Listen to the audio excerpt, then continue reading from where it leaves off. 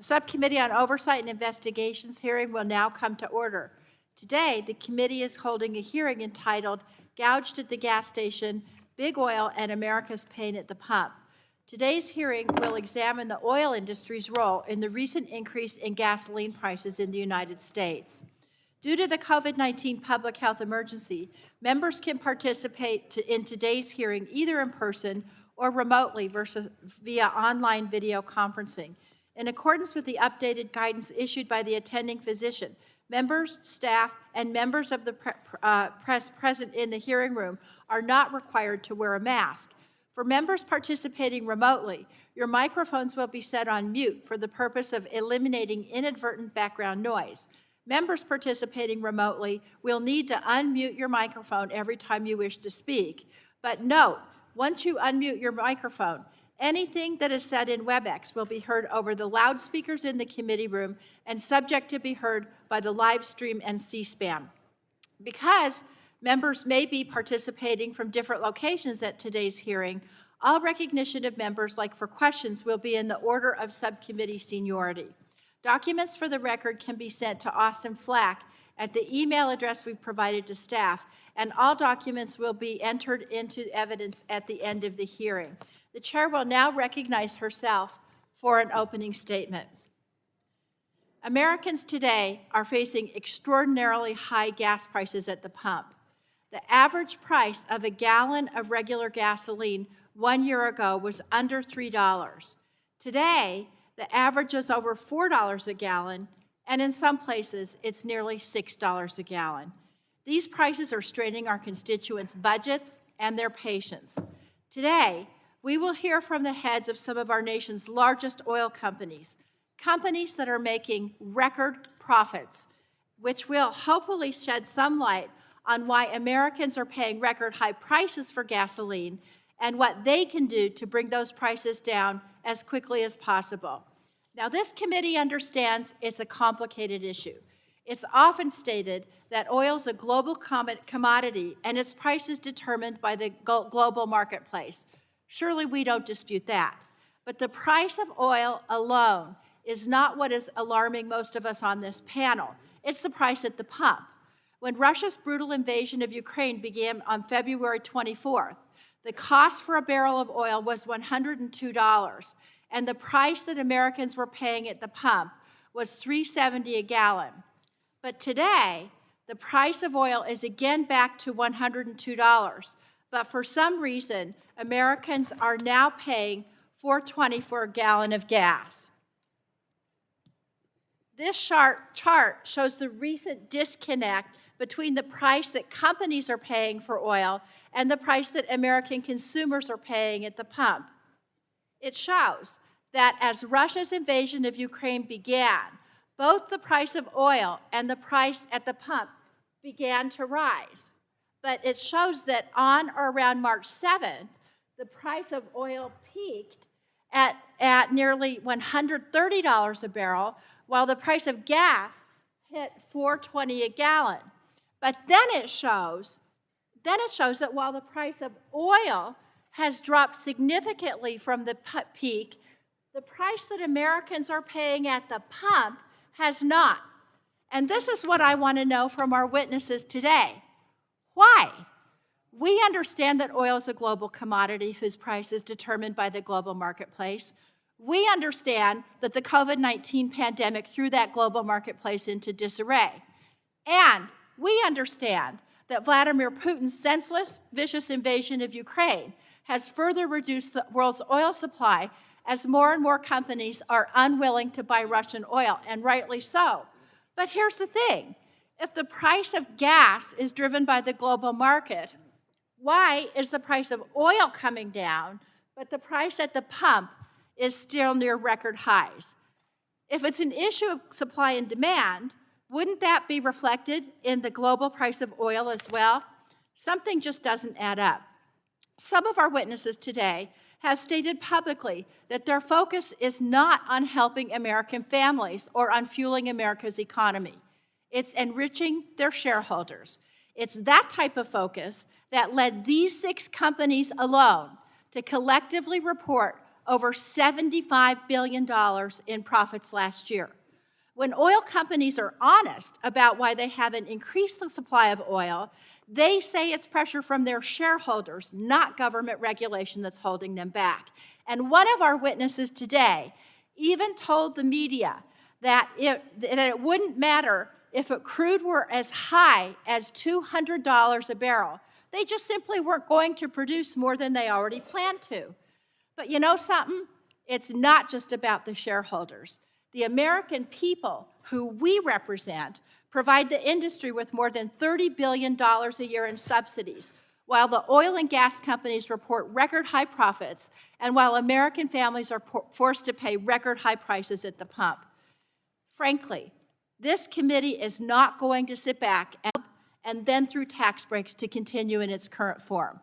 The Biden administration announced last week it's taking several substantial steps to help alleviate the price that Americans are being forced to pay at the pump, including by releasing up to 1 million barrels of oil per day from the Strategic Petroleum Reserve.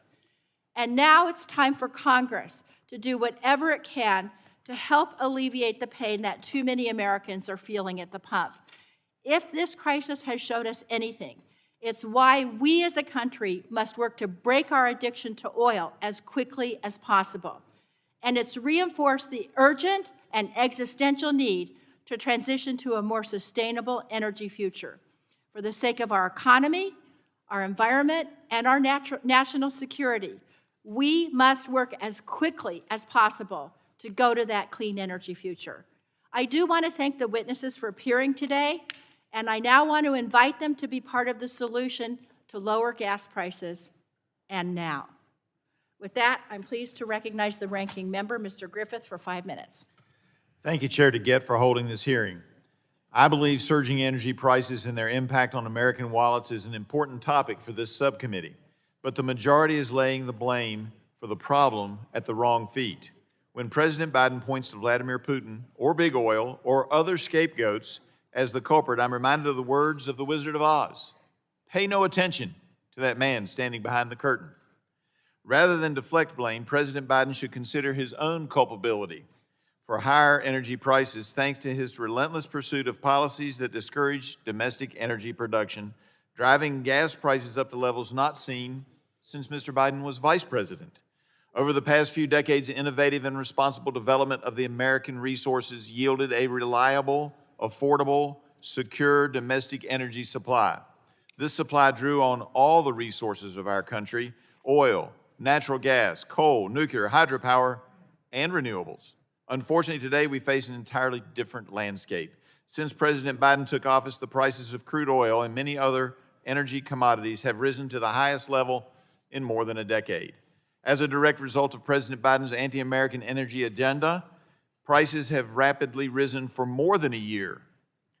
On day one, the administration made clear that it would do all that it could to shut down America's energy production by canceling the Keystone XL pipeline.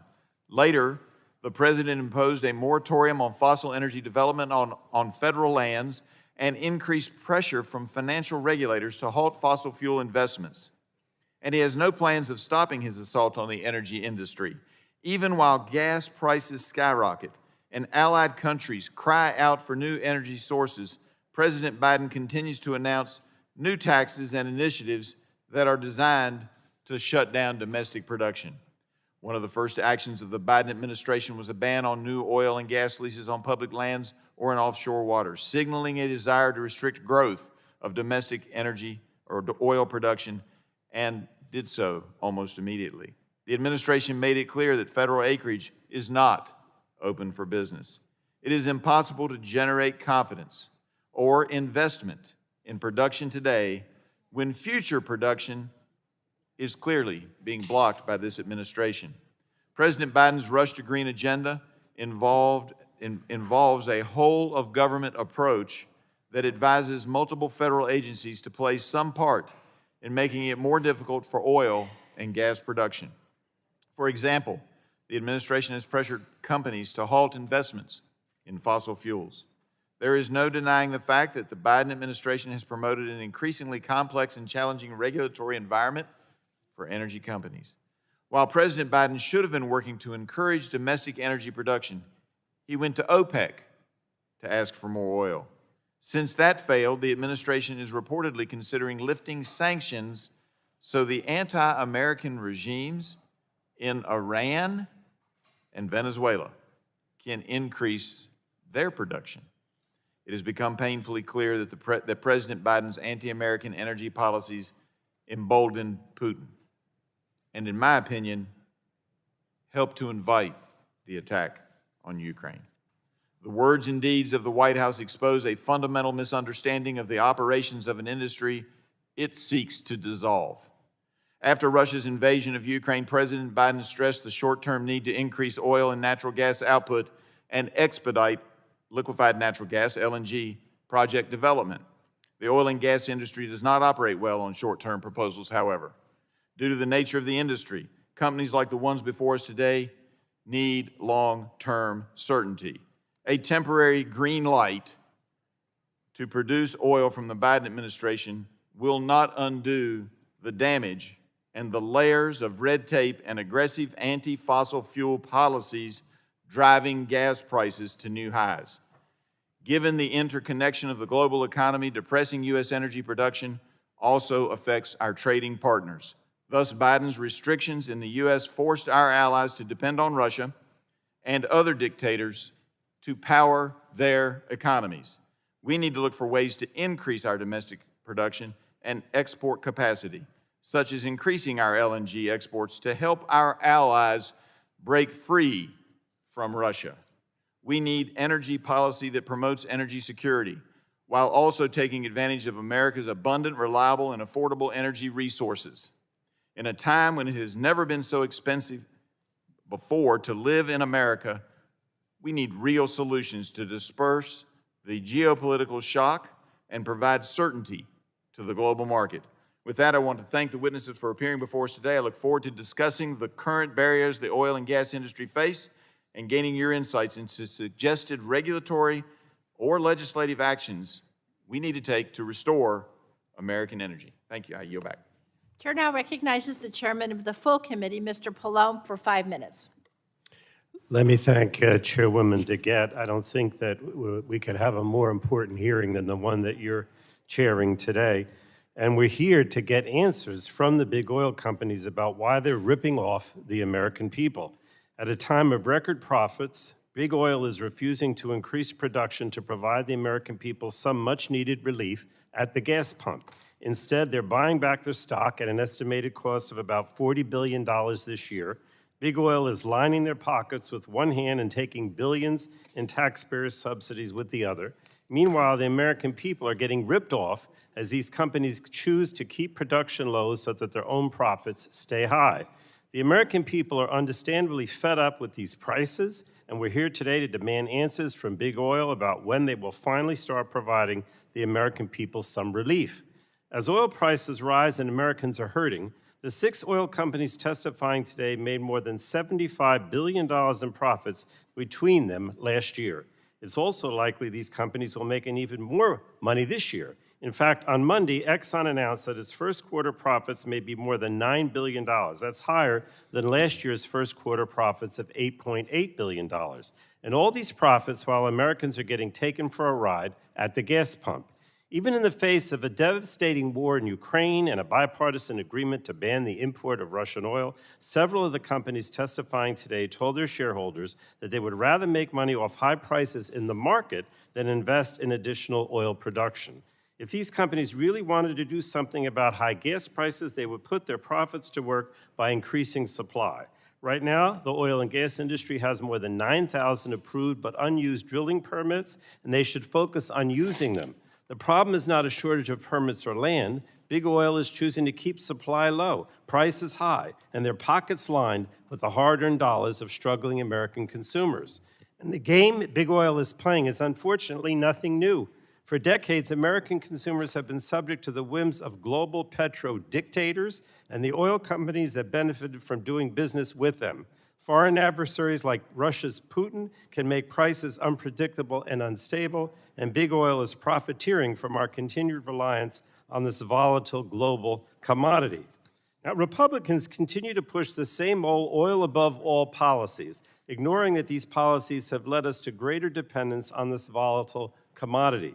And where has all this gotten us? The United States now produces more oil and gas than any other country in the world, but Americans are still subject to the actions of the big oil companies. And Democrats have a different plan. We're focused on actually reducing costs for American consumers at the pump. And today, we also demand, or we're also involved in enacting 21st century all of the above policies that will give consumers real options, not just a 1970s choice between oil, diesel, and gas.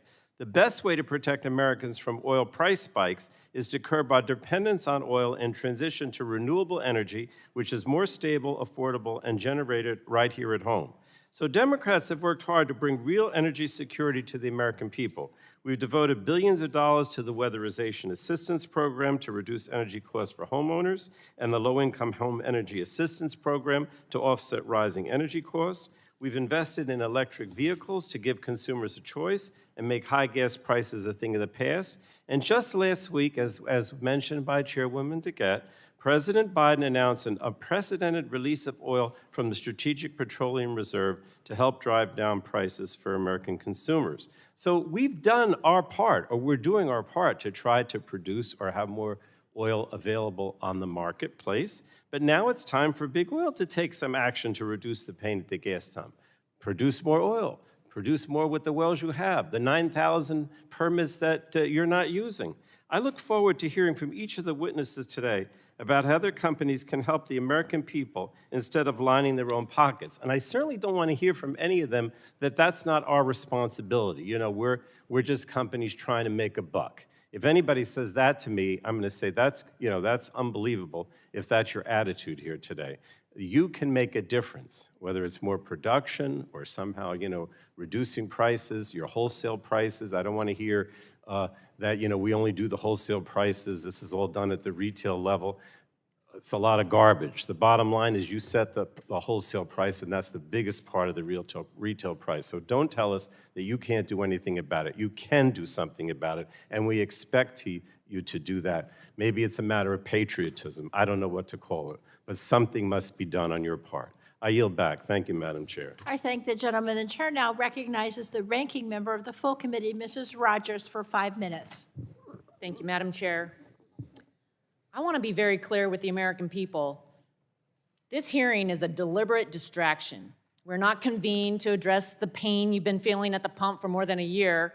If that were the case, Energy Secretary Granholm would be here to discuss how we can work together to flip the switch on domestic American energy to drive down the high cost of gas prices. Today is purely political. President Biden needs cover for his war on American energy that has caused gas prices to skyrocket. First, the administration tried blaming Putin. They called it the Putin price hike.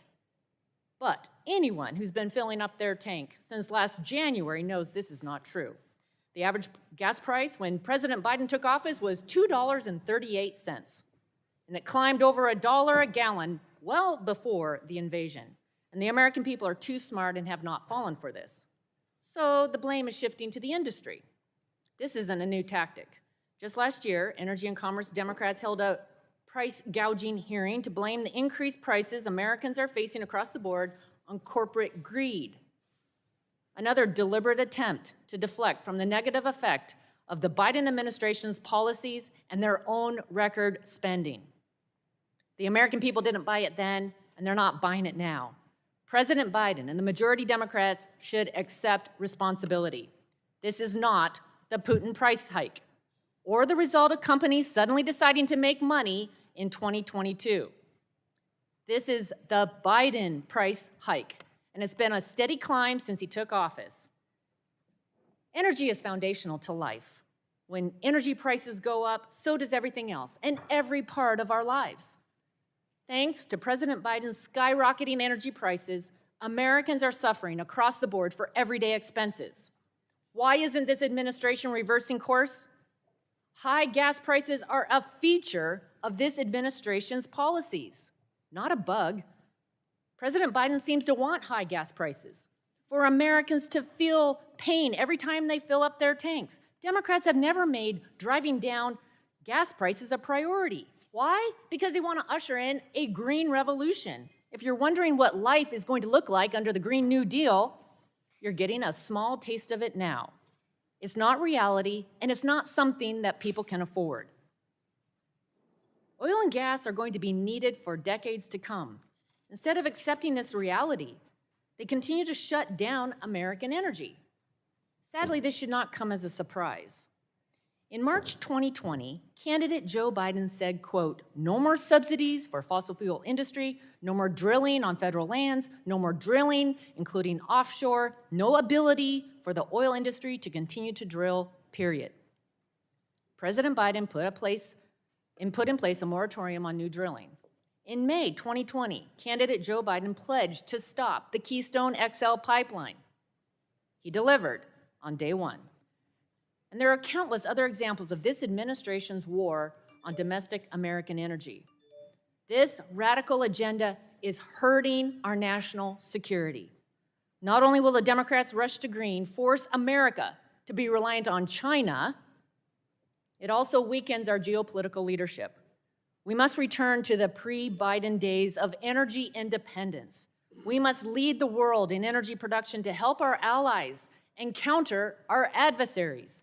Instead of ramping up production here, President Biden has begged OPEC and Russia to drill more oil, considered lifting sanctions on the brutal Maduro regime, wants to reinstate the Iran nuclear deal, told suffering Americans to buy an electric vehicle, and depleted our strategic petroleum reserves.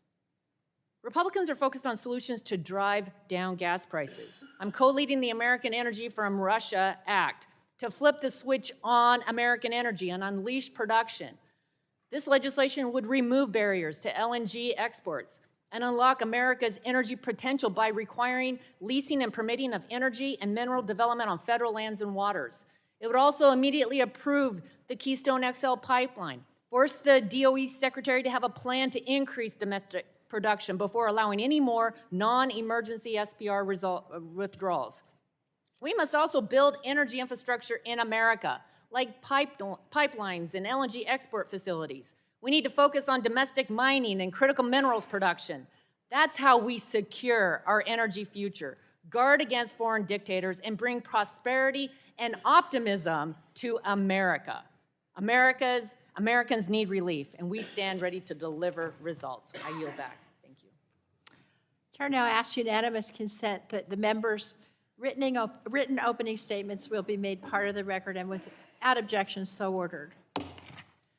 I now would like to introduce our witnesses for today's hearing, who unfortunately will be appearing remotely. Mr. David Lawler, the Chairman and President, BP America, Inc., Mr. Michael Wirth, Chairman and Chief Executive Officer, Chevron Corporation, Mr. Richard Muncrief, President and Chief Executive Officer, Devon Energy Corporation, Mr. Darren Woods, Chief Executive Officer, ExxonMobil Corporation, and Mr. Scott Sheffield, Chief Executive Officer, Pioneer Natural Resources Company, and Ms. Gretchen Watkins, President, Shell USA, Inc., Lieutenant General H.R. McMaster, Senior Fellow, Hoover Institution, Stanford University. And I do want to thank all of the witnesses for appearing before the subcommittee today. All of you know the committee's holding an investigative hearing, and when doing so, we have the practice of taking testimony under oath. Do any of you have objections to testifying under oath? Please state yes or no. No. No. Let the record reflect the witnesses have responded no. The chair then advises you that under the rules of the House and the rules of the committee, you're entitled to be accompanied by counsel. Do any of you desire to be accompanied by counsel during your testimony today? Please unmute and state for the record. No. No, Chairwoman. No. No. By the way, I can see all of you on our screen here, so that's good.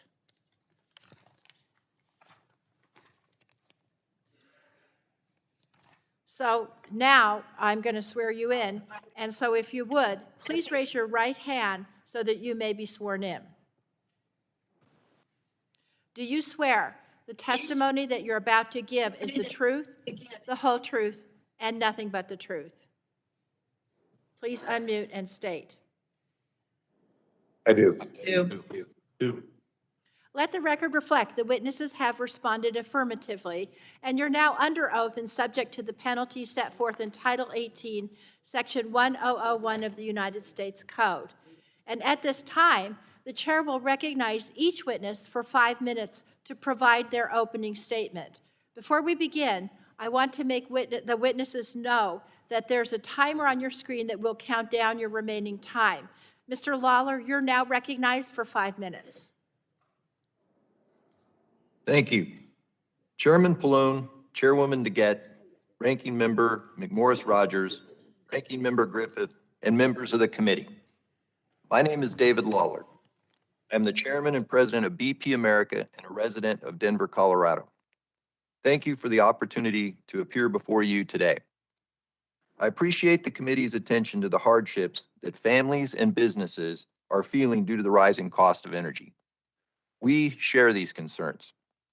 We are committed to continuing to help meet America's near-term energy needs while also continuing to transition BP to a low-carbon future. BP has a 150-year history in the United States. We employ more than 12,000 people here and maintain a larger presence in the U.S. than in any other country. Before continuing with my testimony, I want to acknowledge the crisis in Ukraine. We are witnessing an act of aggression by Russia that is having tragic humanitarian consequences for the region. Our hearts go out to the people of Ukraine and all of those impacted by this crisis. BP will continue to support those affected in Ukraine and the wider region. At the same time, we are helping ensure that the energy supply remains secure, given that Russian oil and gas is deeply integrated into Europe's energy system. The price of oil, gasoline, and other refined products are driven by international markets. Energy markets are complex and global in nature. That means that products like refined fuel reach end consumers through several different paths along the supply chain. The current volatile energy markets underscore the need to invest in reliable energy, both low carbon sources and resilient hydrocarbons. This is the heart of BP's transformation. In 2020, BP established a new purpose: reimagining energy for people and our planet.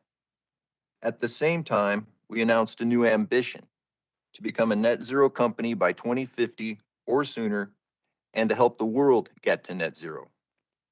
We aim to be net zero across our operations, production, and sales by 2050 or sooner.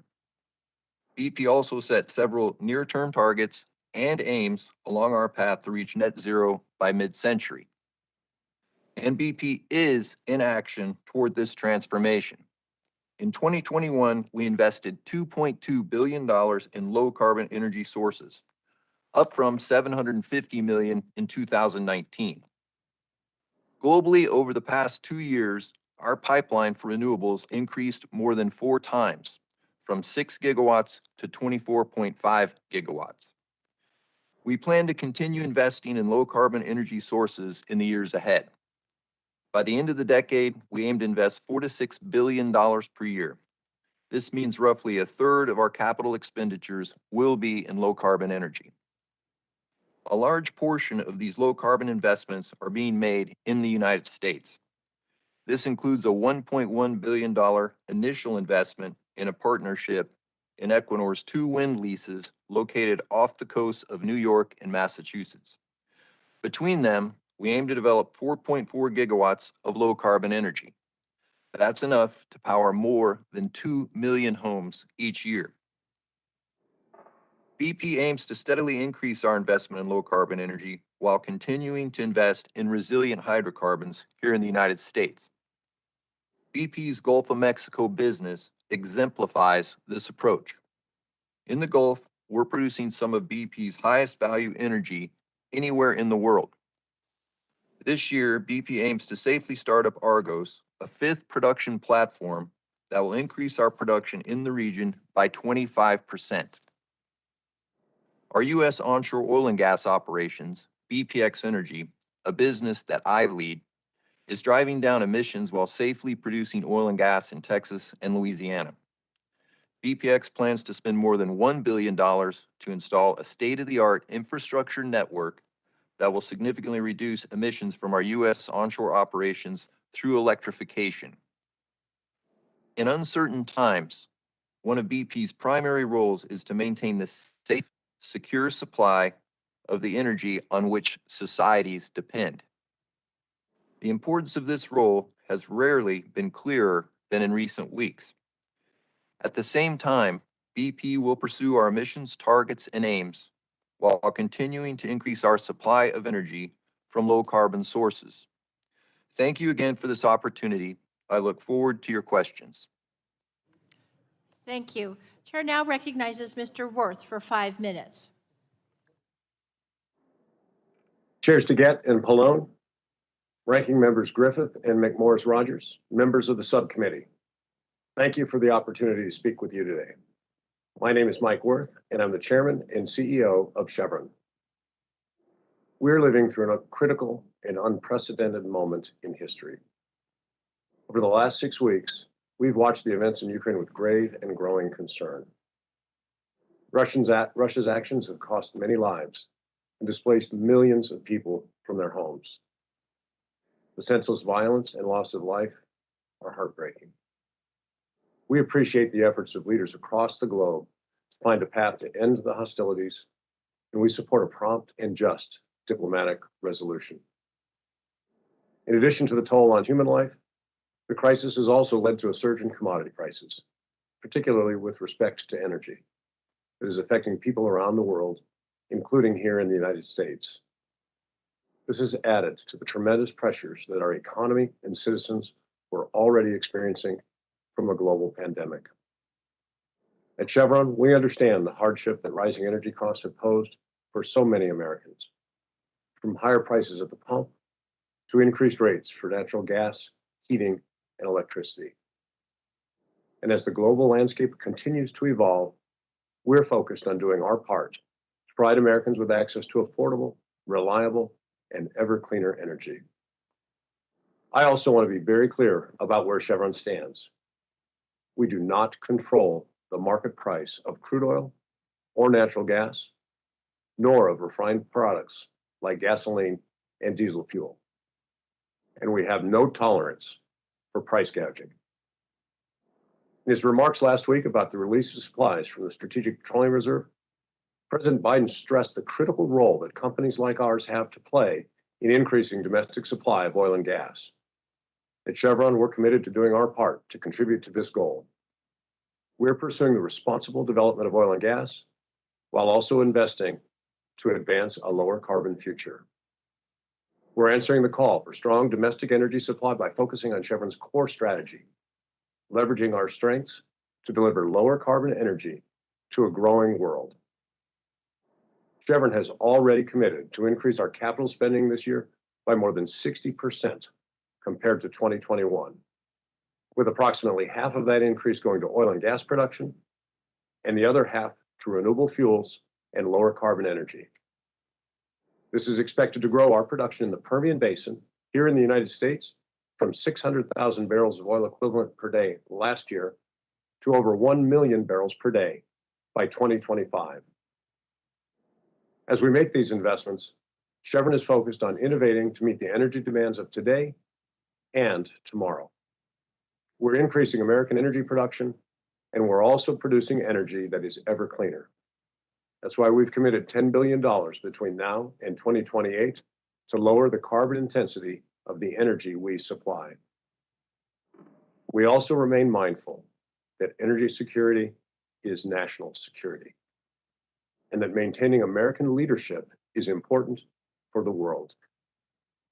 We intend to continue working with Congress, the Biden administration, and the whole of government to achieve our shared goal of delivering affordable, reliable, and ever cleaner energy to American consumers.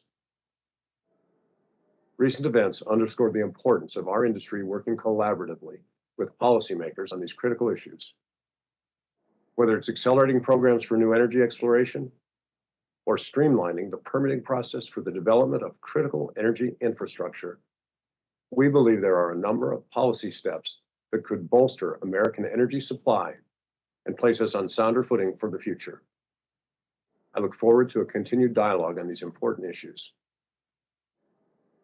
I've been truly inspired by the American people to respond to today's challenges with extraordinary resilience. And I'm optimistic about all that Chevron is doing to meet the world's needs for affordable, reliable, and ever cleaner energy. Thank you, and I look forward to your questions. Thank you. The chair now recognizes Mr. Muncrief for 5 minutes. Chair DeGette, Pallone, Ranking Member Griffith, and members of the committee. Thank you for the opportunity to discuss the current state and importance of U.S. energy production before you today. I'm Rick Muncrief, CEO of Devon Energy. We are at a moment of crisis given Russia's unprovoked and unjustified invasion of Ukraine. Devon Energy is an independent exploration and production company headquartered in Oklahoma City. Founded in 1971, Devon employs more than 1,600 hardworking people with operations in Oklahoma, Texas, New Mexico, Wyoming, and North Dakota. In January of 2021, we completed a merger with WPX Energy and are proudly producing more American-made oil and energy today than at any time in our 50-year company history. Devon is an upstream company.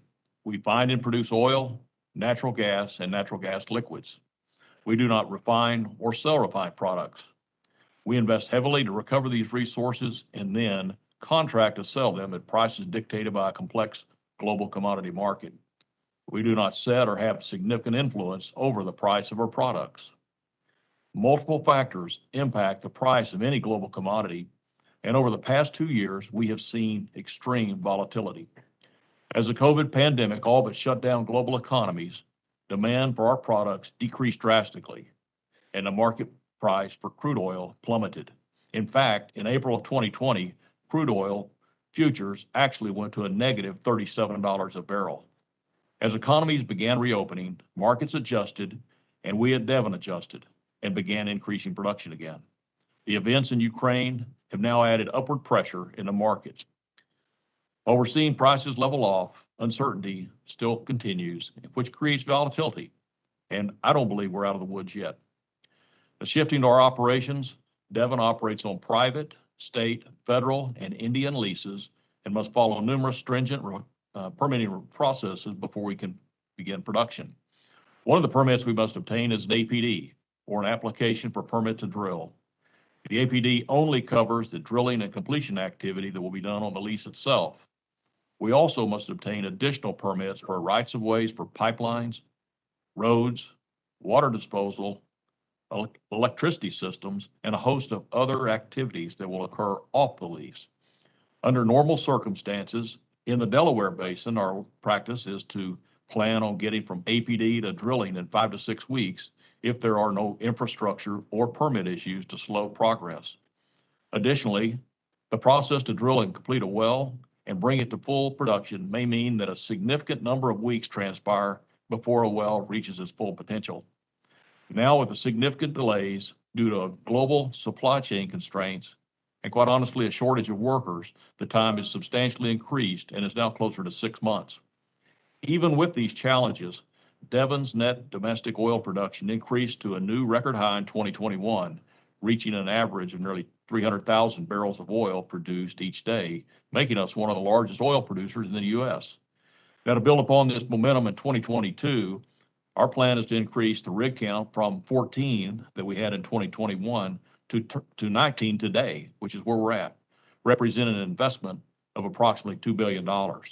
This level of activity is expected to bring more than 300 new producing wells online and bolster our productive capacity. I can assure you that at Devon, we are pragmatically investing in our business for the long haul, and we have a responsibility to more than 660,000 shareholder owners to be prudent and thoughtful. As a publicly traded company, a significant component of Devon's owners consist of pensions that represent government employees, teachers, police, firefighters, and nonprofit organizations. We're also owned by many hardworking individuals through their retirement plans or brokerage accounts. Like other sectors in the market, our shareholders expect us to operate in a way that delivers a return on capital invested while providing additional value in the form of cash returns. We're focused on achieving these objectives while pursuing environmental and operational excellence, including strong targets to reduce our carbon footprint. What's required now is a thoughtful and collaborative dialogue between policymakers and the oil and gas industry. Pragmatic solutions that ensure our nation's energy security and leadership in the global marketplace must be fostered by clear and consistent regulatory policies. We know that oil and gas will remain a critical energy source for decades to come, and Devon is proud to produce it safely, responsibly, and with care for the environment and our stakeholders. Thank you again for the invitation to address the committee and further this most important discussion. Thank you. Chair now recognizes Mr. Woods for 5 minutes. Good morning, Chairwoman DeGette, Ranking Member Griffith, Chairman Pallone, Ranking Member McMorris-Rogers, and members of the committee. I'm Darren Woods, Chairman and CEO of ExxonMobil. I welcome the opportunity today to discuss fuel pricing with the community. But first, speaking on behalf of all of ExxonMobil, I want to emphasize that we stand with communities around the world in deploring Russia's aggression and the devastation it has inflicted on the people of Ukraine. Within days of the invasion, we started work to exit the Sakhalin 1 project. We've operated in Russia's Far East since 2003 and announced that we would make no new investments in Russia. Here in the United States, the impact of the invasion is also being felt. American families are paying more at the pump, increasing the cost of living that is already rising as a result of inflation. Even before the invasion of Ukraine, as the world emerged from the pandemic, we were seeing a growing imbalance in global oil and gas markets. The invasion has further demonstrated how quickly and dramatically markets can be disrupted and how that impacts the everyday lives of Americans. Many of us will recall the Arab oil embargo of the early 1970s, the long lines and rapidly rising prices.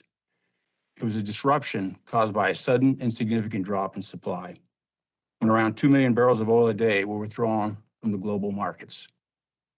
The opposite occurred during the early days of the pandemic. A sudden drop in demand sent oil prices crashing to the point where they were actually negative. Many in our industry sustained huge losses, to the point many went out of business, all cut back on their investments. This reduction in investment laid the foundation for our current market and supply challenges. Today, Russia provides roughly 10% of the oil needed to meet global demand and about 30% of Europe's natural gas demand. A loss of this volume would be much more significant than the impact of the Arab oil embargo and would represent the largest supply disruption in the history of our industry. Unfortunately, there's no quick fix, but in the near term, the answer is straightforward. If we want to reduce prices, we need to increase supply. Our industry needs to make substantial investments just to maintain constant production levels. Without investment, the volume of production declines roughly 7% per year. That's why, even during the depths of the pandemic, when oil prices collapsed and ExxonMobil lost $22 billion, we continued to invest to increase supply. That was not without risk and was often criticized. But ExxonMobil's focus on the long-term fundamentals and continued investments are today delivering more supply to Americans. In the Permian Basin in Texas and New Mexico, for example, we expect to increase production this year by 25% over 2021, which was up 25% versus 2020.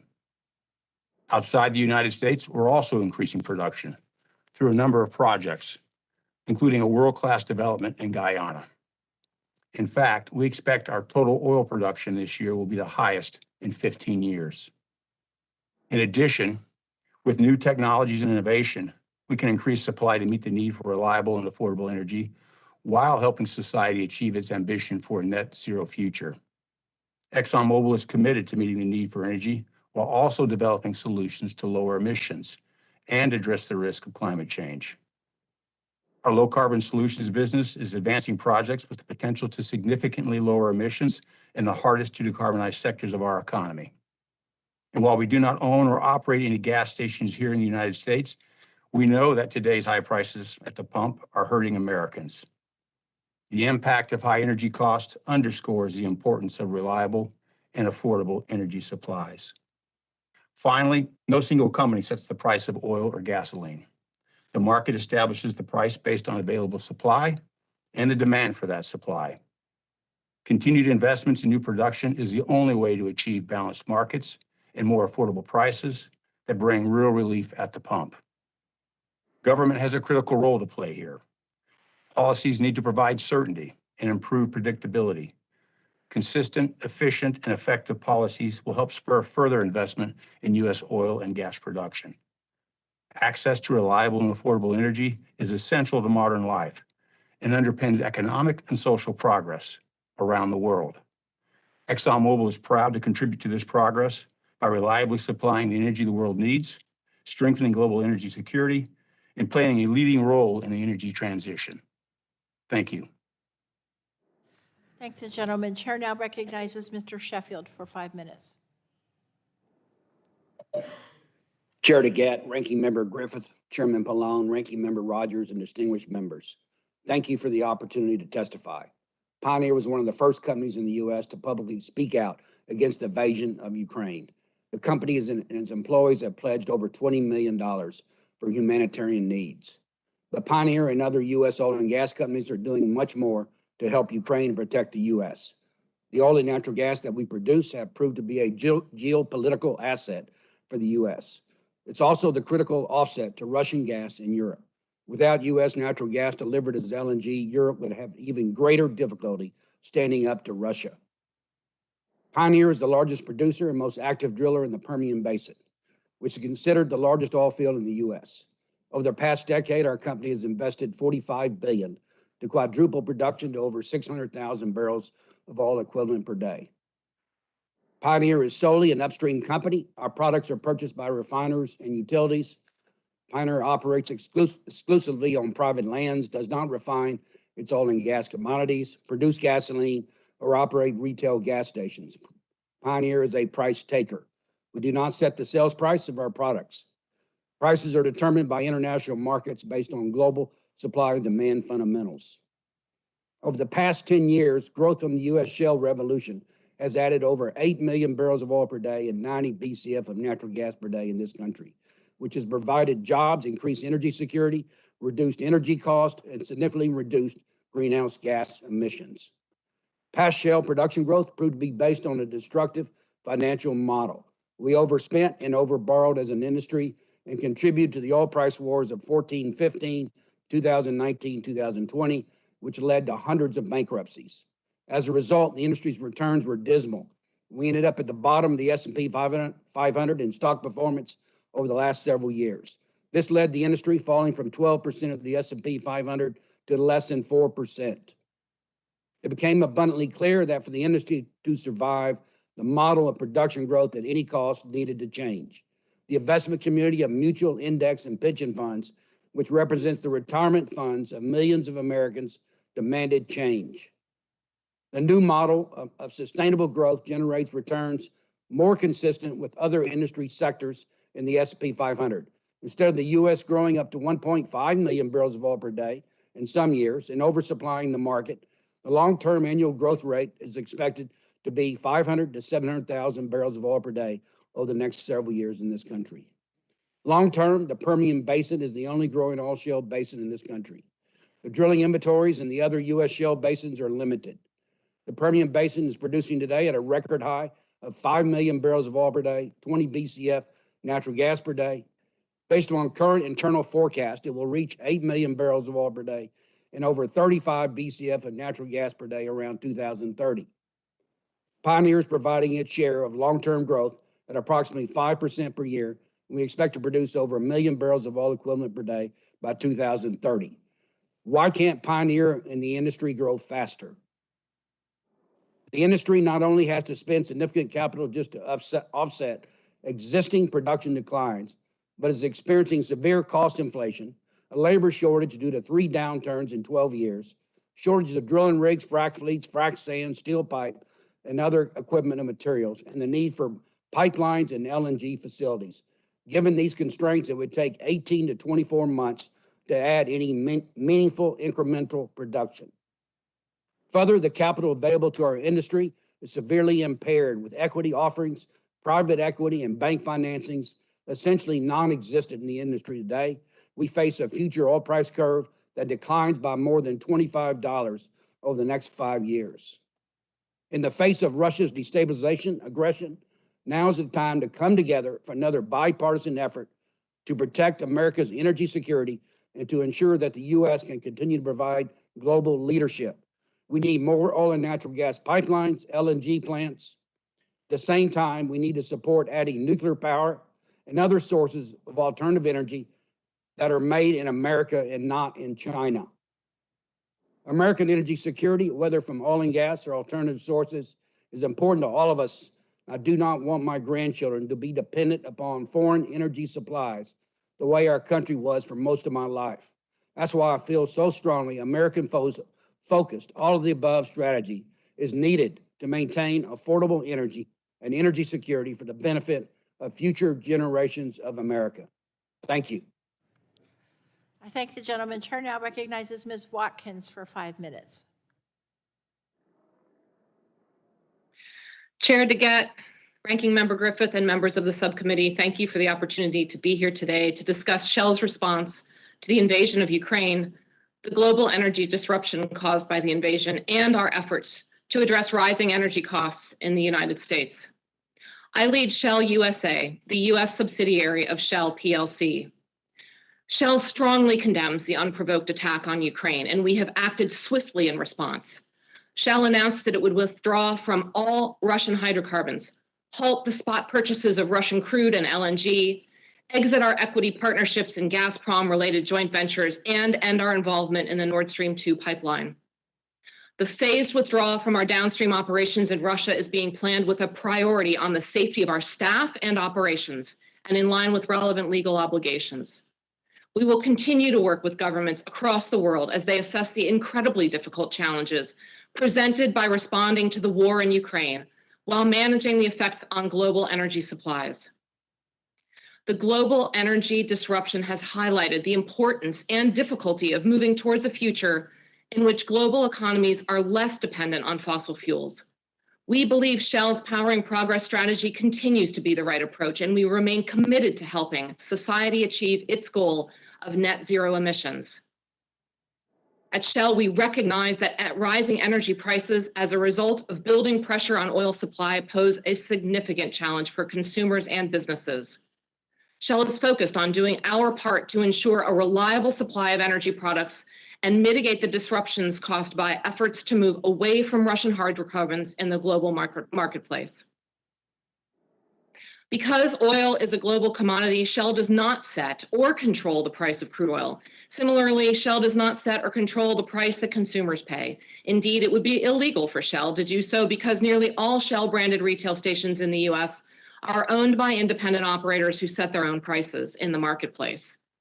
Shell already had in progress actions that will allow us to respond to the current crisis. In the Gulf of Mexico, we recently started production from the PowerNap project at 20,000 barrels of oil a day. And just this morning, we have announced first oil at another project in the Gulf, which will provide an additional 15,000 barrels a day.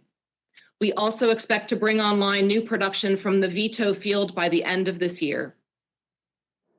Shell offers 3 thoughts regarding the challenges posed by today's energy environment. First, we cannot depart from the path towards diversification and lower carbon sources.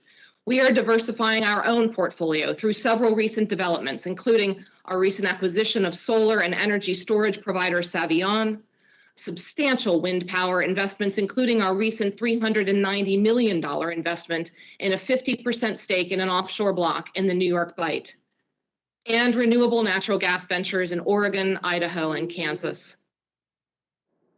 Second, the government should continue to advance the approval of and permitting of otherwise ready oil and gas projects that would bring new supplies of oil and gas online within weeks or months.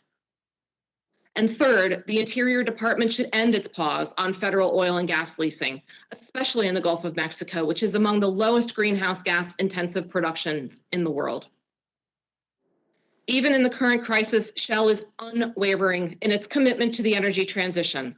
The market challenges presented by the reduction of Russian oil and gas in the global market presents an opening for policymakers to look for a realistic pathway that would blunt the disruptive effects of the ongoing crisis and accelerate the transition to a lower carbon future.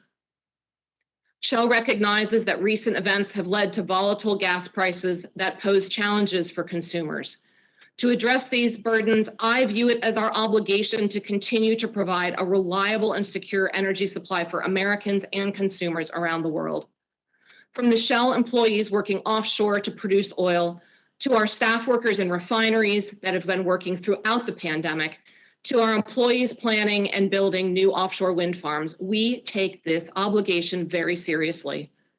Shell will continue to invest in clean energies, and we will continue to work with our customers to help them decarbonize. We are committed to helping society achieve a low carbon future. Thank you for the opportunity to be here today. Thank you very much.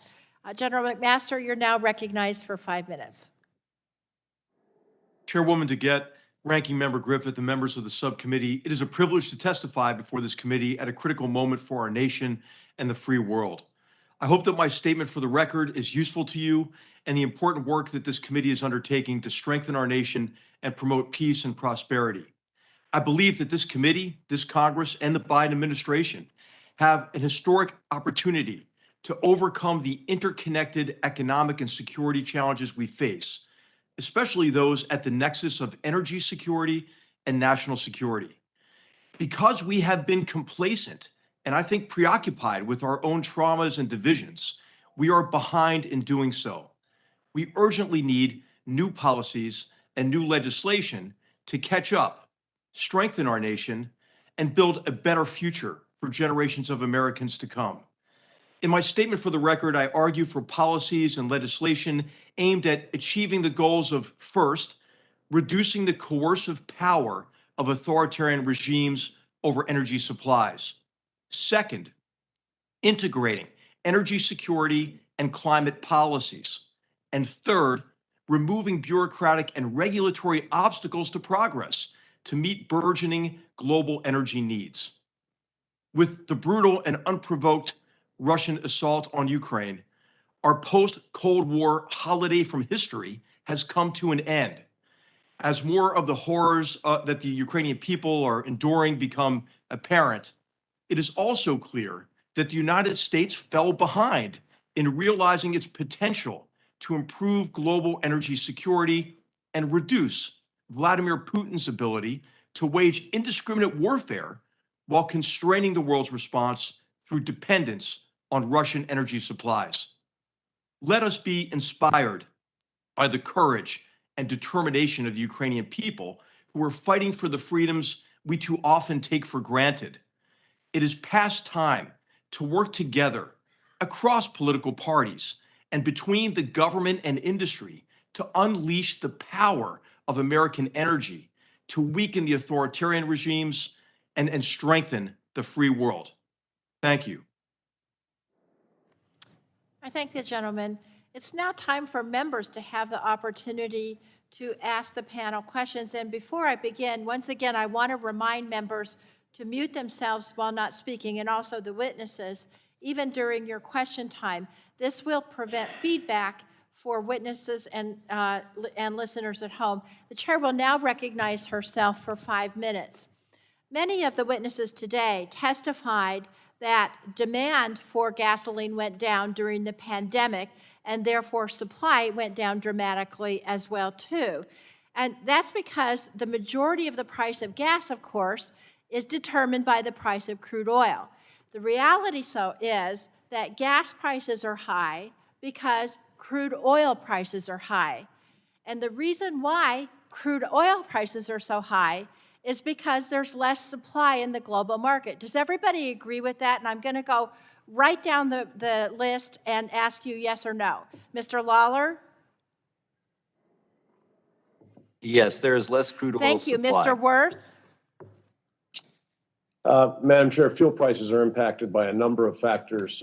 Crude oil. So you being don't, a you very don't agree that significant one. crude oil prices are high because there's less supply? Crude oil prices are high because there are concerns about potential disruptions to future supply. Okay, I don't have and the time, I'm current sorry, market Mr. is balanced. Muncrief. Mr. Muncrief? Crude oil prices are higher because we have had some. Right, and because supply there's less constraints. supply, right? It's a supply and demand issue, isn't that correct? There has been less supply, and there's also Thank concerns you. about even further Mr. erosion in Woods? supply. Mr. Woods? It's a combination of higher demand and lower supply. Thank you. That's what I said. Mr. Sheffield? Lower supply and higher demand. Right. Ms. Watkins? Generally, yes, Chairwoman. Thank you so much. So one of the things that has confused me, as I said in my opening statement, and it's making people mad, is why are gas prices still high even after crude oil prices came down? And this is the chart. I don't know if you can see it on Zoom, but you can see how when price per barrel of oil went down, the price per gallon of gas stayed the same. I don't get that. So I want to ask you, Mr. Lawler, BP operates a number of gas stations in the U.S. and internationally. So, Mr. Lawler, can you explain, people are saying, well, we don't own the gas stations, but actually BP does. Why is there such a disconnect between the drop in cost of crude oil and the much slower drop in the price of gas at the pump? Thank you, Congresswoman. So just as a point of clarity, BP has branded stations here in the United States of around 7,500 or so. And only about 10% of those stations do we operate. Okay, and set prices. so maybe you can tell me, why is there a disconnect between the drop in cost of crude oil and the fact gas prices are staying the same? Yes, happy to do so. So as Very shared earlier. briefly, I have it is another a question. Go ahead. Okay, thank you. Yeah, it is a very complex set of factors that impact the price of gasoline. So for example, the price of oil that's entering a refinery could have been purchased at a higher price, and therefore that price then flows through all the way to the station. It's not necessarily an instantaneous market. There's also quite a reflection of supply risk. So we talked about just a moment ago that crude oil supplies are down.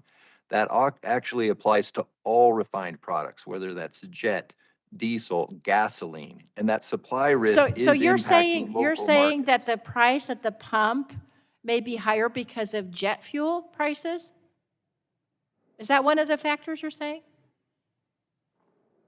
What I'm saying is that all refined products at this point carry a supply risk, Okay. which is part of the complex pricing equation that impacts prices at the pump. Okay.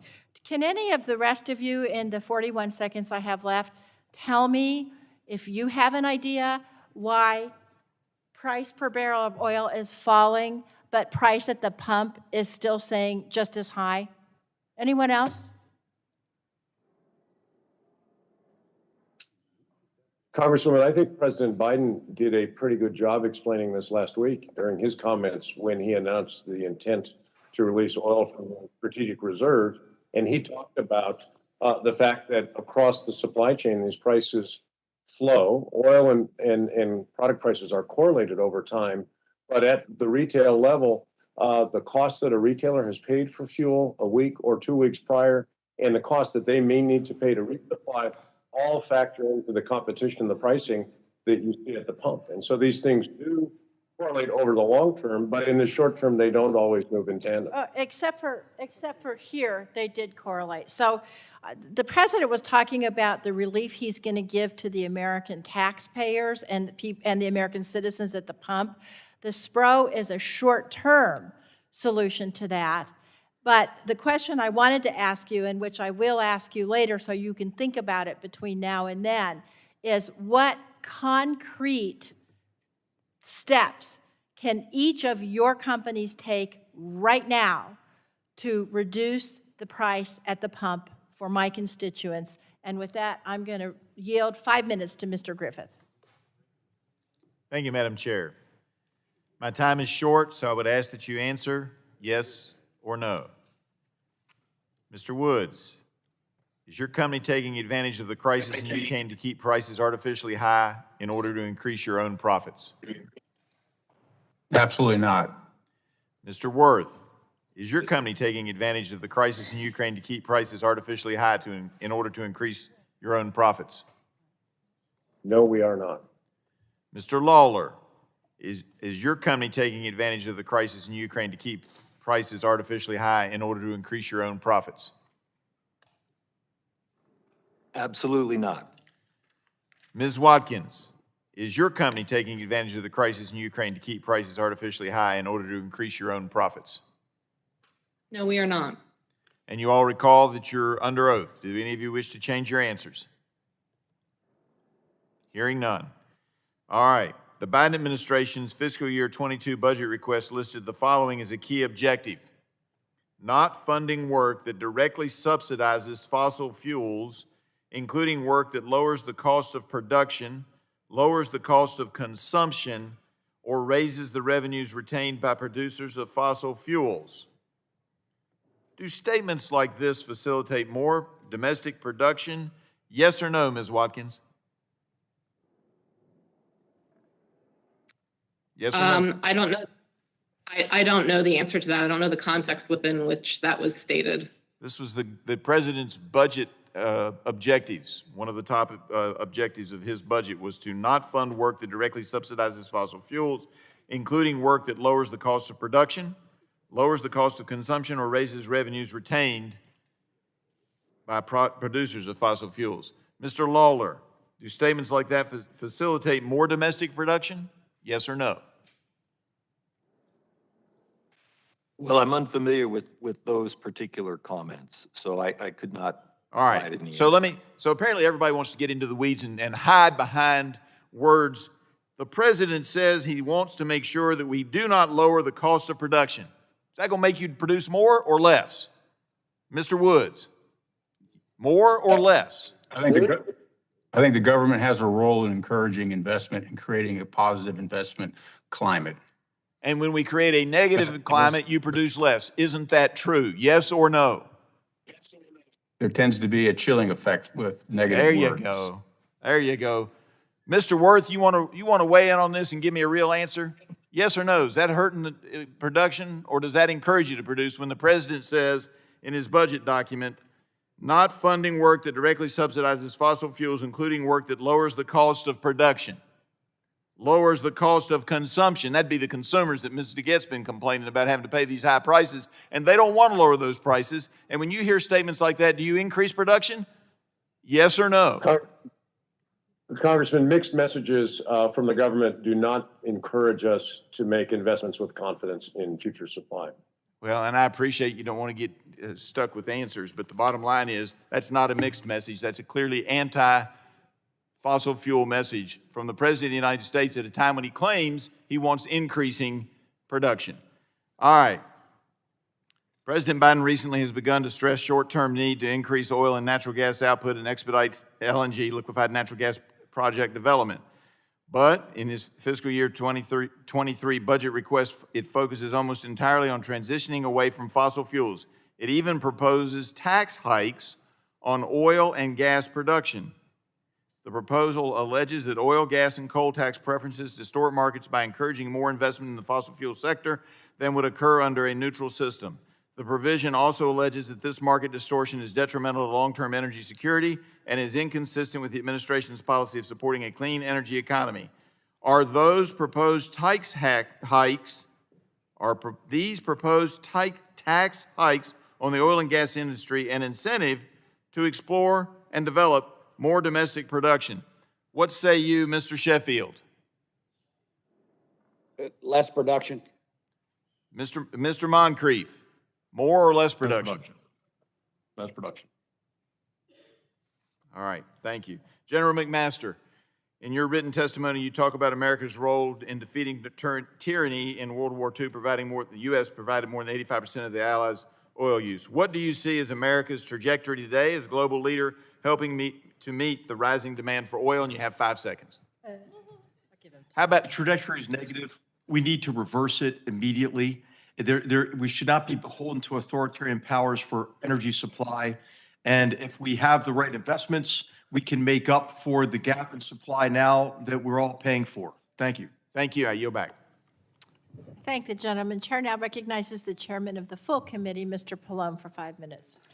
Thank you, Chairwoman DeGette. Let me say I appreciate the executives being here today, in particular your willingness to move towards renewables. Every one of you, I believe, stressed that you are moving towards renewables, which of course is the real answer in the long run. But for now, I do want to point out, I heard Mr. Griffith say in his opening that that you all, we're dealing with the Ukraine crisis, but the reality is that during this crisis, you've had record profits and stock buybacks, and the American people want to know why they're paying such high prices at the pump and giving your industry lavish tax breaks while your profits are being turned over to shareholders. So first, I'd like to ask each of our witnesses here today to please state your net profit from last year, that's 2021, but it's a matter of public record, so if you don't tell me, I'm going to tell you quickly. So let me start with Mr. Woods. What was Exxon's net profit last year? $23 billion after a loss of $22 billion in 2020. Thank you. And I just saw the announcement on Monday that Exxon's profits for only the first quarter of 2022 could be as high as $9 billion. That's incredible. Mr. Lawler, what was BP's net profit last year? It was approximately $7.6 billion after a 2020 loss of $20 billion. All right. And Mr. Wirth, Chevron's 2021 net profit? 2021 was $15.6 billion after a loss of $5.5 billion the prior year. And Mr. Watkins, Shell's net profit, 2021? Yes, Shell's earnings last year were about $19 billion. Thank you, Ms. Watkins. And Mr. Muncrief, Devon's net profits in 2021? $2.8 billion. Thank you. Mr. Sheffield, Pioneer's net profit, 2021? It's 2.1 billion after the largest loss in the company's history before. Thank you. Now, that's almost $77 billion in profit just from the 6 companies testifying before us today. And there's nothing wrong with making an honest profit, but as gas prices have soared, your companies have funneled record profits back to shareholders. In fact, for 2021 and 2022, the 6 companies here today have collectively executed or announced approximately $45 billion in share repurchase programs, in addition to the almost $40 billion in dividends you issued to shareholders last year. Now, that's a lot of money to shareholders, but it's coming at the expense of the American people who need you to dramatically increase production, not shareholder wealth. So it was mentioned that President Biden recently took the step of ordering a massive release from the SPRO to increase fuel supplies by up to 1 million barrels a day. But that can't go on forever, nor should it. For the American people to have relief from high gas prices, your companies need to do their part and increase production to meet demand. And some of you said you are going to do that. I heard the president of Exxon particularly say that. But what I want to know is, will you commit, and this is going to be yes or no of each of you, will you commit to doing whatever it takes, including increasing production, but also reducing dividends and buybacks in order to lower prices for struggling American consumers? Yes or no? We'll start with Mr. Woods. We are increasing our production, as I said in our prepared remarks. The investments that we've made since 2017. Well, I need a yes or no. So is laid the answer foundation. yes or no, Mr. Woods? Yes or no? We will increase our production, yes. But you're not going to, that means you're not going to reduce dividends and buybacks. Well, that's unfortunate because we need you to do that as well. Mr. Wirth, yes or no? Mr. Chairman, we're investing 60% more capital this year than we did last year. I guess the answer is no. You're not willing to do increased production and reduce dividends and buybacks? Mr. Chairman, we can increase production and return value to all right, I'm going to take that as a no. Mr. Lawler? Yes or no? Yes, I can't commit. I can't commit to a reduction in buybacks and All dividends. right, I hear you. Ms. Watkins? Ms. Watkins? Yes or We no? think we can return value to our shareholders as well as increase production, as well as invest for the future in renewables, low and no carbon fuels for our customers. We will be doing all of that. All right, that sounds like a yes. Mr. Sheffield? We are increasing production, and the answer is no on dividends. All right, that's an honest answer. Mr. Muncrief? Yes, we'll see production increases over time, and the answer is no on dividends and share purchases. Well, I appreciate that. Now, of course, it's unfortunate that many of you are saying you're not going to address the increased buybacks and more dividends to your shareholders, because I think that should be part of what you do. But in any case, I appreciate your responses. Thank you, Madam Chair. I thank the gentleman. Chair now recognizes Mrs. Rogers for 5 minutes. Thank you, Madam Chair. I'd like to focus on energy security. The number one thing that we can do to lower gasoline prices is increase domestic production of oil. It's really that simple. Unfortunately, the Biden administration has done the opposite and declared war on American energy. Under President Biden's leadership, American oil production has declined by 1.5 million barrels per day. Permits for pipelines and other important energy infrastructure has been delayed or revoked outright. And the administration is pressuring banks to stop lending for fossil fuel projects. As a result, gas prices are the most expensive in U.S. history. General McMaster, can you explain why American energy is vital in the competition between the free world and authoritarian powers like Russia and China? Thank you. It's absolutely vital, because really what Russia endeavored to do was to gain coercive power over the global economy and over Europe's economy in particular. And we all witnessed how they've used that coercive power over many, many years, not just in connection with the renewed invasion of Ukraine, which began in February. The only way to break that grip on the global economy and the coercive power over Europe's economy, Germany's economy in particular, is with alternative sources. And what's sad about it is that we have it within our power to make up for that production, and to break Russia's and other authoritarian regimes' coercive power over the energy market. So this is one of the tremendous opportunity, I think, to advance the interests of the United States and the free world. Thank you. What signal does it send to our allies when the Biden administration says no to a pipeline from Canada and yes to oil from OPEC, Russia, Iran, and Venezuela? Well, I'll tell you, it really makes no sense at all. It doesn't pass the common sense test to cancel a Canadian pipeline and greenlight a Russian one. And then, of course, it doesn't make any sense either to put all these obstacles in place for permitting and that would allow us to increase our production and our exports, and then to supplicate to the Venezuelans and the Iranians to get them to increase their production and exports. So I think it really is past time for us to do what makes sense. And of course, this is consistent as well with the effort on climate and CO2 reductions, because our production, our transport, our export is greener. And of course, without our supplies, what's happening is the world is ramping up coal consumption and coal burning, which is the worst thing for the environment. So it's time to rationalize our policies, increase U.S. production, and increase U.S. exports. Thank you, General McMaster. I'm concerned that part of the reason gasoline prices are so high is because the Democrats ultimately are opposed to domestic drilling and hydraulic fracturing. They would rather let OPEC, Russia, Iran, and Venezuela produce the energy to meet our needs. Is it true that Russia promoted and funded anti-fracking propaganda in Europe and the United States? Absolutely. The evidence is overwhelming. In fact, there have been hearings on this topic back in 2014 in the House that pulled the curtain back on quite a bit of it. And there's been some very good investigative journalism as well. And this is Russia's effort to portray fracking as unsafe and to do so they can keep their coercive power over the global energy market and on Europe in particular.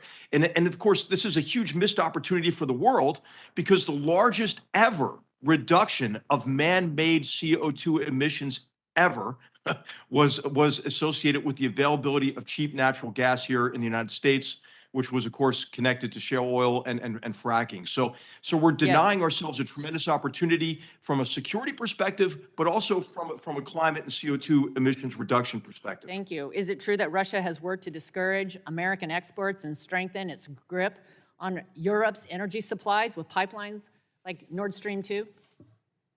Absolutely. And this is a story of rampant corruption. I mean, look at Gerhard Schroeder, right? The former chancellor who received huge payoffs from the Russia oil industry to begin Nord Stream 1. And then, of course, the continued corruption to try to co-opt politicians within Europe and within Germany to get Nord Stream 2 through. So this is a corrupt enterprise. It's Russia's oil enterprise is part of their international criminal enterprise. And we have to recognize that the best way to counter that is with alternative sources of supply, and especially North American supply. And I would include Canada in that as well.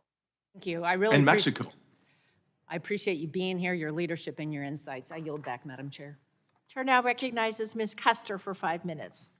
Thank you, Chairwoman DeGette, for hosting this important hearing today. The recent rise in gas prices has once again made it abundantly clear that our nation's dependence on oil is unsustainable, both in the short term and in the long term. The American people are reminded of this each and every time they fill up at the pump.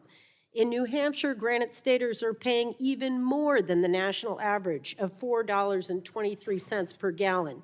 And yet, while consumers are being pinched at the pump, oil companies have been raking in profits and pushing for policies that will only make our country more dependent upon oil. It's long past time we promote long-term American energy independence through investments in clean and renewable energy production to insulate our economy and our consumers from these short-term crises. This gas price roller coaster might be great for your company's bottom lines, but it's hurting the American people's pocketbooks. To the 6 oil companies before us today, you made more than $75 billion combined in profits just last year. And it looks as though with your first quarter, you're on path for record profits again. Now, to address your comments earlier, we understand you did lose money during the pandemic. Most Americans did. Everyone had a tough 2020, including businesses and the 60,000 workers that the oil industry laid off last year. But the facts are that oil majors testifying here today still returned billions of dollars to your shareholders in 2020 at the same time that you were laying off your workforce. So please, don't use 2020 as an excuse for gouging the American people today. In fact, other than in 2020, all 4 of the oil majors testifying today made billions of dollars every year between 2017 and 2021. So one bad year does not excuse the practice of ripping off American consumers. Now, I'd like to focus in on the 4 oil majors testifying today to identify how much money your company spent in 2021 on stock buybacks and dividends, and how much your companies plan to spend during this year of record profits on the clean energy investments that several of you mentioned during your testimony. And just the numbers will do, you know that our time is short. Mr. Woods, how much money did Exxon spend on stock buybacks and dividends in 2021? And how much do you plan to spend on 2022 on low carbon technologies? We did not buy back any stock in 2021. Our dividends were roughly $15 billion. Half of our stock are owned by average American families. It was an important income stream for them in the depths of the pandemic and during the recovery. And So would you be surprised as that we the ran public business. record shows $14.9 billion in stock buybacks and dividends? Would that number surprise you? That is the $15 billion of dividends that I mentioned. I thought you just told me you did not No spend buybacks. any. On buybacks, we had no buybacks. We had $15 billion in $15 billion dividends, which in goes to. dividends, and how much on low carbon investments? We're ramping up our low carbon solutions business and have a commitment of $15 billion through 2025 to invest. And how in much last year technologies when that you were reduce paying the emissions. $15 in dividend, $15 billion in dividends? I Would the think it's number important to recognize $2.5 the dividends that billion? we pay are critical income to people, and during this difficult Right, economic I'm just trying times, to our compare. I dividends were relied on understand that, for but income. 15 billion in stock dividends and 2.5 billion in low carbon investments, does that sound about right? That sounds about right. We Okay, recognize we are Mr. growing our low Wirth, carbon the same solutions question for you business. on Chevron. How much in stock buybacks or dividends, and how much in low-carbon investments? Congressman, in 2021, we paid out roughly $10 billion in dividends. We bought back around $1.4 billion in stock. And this year, we expect to spend between $4 and $5 billion on low-carbon energy. Thank you, Mr. Wirth. Mr. Lawler, how much did you spend in stock buybacks and dividends, and how much in low-carbon investments? Yes, Congresswoman, we spent about $4.5 billion in dividends and about $4.1 billion on buybacks. We spent several $billion on low carbon energy, ramping to $3 to $4 billion by 2025. and Okay, then we'll Ms. be at $5 Watkins at billion. Shell, my time is almost 2030. up. How much in stock buybacks and dividends, and how much in low-carbon investments? In 2021, we spent about $6.3 billion on dividends and about $2.8 billion on share buybacks. And on our renewable energy, we spent about $2 to $3 billion last year, and even more on low carbon fuels and investments in low carbon fuels. Okay, my time is up, and I I yield thank the back. gentlelady. Mr. Burgess, you're now recognized for 5 minutes. I thank the chair. I thank our witnesses for being here. I do wish you were here in person, but unfortunately, we don't do things that way anymore.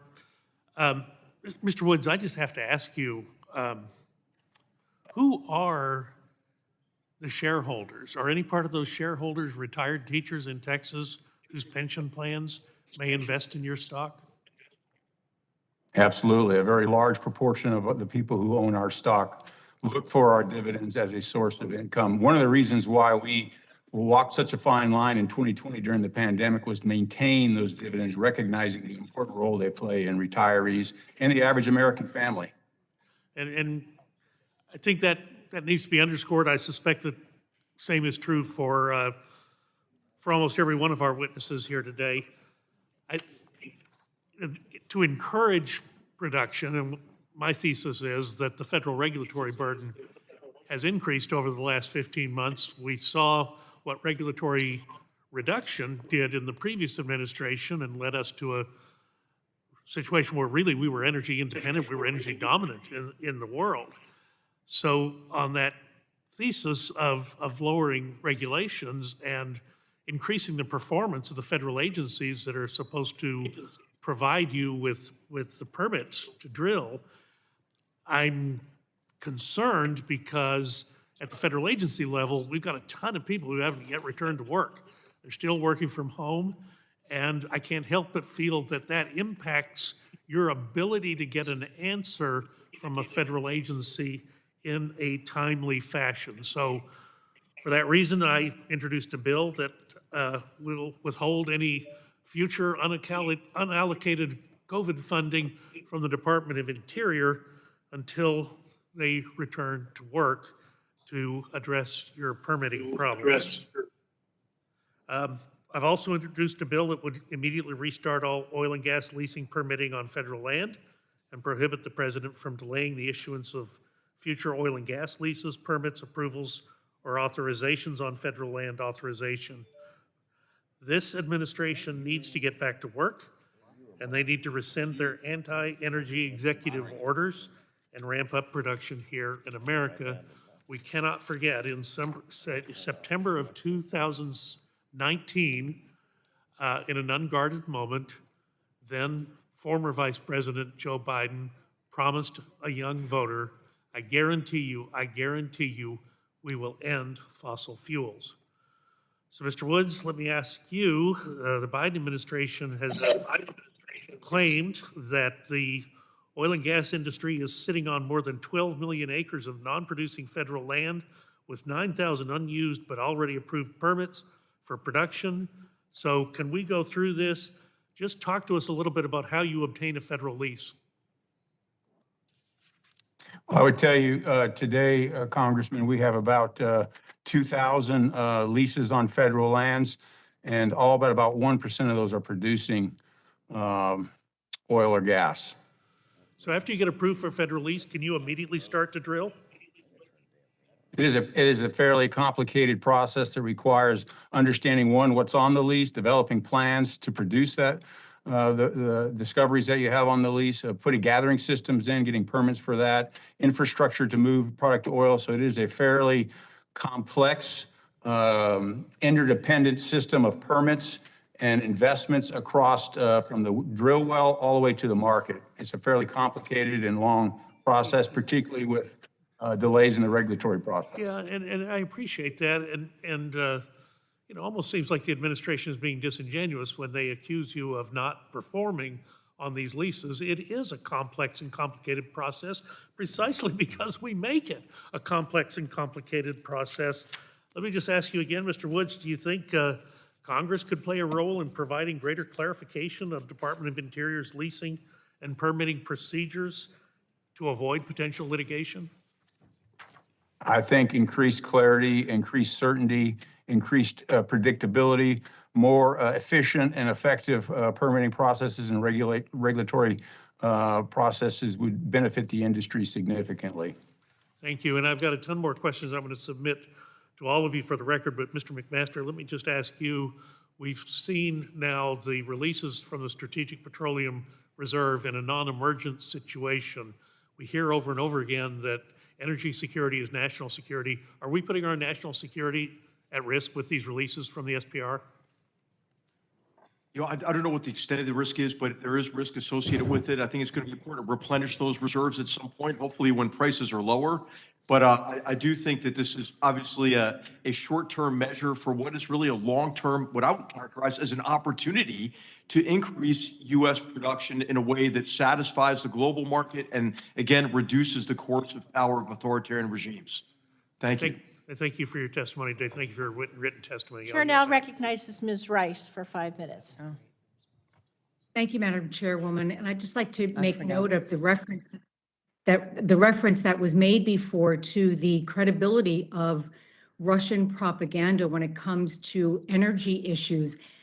I just wish that more of my colleagues could give that same credibility to Russian propaganda when it comes to impacting our elections and the future of our democracy. And hopefully more of them will go in that direction. Mr. McMaster, I would like to direct my questions to you. We've all talked about Putin's unprovoked invasion of Ukraine and how it has sent global markets into disarray, caused unspeakable tragedy for the citizens of Ukraine. Gas prices have spiked partly in response to this latest global crisis. But we have been here before during the Arab oil embargo, the Iranian Revolution, the Gulf War, the Iraq War, and on and on. So long as we remain dependent on oil to meet our huge domestic needs, countries like Russia and Saudi Arabia are going to continue to have leverage over us and our allies. We have to transition to cleaner energy here at home and away from our reliance on fossil fuels.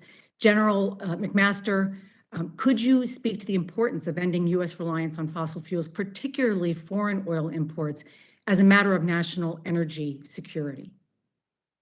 Congresswoman Rice, thank you so much for the opportunity to be with all of you and to answer that question. Of course, I think it's immensely important to reduce the coercive power of hostile regimes over us in the area of fossil fuels, but also in connection with all energy sources. One of my concerns is that in our race to renewables, which we have to do with undiminished vigor, we risk actually transitioning from dependence on oil in the Middle East in the 1970s or on Russian oils we're seeing today, on supply chains that are captured by the Chinese in connection with renewables. So when we put into place a sensible energy policy, I think it involves increasing U.S. production, increasing U.S. exports, and then also making our supply chains much more resilient, especially those in connection with wind and solar and all of the upstream components and I couldn't agree with you minerals more, that go General into that. McMaster. And in fact, the Department of Defense, just for example, has recognized the security implications of relying so much on petroleum and has invested heavily, as you know, in biofuels and renewables for military purposes. Can you explain why, and I say you because of your past experience, can you explain why the U.S. military has looked for ways to reduce its reliance on products derived from crude oil and increase the potential for alternative fuel sources? Well, I think the military criteria has to always be military effectiveness. And so what's important, I think, is to ensure that, as you can see with the failed Russian offensive, that logistically you can sustain forces. And what's critical for energy for the military is to ensure freedom of movement and action at the end of extended and contested supply lines in You agree austere with- environments. And so that should be a range of energy capabilities. But do you agree including, with the I should Department say, of Defense? batteries, which of course is another vulnerable supply chain, Yes, Congresswoman. but you agree with the Department of Defense going in that direction, don't you? If it increases freedom of movement and action, it Okay, so shouldn't be in done, your- it shouldn't be done for any other purpose, I don't think, than military effectiveness. I would agree with you, and I thank you for pointing that out. In your testimony, you talk about the need to develop our domestic manufacturing capacity for renewable energy hardware and equipment, as you were just talking about. You state that it is vital to act on the Biden administration's 100-day supply chain review report and onshore renewables manufacturing. I agree with you. And that's why I supported the bipartisan infrastructure law. And that is why President Biden invoked the Defense Production Act to encourage domestic production of battery materials. Thanks to the Biden administration, we'll also soon break ground on wind farms off the coast of Long Island, and you mentioned that before, that will power as many as 2 million homes. Can you expand on the importance of onshoring renewables manufacturing so projects like these can be built with American technology and labor? Congresswoman, it is so important to do this because China is in a race to get a lock on these critical supply chains. Everything from the rare earths and other minerals that go into the manufacturing process, as well as the separation from ore and the refinement of those materials. We don't have the capacity anymore in the United States. The one U.S. mining company for rare earths is 10% owned by the Chinese. How can that make any sense? So we are really very far behind in securing the upstream components to renewable energy, as well as the manufacturing, as you've mentioned. And that's going to take, I think, an element of economic statecraft, some significant investment, because as I mentioned in my statement for the record, we've just been complacent for too long. And we risk, again, trading energy dependence of one form for energy dependence of a new form and doing it to the Chinese Communist Party. General, thank you so much, and thank you to all the witnesses, and I yield. I thank the gentlelady. Chair now recognizes Mr. McKinley for 5 minutes. Thank you, Madam Chairman. Surely this committee recognizes that the gas prices are set at the global market and are markedly influenced by domestic regulations. So let's just take a step back.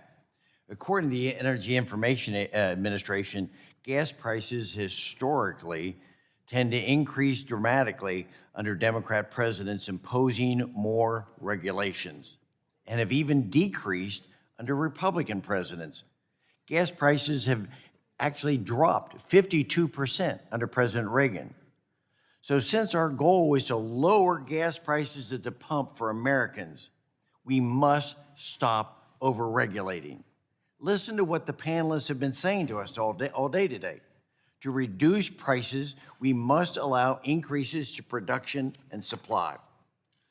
So Madam Chairman, high gas prices seem to be responding to the increased regulations that have been imposed. This administration has already been waging its own war on fossil fuels by issuing a federal leasing moratorium, slowing down the permitting process. Companies have sought 22,000 permits for drilling, but only 9,000 have been approved.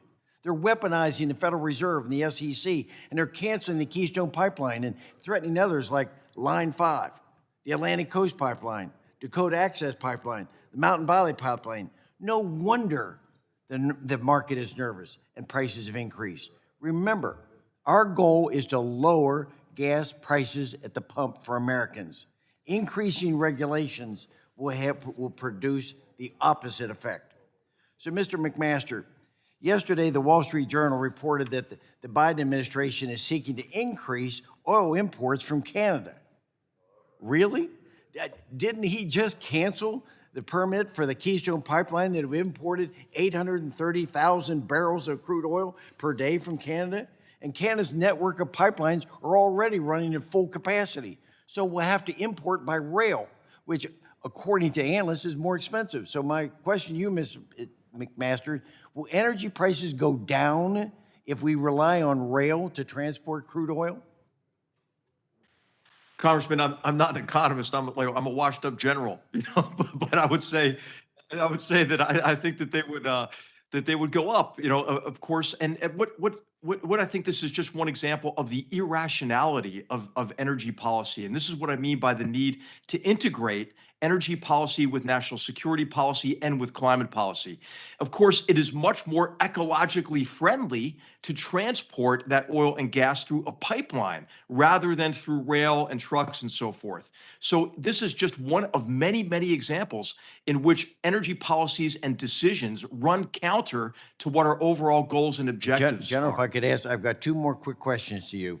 One is, the Atlantic Coast and the Mountain Valley pipelines if they had been completed, would that have made energy costs in America more likely to have decreased? Yes, and also made the supply much more secure and accessible. Okay. And then the third question, in your testimony, you said that it makes no sense to cancel the Keystone XL while green lighting Nord Stream 2. Could you explain a little bit more on that? Well, what happened is, we denied Canada access to our market. And of course, what's Canada going to do? They're going to have to sell oil elsewhere, maybe to China, for example, which would give China maybe more power over Canada's economy. And then, of course, we enabled the coercive power of the Kremlin over Germany, which is importing 51% of its gas and 41% of its oil from Russia. This is why the European Union will not impose a hydrocarbon embargo on Russia, even as they're committing mass murder of innocent people in Ukraine. So it was an extremely poor decision that ran counter to our national security interests. And again, this is why energy security and national security policies must be integrated and compatible with one another. Thank you, Madam Chairman. I think it was an excellent panel, and I think we've got quite a bit of good information to work with. So thank you. I yield back. I thank the gentleman. Chair now recognizes Ms. Schakowsky for 5 minutes. Thank you, Madam Chair. The vast number of American people believe that the main reason for their increase in prices at the pump, not the only reason, but the main reason, is in fact price gouging. During World War II, Congress held war profiteers accountable, and I want to tell you that a recent poll 3 weeks ago that there is overwhelming support, 80% of Americans, for a windfall profits tax. And I want to tell you that I am planning to upgrade my COVID Price Gouging Prevention Act to make sure that it extends beyond the COVID crisis, because we cannot tolerate in any industry price gouging. I wanted to ask you, just to mention to you, Mr. Lawler, that your global CEO, Bernard Looney, recently stated, and I quote, that BP is literally, he says, literally a cash machine when oil prices are at this level. And so I do want to ask you this, Mr. Lawler. Do you think that BP should be receiving any tax payments from the American people as long as the company is making such great profits right now? I know that you are projecting that there is going to be a big profit in the first quarter. The tax rates. Thank you.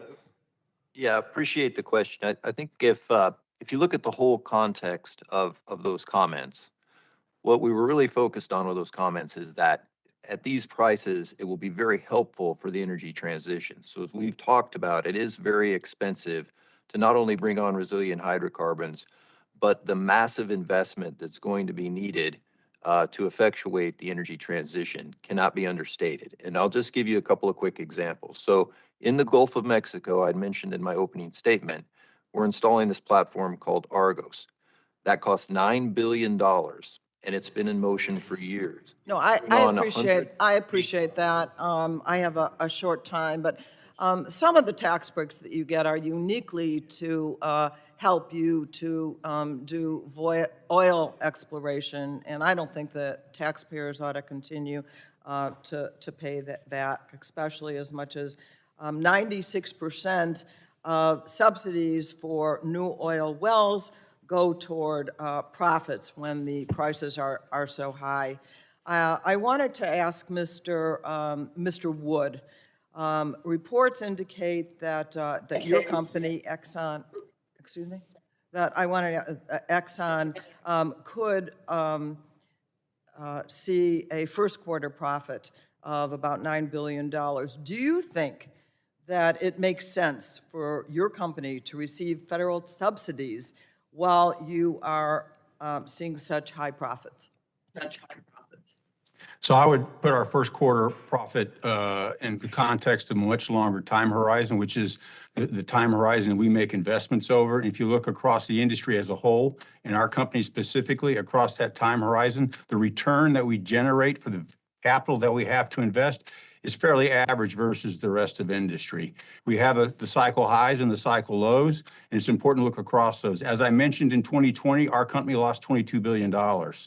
And so we rode through that, continuing to make investments. In that year, we lost $22 billion. We made $20 billion of capital investments to make sure that the supply If I was could, just online. because I have such a short time, you know, lots of companies, especially during the pandemic, lost money.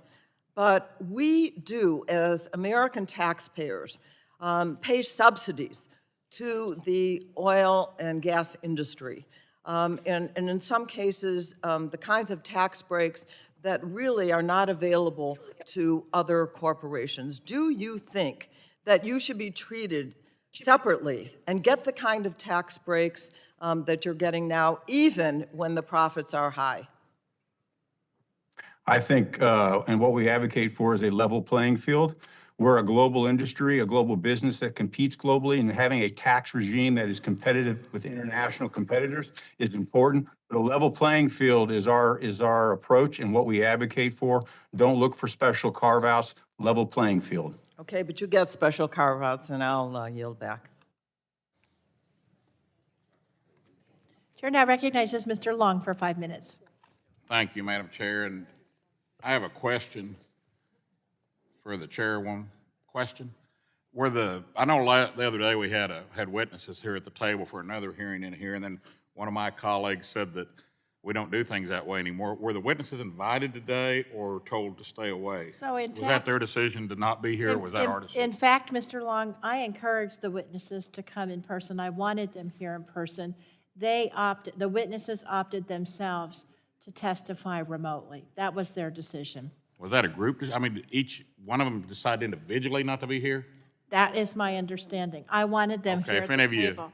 disagree with that, let me know, but I would. Well, you know what? You can ask the witnesses. That's what I am. I'm trying to. Yeah, Ask I'm them. sorry. Yeah, but if any of you would, want because I wish they would have been chime in right on here. that, why you are not here, because, you know, I always like to look people in the eye, and it's kind of tough to do it through a computer or screen or whatever we call that thing up there on the wall. So, but anyway, Mr. Sheffield, am I given to understand that the oil markets move in anticipation of future events, not events today, but anticipation of future events?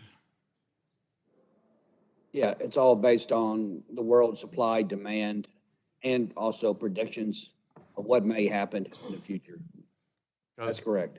Okay, thank you. Because I remember very well that President Biden campaigned on the fact that he was going to pretty much decimate energy production in this country. And this committee right here that we're in today, Energy and Commerce, a few years ago I was on the Energy Subcommittee, and we worked long and hard to get LNG to where we could export LNG. We had to change the law to be able to do that, and we did that very successfully for a while. So it goes back to the old saying, who are you kidding when you're kidding yourself? When you're sitting here talking about price gouging and things like that, and we have a president of the United States that campaigned on the fact that he was going to do everything he could to decimate energy production in this country. I'm from Missouri. You got to show me. And this hearing today doesn't make a lot of sense to me. Mr. Sheffield, I'll go with another question for you. I'm mindful of the impact that higher gas prices have on Americans. Policies that hinder growth in the energy industry certainly impact prices. Americans pay for that energy to run everything. Small businesses heat their homes, fill their gas tanks, and it means less money to pay for groceries and other essentials, which, oh, by the way, are up quite a bit. Tires are up 30 to 40% if you need a set of tires today. Under the Biden administration, inflation has hit the highest point in 40 years. Unfortunately, experts suggest it's only going to get worse no matter how much President Biden tries to pass the blame. A key component of the Consumer Price Index is gas prices, which have been rising since day one of the Biden administration. And actually, that's not true. They started rising on November 3rd or 4th, the day, I think November 3 was the day he got elected. And in anticipation, like I mentioned earlier, of future events, knowing he was going to be president, knowing he'd campaign on killing energy production in this country, they went up the next day, and the next week they were up, like, if I remember right, like 20% on crude. A key component of the Consumer Price Index is gas prices, which have risen since day one of the Biden administration. Like I said, I read that twice in case you didn't get it the first time. Oil is priced on future markets, and future for American oil and gas development doesn't look so bright under the Biden energy agenda. Can you elaborate on how inflation affects your industry, Mr. Sheffield? Yes, we are seeing severe inflation, primarily due to the pandemic. We're seeing severe supply constraints, and that I testified already in my testimony that we're lacking a lot of equipment. The reasons why we can't grow faster is we're lacking rigs, we're lacking frac fleets. When you go through 3 downturns, we can't bring people back to the Permian Basin. Who wants to come back and work in the oil and gas industry? We just can't get people back. So we are seeing severe inflation. It's up significantly, and we'll continue to see severe inflation over the next several years. Okay, and I got a quick question for General McMaster. What steps should we be taking to increase energy production here in the United States to lower energy costs and make us once again energy independent as we were on January 20th until 11:59 in the morning of 2021? I think streamlining the permitting process and removing bureaucratic obstacles. I think that is the number one impediment. And I'd like to hear from the other members. I think who could speak more authoritatively about this, but I am aware of a number of actions, for example, that are just sitting at the Department of Energy with all of the environmental impact work done and are just waiting signatures. So I think it's important to remove rather than put more obstacles in place, which has been a tendency to be able to tap into the tremendous power associated with American energy. Okay, thank you. And thank you all for not being here today. I think that's what I mean. I yield back. Thank you. Mr. Long, just for your information, in the interim, I checked with staff, and in fact, all of the witnesses for today were invited to appear in person, but they all opted. It was their decision not to come in person today. Thank you for inviting them, and I'm very, very sorry they made that decision. I am too. Mr. Tonko, you're now recognized for 5 minutes. Thank you, Madam Chair. Before you start, my clerk, I just want to correct something that my friend and colleague, Ranking Member Rogers, said. Here are the facts. According to the Nonpartisan Energy Information Administration, domestic oil production was only 9.8 million barrels per day during President Biden's first full month in office. Since then, production has grown to 11.4 million barrels per day. That means oil production has gone up almost 2 million barrels per day since President Biden took office. So it is patently false to say that oil production has decreased under President Biden. The oil industry has a notorious track record of investing in countries run by petro-dictators, including Russia. According to recent reporting, Shell, Exxon, and BP are among 9 American and European companies that have paid more than $15.8 billion in taxes and fees to Russia after it annexed Crimea in 2014.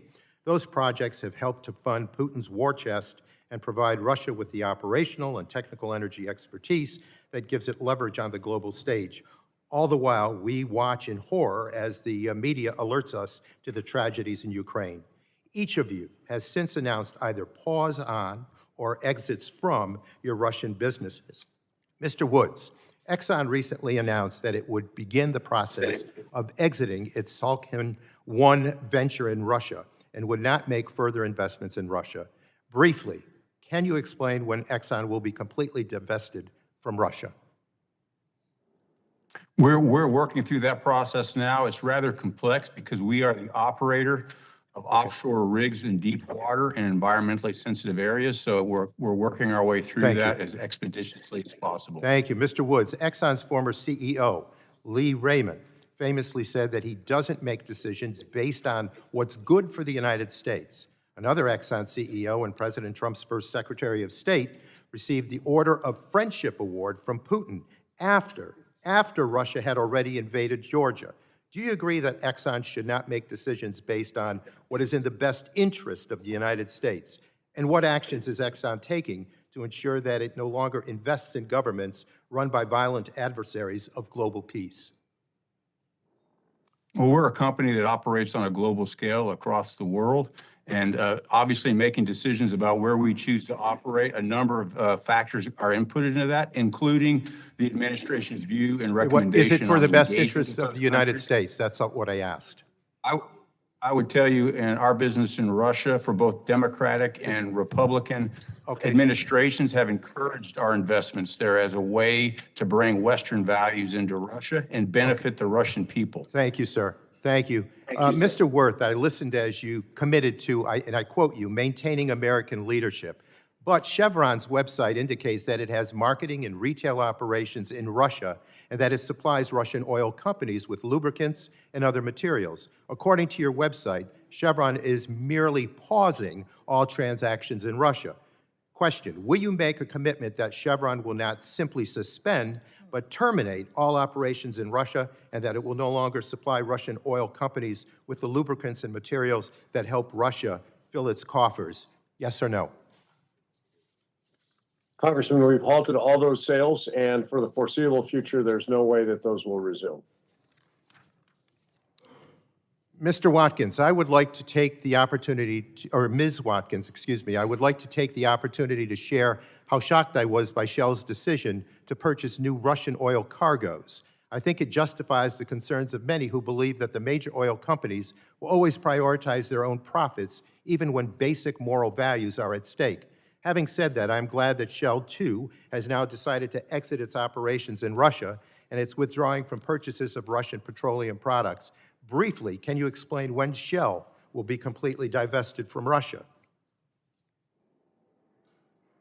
We're in the process of working through that. We have ceased buying all spot crude and all spot LNG at this point in time. We have walked away from our investments that we have with Gazprom. We are in the process of figuring out how to do that. It is not completely clear. We need to be in compliance with all laws and sanctions, and we are doing it as fast as we possibly can. And Mr. Lawler, BP has also recently announced that it is exiting its 19.75% stake in Rosneft, an oligarch-run operation that helps Putin project power in Europe. Since Russia's invasion of Crimea, reporting indicates that BP has paid approximately $817 million in taxes to the Kremlin, in addition to $353 billion in taxes, fees, royalties, and profits remitted to the Kremlin by Rosneft itself. What specific actions is BP taking to exit its Russian operations, and when will BP be completely divested from Russia? No, thank you for the question. What I can say is that BP was horrified with the military action and the war against Ukraine. Within 96 hours, we announced our intention to exit our position with Rosneft in Russia. That means up to a $25 billion write-down. So the company's actually quite serious about our response. And what I would say is that we're looking at all options. It's still early, but we will come back and report when that process is complete. I would hope and we're looking at it. I hope it would be done with great urgency. It's troubling that you place profits over people and profits over our planet. With that, I yield back. I thank the gentleman. did write down I thank the $25 gentleman's time has expired. Mr. Palmer, you're now recognized for 5 minutes. Thank the chairman, and I thank the witnesses for being willing to be here today, considering all that you've been through and all that my Democrat colleagues have put you through over the last few months. And I appreciate the fact that there are multiple factors that impact the price of oil and gas, natural gas, and the most fundamental, obviously, is supply versus demand. But obviously, when demand is high and supply is limited, prices go up. But that's not the only consideration when it comes to oil and natural gas. Uncertainty created by government policies that impact investment decisions and the availability of capital also impact prices. Would all of you agree with that? And I'd appreciate if all of you answered at once, yes or no. Yes. Yes. Yes. What is happening here today and what happened last fall when your companies were attacked by my Democrat colleagues on the Oversight Committee will continue to impact oil and gas industry decisions and prices because it creates more uncertainty in terms of capital investment. The hearing before the Oversight Committee last fall attacked your companies. Now this is what gets me, is here we are attacking you because price is high because supply is low, and they opened up the Strategic Petroleum Reserve to increase supply, but they attacked you last fall for producing too much oil, and one Democrat even used jars of M&Ms and bags of rice to illustrate the point. Another Democrat on the committee called one of you a liar and compared your industry to tobacco companies. There was another Democrat that said that they want to have big oil hearings like they had big tobacco hearings. I kind of think that's what we're doing today, setting this all up. It was part of a strategy that was developed at a meeting in La Jolla, California in 2012, where left-wing activists mapped out a strategy to take down the fossil fuel industry. Are you aware that your industry is being set up? Are you aware that these hearings are likely part of a strategy to destroy public confidence in your industry that was laid out, like I said, in 2012, where these activists mapped out this strategy? The American people should be aware of what is taking place here because it's going to impact them enormously. I think you should trust the judgment of the American people more than you do the judgment of the Biden administration or my Democrat colleagues in terms of their choices for providing energy for their homes, the matter, and choices and their decisions on the transportation that they decide they want to utilize in the conduct of your business and base it on that. Now, I realize that it's going to be very difficult for you to do that as long as the Biden administration and the Democrats in Congress work to undermine the domestic energy production. But it's not just the price of energy that should be of concern to every one of us and to every American. It's also a national security issue.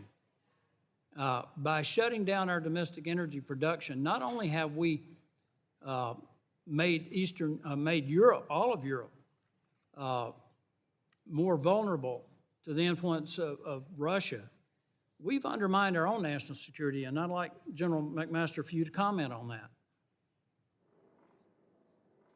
Well, I think as we've said, Congressman, the energy security is national security. We can see that just quite dramatically with the invasion of Ukraine, but that's always been the case. And I do think that there have been constraints put on our ability to take full advantage of the great the resources we have in this country to not only satisfy the global market in a way that's cleaner, but also in a way that breaks the grip of these authoritarian regimes.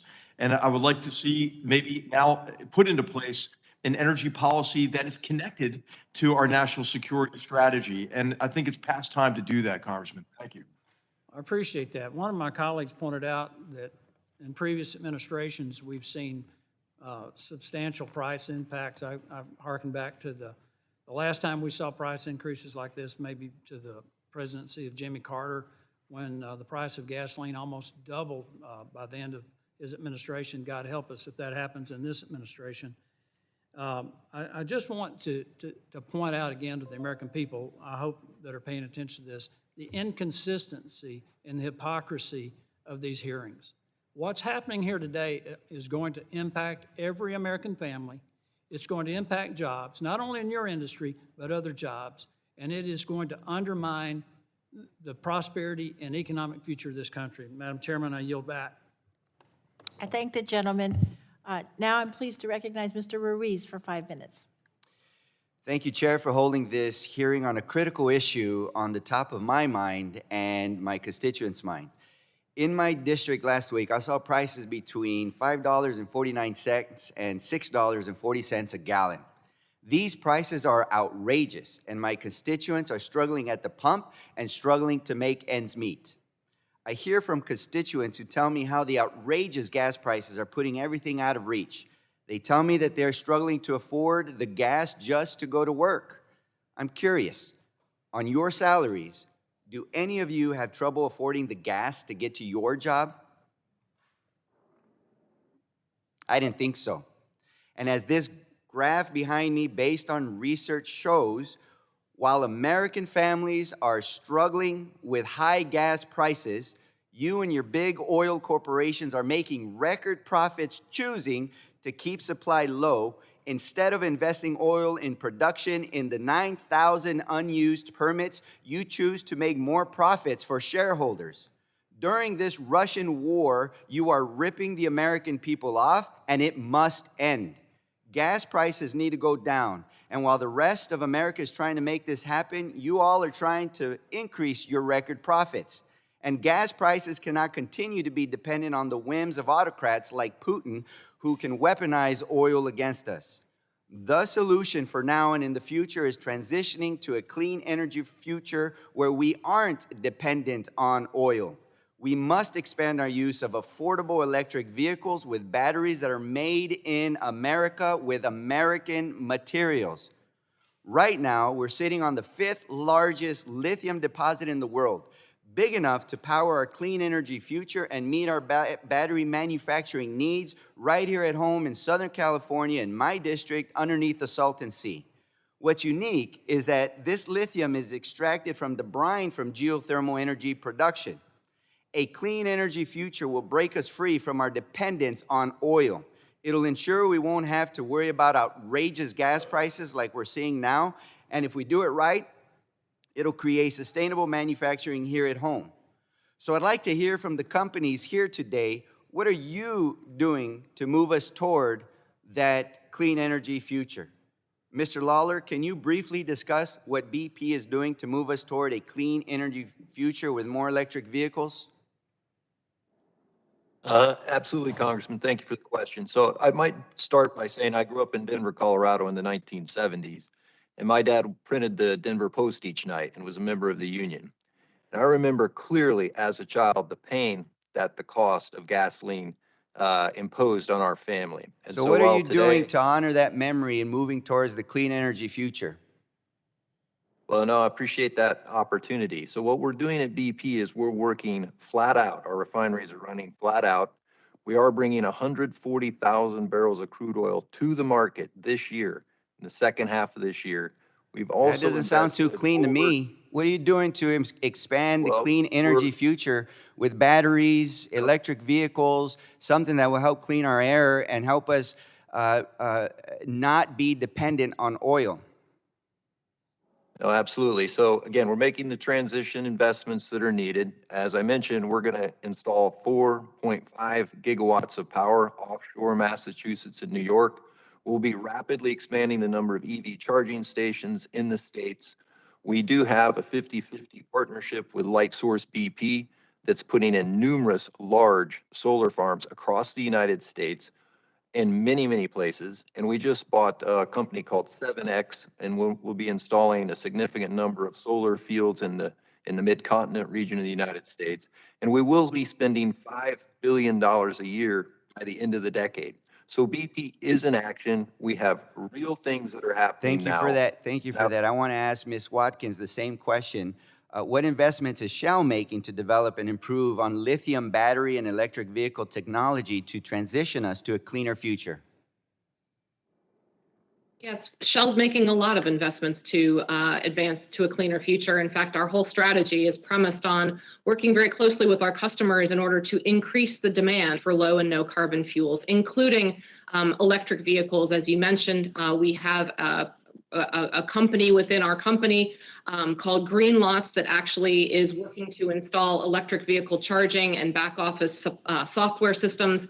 We're working with cities, governments, universities, other companies in order to decarbonize their fleets. So we have a very specific focus there, as well as on wind and solar. I mentioned we've just recently bought offshore New York, 50% interest for almost $400 million. That's just the lease for the offshore space to install offshore wind. And so we're investing billions of dollars a year. And as we move through time, that will only increase as our customers work, as we work with our customers to increase their demand for low and no carbon fuels. Gentleman's time's expired. Chair now recognizes Mr. Dunn for 5 minutes. Thank you, Madam Chair. I appreciate the opportunity to discuss rising gas prices and how poor administration policy contributed to this. When President Biden took office, he wasted no time targeting American energy production. And you can guess what happened next. The markets responded. So gas prices were already rising well before Putin's attack on Russia. What's worse, we had the chance to prepare to unleash American energy prior to the Russian invasion with full foreknowledge that that invasion was coming. Instead, largely due to administrative failure, we forced the United States and our allies to increase our dependence on Russian energy. The gap left by less American energy exports directly funds Russia's invasion of Ukraine. That's shameful. We could talk about administrative malpractice for hours. Unfortunately, I only have 5 minutes, so let's move into some questions. General McMaster, nearly 1 year ago, Russia was massing troops at strategic points all along the Ukraine border, the largest presence of Russian troops since the invasion of Crimea during the Obama-Biden administration. Despite this, the Biden administration continued to push policies that attacked our energy supply and our exports to Europe. General McMaster, do you believe those actions, such as canceling the Keystone Pipeline, emboldened Vladimir Putin? Congressman, I do believe this was an element of Putin's calculus. He believed that we're weak, right? He's looked at our internal divisions. He's looked at policies and actions like the surrender to a jihadist terrorist organization and our disastrous withdrawal from Afghanistan. And I think he also looked at our energy policies and believed, hey, I have coercive power, especially over Europe's economy, and there'll be a muted response that he thought would be kind of similar to the weak response after he first invaded Ukraine. I'm going to move on to Mr. Sheffield just for a moment. You mentioned in your testimony, Mr. Sheffield, the oil and natural gas we produce proved a geopolitical asset for the United States. Can you list just a few of the federal and state regulatory obstacles that are restricting your production and transportation of oil and gas, American oil and gas? Yes, we need more pipelines, both oil and gas. For instance, use Keystone, for instance. If Keystone would have been built 6, 7 years ago, Canadian production would be up another 1 million barrels a day going to the Gulf Coast refineries. That's an example. You have to make long-term decisions to help the industry. But there's not enough oil and gas pipelines. There's not enough LNG plants. We need LNG plants in the Northeast. We have the largest gas field in the world in the Northeast. It's too expensive to get the gas down to the Gulf Coast. We need to build LNG facilities in the Northeast. Those are examples. Well, I thank you for your clarity on that, Mr. Sheffield. I really do. And I appreciate we'll take that home. Back to General McMaster. General, while the Biden administration continues to push the industry towards developing and adopting renewable energy technologies, the United States is highly reliant on imports of the minerals and the production of the materials that are used in renewable energy technologies. So with the vast majority of those coming from China, I cannot fathom why we want to become more dependent on China for energy. Doesn't this play directly into China's goal of world hegemony? It does. What Xi Jinping wants to do, Chairman Xi wants to create a dual circulation economy in which he is insulated from any kind of financial or economic ramifications for his aggression against his own people and internationally, and he fosters dependence on him, especially in the emerging data-driven global economy and on energy in particular. If you think it's bad for oil and gas infrastructure in the U.S., hey, try to get a mining permit for some of the minerals that are essential to generating, the batteries and the magnets and the renewable energy hardware and equipment. So it's vastly important. I mean, it's 16 to 20 years about to get a mining permit in the United States. So we have a lot of work to do, Congressman, in removing regulatory barriers to become more competitive and to ensure that we don't trade one dependency for another in the form of renewable energy. Well, thank you very much for that clarity, especially as it applies to the mining of all the essential minerals and commodities that we need to go to renewable technology. That was an outstanding point in your testimony as well. Thank you very much to all the witnesses, and I yield back, Madam Chair. Chair now recognizes the Vice Chair of the subcommittee, Mr. Peters, for 5 minutes. Thank you, Madam Chair. If Mr. Putin loves American division, he probably loves that Republicans are blaming President Biden for low production that happened before he took office, or the inability to get workers in American oil and gas fields. The one thing we should agree on is that the war in Ukraine is exposing the interconnections between our energy, security, environment, and our economy. And we should be doing everything we can to alleviate price shocks and support the people of Ukraine against Russian aggression. As we transition to a clean energy economy, we should focus on bolstering our energy security, which the Congressional Budget Office defines as the ability of households, businesses, and government to accommodate disruptions in supply and energy markets. The increase in gas prices across the United States clearly reflects a nation that lacks energy security. One nation, Russia in this case, can cause significant economic pain to Americans due to our dependence on oil. In San Diego, the average price of gasoline reached nearly $6 a gallon in late March, and the most vulnerable San Diegans feel these price increases the hardest. We have to respond with real solutions to provide them relief. I'm grateful for the Biden administration's actions to reduce prices, including releasing oil from the Strategic Petroleum Reserve and working with U.S. companies to replace Russian oil and gas with American energy. And I'm open to ideas to reduce prices in the short term. However, we know that the long-term solution to energy security is diversification and clean energy, more electric vehicles, more hydrogen vehicles, more renewables, and more biofuels. And we can't ignore the climate science. Whatever we do in the short term. Earlier this week, the International Panel on Climate Change, Intergovernmental Panel on Climate Change, the IPCC, said that we need to rapidly transition to a clean energy economy. And notably, they warned that we have 20 fewer years to cut methane pollution than we previously thought. Instead of by 2050, we now need to cut global methane pollution by 33% by 2030. Mr. Woods, Exxon refers to itself as an energy leader in addressing methane pollution. And you have committed to working with the US, European, and other governments to implement the global methane pledge. And as mentioned in my remarks, we have to accelerate the emission reductions by 20 years to avoid dangerous warming. In light of the IPCC's findings, should Exxon and other companies testifying today set more aggressive commitments to reducing methane emissions to align with the new scientific findings? Congressman, I think you touched on a very important part that the industry is very focused on, our work to reduce methane. I know across all the companies that I engage with, we're focused on it. Our company specifically has committed to, by 2030, reducing methane emissions by 70 to 80%. And as we work towards that goal, we're trying to improve upon that number. And I think what are some of the specific steps that Exxon should take to accelerate methane emission reductions? So there's a process of changing out equipment, making sure that the process, the operations that we use are sensitive to events that release methane, making sure the equipment is of the right vintage. There's a lot of maintenance and replacement of equipment that drives that. Don't you think U.S. oil and gas companies should be leading the world in reducing methane pollution? After all, our customers, your customers, are going to be looking for clean gas. I think the oil and gas industry has an obligation to lead in this space, and I would make the point that I think we are doing that. And in fact, I think many of the panel members here today are taking that position to lead in reducing methane emissions. Well, I hope you'll be willing to work with the committee and Congress to accelerate that commitment. And Mr. Wirth, Chevron and other companies today have set climate targets and committed to the Paris Agreement. At the same time, they've argued that cost remains a barrier to stopping routine flaring, which is a significant contributor to climate change.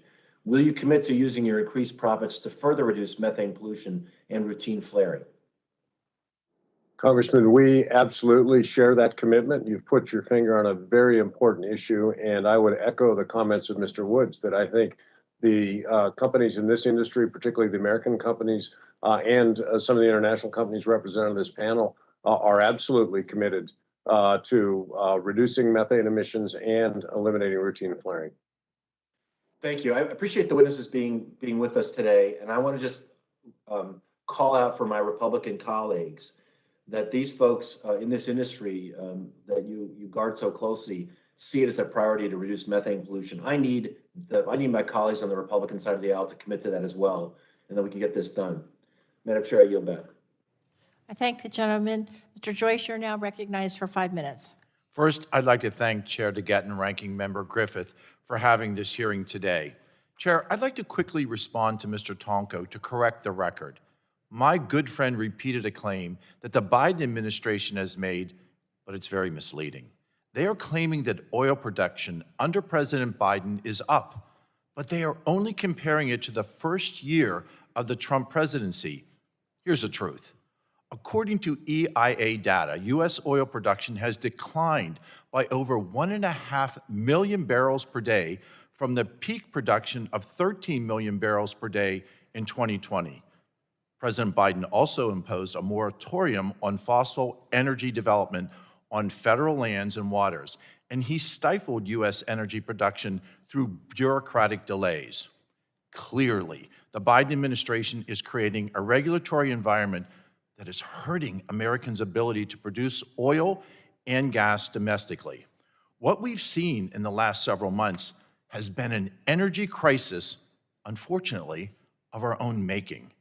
We have finally learned what many of my colleagues and I have been saying repeatedly in this committee, that the only way to guarantee reliable and affordable energy for the American people is to utilize the resources under the feet of my constituents. Instead, the Biden administration has given into environmental groups and left our country beholden to foreign autocrats and oil cartels. This is not what America needs. In my home state of Pennsylvania, we have the resources required to power our nation and get back to energy dominance. But for now, that potential is locked underground, and my constituents are left paying higher and higher prices to fill their gas tanks. We need to stop talking about how to attack the energy industry, and we need to start focusing on how to stimulate domestic production. We need a positive energy policy instead of a punitive energy policy. Many of these companies before us have invested billions in research and development that have directly benefited Americans' consumers. Several have made large investments in Pennsylvania that have not only spurred domestic production, but provide thousands of family-sustaining jobs in the communities that I represent. This is the answer on how we bring gas prices down. The solution to our energy crisis cannot be found in Saudi Arabia, but rather in Somerset County, Pennsylvania, in Bedford County, Pennsylvania, in Cambria County, Pennsylvania. Enabling production here at home is the only way to give Americans the economic future that they deserve. My first question, a great example in my home state of the type of long-term development that we need is the Shell Pennsylvania Petrochemicals Complex. It has brought thousands of construction jobs and hundreds of permanent jobs to the region. I've been to this plant. I stood with the pipe fitters, the electricians, and the plumbers, working Pennsylvanians. Ms. Watkins, can you give us some of the impacts of Shell's investments in Pennsylvania? Yes, thank you, Congressman. This is a huge infrastructure project that we've been investing in for the last few years. In fact, it's the biggest infrastructure project in the country. At its peak, it employed 7,500 construction workers, and we're in the process of commissioning this plant this year. We'll have 600 permanent jobs in Beaver County, Pennsylvania, just outside of Pittsburgh. It's a polyethylene plant that's built on the site of an old zinc smelter, and so we're actually very proud community members and proud that we've been able to go back into a community that industry had left and actually really revitalize that by creating jobs and creating products that will be vital to the energy transition. My time is limited, and I thank you for that vitality that you're infusing into Pennsylvania. Mr. Woods, ExxonMobil is another company that has invested in the shale gas fields of Pennsylvania. At present, a lack of pipeline and LNG capacity is hampering our ability to respond to global energy price spikes and support our friends, our allies in Europe. How can the federal government work with this energy sector to ensure the necessary energy infrastructure is there to facilitate the growth that we need? Well, thank you, Congressman. You've touched on a really important part of the equation with respect to building out the U.S. Oil and gas business, which is infrastructure and the ability to take what we produce and get it to market efficiently and effectively. And one of the big challenges we face today is the permitting process for pipelines, and then beyond that, the legal challenges that come from a number of interest groups. And so both of those need to be addressed if we're going to efficiently and effectively build pipelines that connect resources with demand. Madam Chair, my time has expired. I yield. Gentleman's time's expired. Ms. Schreier, you're now recognized for 5 minutes. Thank you, Madam Chair. And thank you to the executives participating in today's hearing. I got to tell you, my constituents are hurting. They are worn down by 2 years of this pandemic. And now, just as they are getting back on their feet, they are being hit with skyrocketing prices at the pump and at the grocery store. Over $100 to fill up a truck, $75 to fill up my car's gas tank. And here's the thing, prices don't have to be this high. You all can make decisions today that will help our constituents tomorrow. Increasing production will meet demand and bring down prices. Frankly, given your profits, you could drop prices without even increasing production. Pre-pandemic, the U.S. produced about 13 million barrels per day. Now we're at 11, and we need you to step up now. And I'll tell you, when I tell my constituents, and they learn that at the same time they're paying these skyrocketing prices at the pump, $5 in my area, your companies are making record profits, they're mad, and they should be. Let me just lay out some numbers in case you think this is hyperbole, comparing 2021 profits with 2019, the last typical year. Exxon, 2019, $14.3 billion. 2021, $23 billion. Chevron, 2.9 up to $15.6 billion. BP, $10 billion up to $12.8 billion. Shell, 16.5 to 20.1. I think most of us would agree that this just doesn't feel fair. It feels like gouging. It even feels like profiteering. And right now we all have a role to play, a patriotic duty really, when there is war in Europe and gas prices are high and the American people are hurting, that oil companies should not be sending profits to shareholders. And you all are some of the biggest shareholders. I have introduced a bill to suspend the federal gas tax for the rest of the year. And right now, in the short term, most people think you should be using the money you have to extract more oil, meet demand, and bring down prices to give us, all of us, some relief. And with oil at over $100 a barrel, you're going to make a profit regardless. So I'm asking you, in just 20 seconds each, can you tell me what is the one most important thing that it will take to ramp up oil production to pre-pandemic production levels? Ms. Watkins, you can start. What will it take? Yeah, we're in the process of bringing on oil every day. We brought on new oil in the Gulf of Mexico last week, some more announced today, some more by the end of the year. Some things that would enable that to happen even more is the approval of some permits that we have outstanding right now. Those permits are out there. Approvals tomorrow would enable us to drill wells that would likely bring on more. Sounds like permitting is it for you. Mr. Lawler, what would it take for you? Thank you for the question. So we're increasing our capital budget in the onshore by 15%, and we're also bringing on a massive offshore platform, 140,000 barrels of oil a day, and we're operating our refineries at absolute safe maximum capacity. Okay, that didn't really answer the question. Mr. Wirth, what would it take for you to further increase production? Congresswoman, I appreciate your concern on this issue. It's a very important one. Our production in 2021 was higher than our pre-pandemic production. As I mentioned earlier, we're investing 60% more capital this year than we did just last year. We intend to grow production in the Permian Basin by 10% this year. Our company is growing production and investing in that. I think broadly speaking for the industry, the issue of permitting that has been raised multiple times is essential, and also an environment that is supportive of investment in this industry. It sounds like permitting is the main issue that I'm hearing. My understanding is that this administration is working with you on permitting. My understanding is also that 90% of the drilling happens on private lands. And so I just want to summarize that I think you can do more, and the American people need you to do more. Long term, we need to wean ourselves off of this dependence on fossil fuels, but in the short term, we need you to step up for the people in my district and for the people across this country who are feeling extreme pain at the pump right now. I yield back. I thank the gentlelady. Chair now recognizes Mr. Ham for 5 minutes. Thank you, Madam Chair. In late February, Russia launched its unprovoked and its violent invasion of Ukraine, and President Biden has organized our allies to impose crippling sanctions on, has organized our allies to impose sanctions on Russia.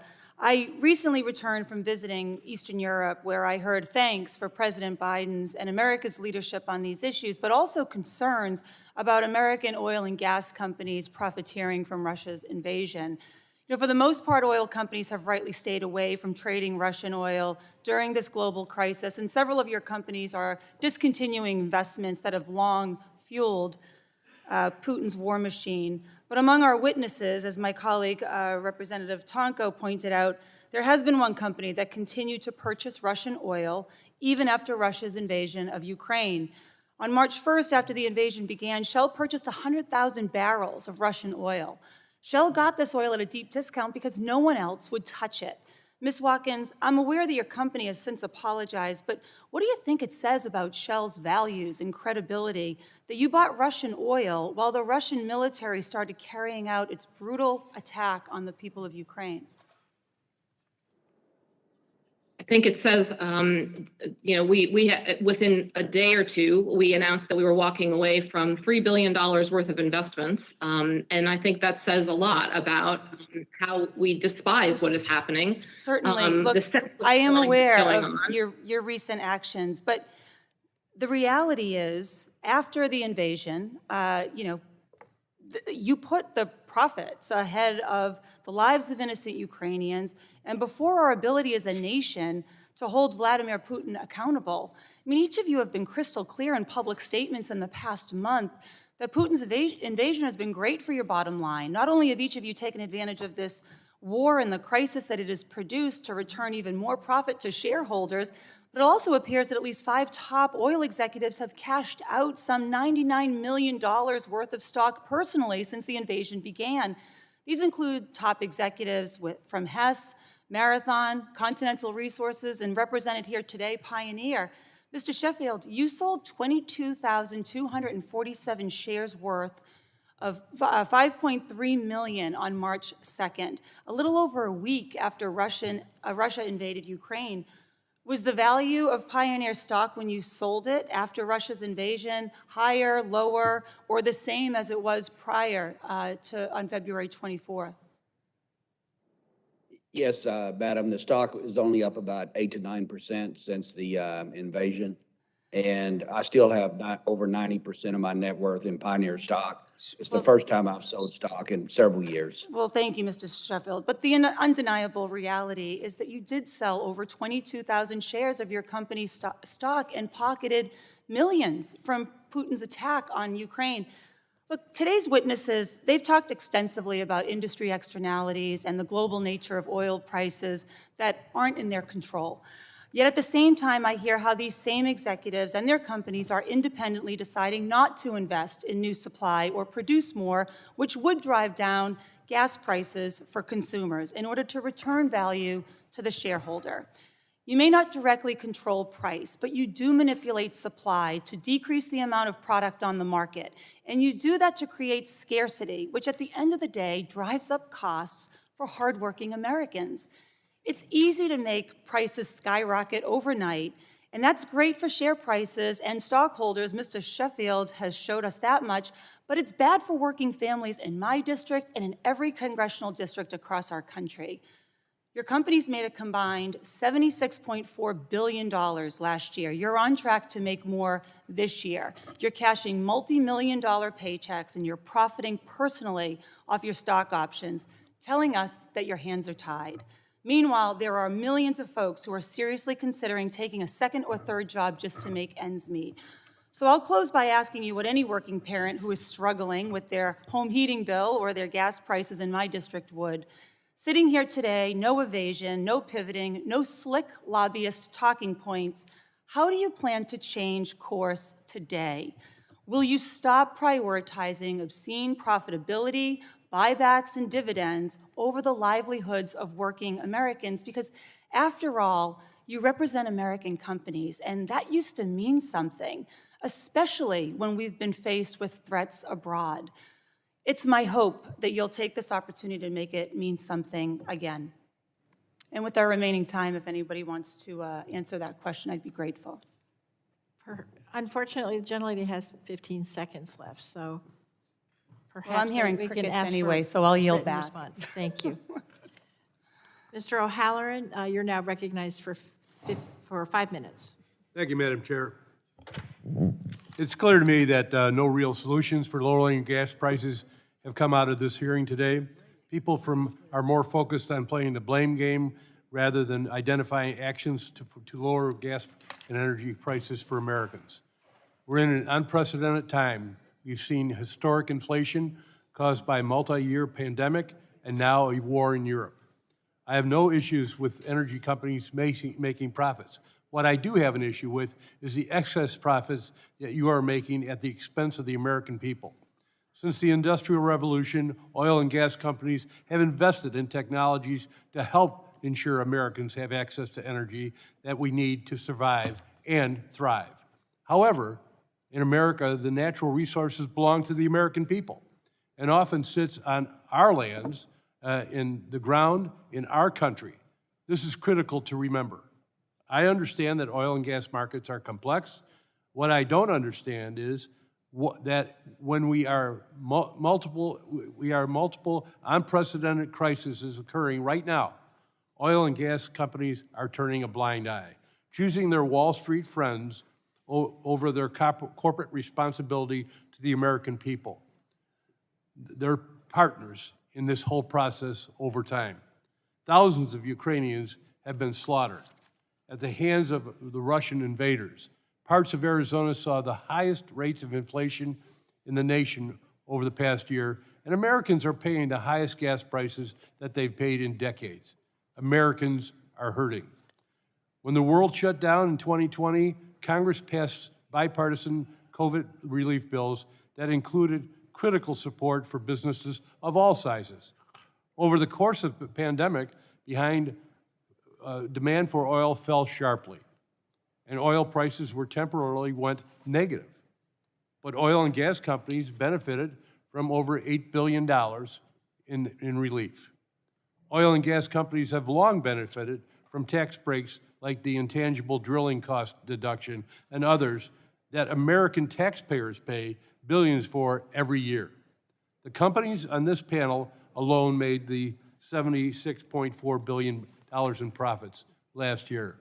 But I know that oil and gas companies are back to raking in profits. They've forgotten the American taxpayer and their partners in the whole history of energy in America. We are oil and gas companies. Where are they at now when the American public needs help? Multiple of the witnesses have testified today. They've forecasted that returning money to investors is more important than lowering prices. They've stated it time and time again over the last months. This has real consequences for people in my district. High gas prices have a severe impact on rural America. It's not uncommon for my constituents to rack up over 50 miles a day commuting to work and school and running everyday errands. When energy prices go up, everything becomes more expensive. Families, farmers, ranchers and rural Americans. Everywhere have to make up and make the hard decisions to cut costs somewhere. Congress is limited in how much it can affect oil prices set by global markets. But we can do something. We can work together for the American people, as we have done in the past, to overcome this. But we can't let this crisis stop us from taking steps to ensure our energy independence. We must invest, and you must invest, in the future of energy in America, clean energy in America and the world. But in every past crisis, we've been told that increasing domestic production will solve the issue. It hasn't. The long-term solution is not limiting our dependence on foreign oil, not just limiting it, but it is to transition from the current dependence on foreign oil. I have some other things I'd like to say, but I also want to correct a couple of things here. We are in a different landscape. It was mentioned earlier, the pricing, how much it's increased over the last year or so. There was a chart up here. That different landscape, part of that didn't show that part of the reason is we've had tens of millions of jobs come online. That means more energy needs. That means more cost. It wasn't just when the Russians attacked Ukraine. It was the buildup to the Ukraine attack that caused a lot of that price rise. Pre-invasion pricing just went up exponentially. And finally, I've heard time and time again over the last several weeks, but let alone today, that we are not doing the job on LNG. We're the largest exporter in the world on LNG, and pretty soon we have the permits available, and they have to be invested on by your companies to do 30+ billion cubic feet additional over and above. We have two new facilities coming online. So with that, Madam Chair, I want to thank you for your time. I thank the gentleman.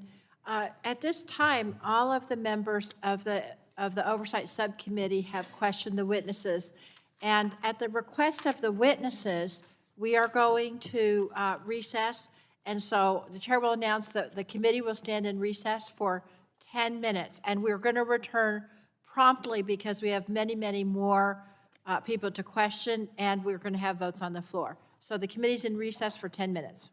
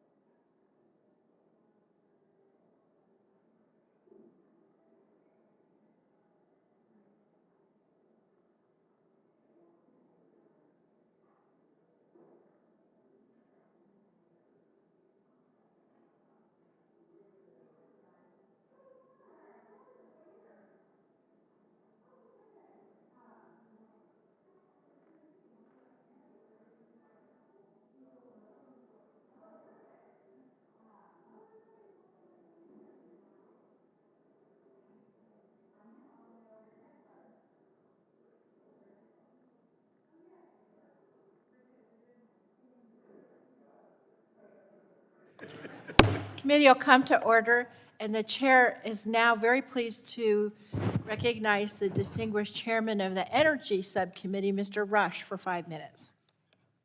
I want to thank you, Madam Chair, for this outstanding hearing.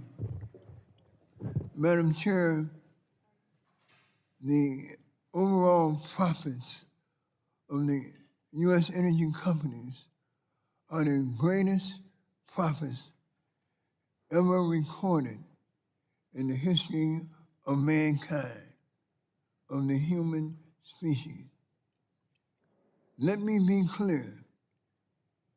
These profits are outrageous on its face. Madam Chair, look at these profits.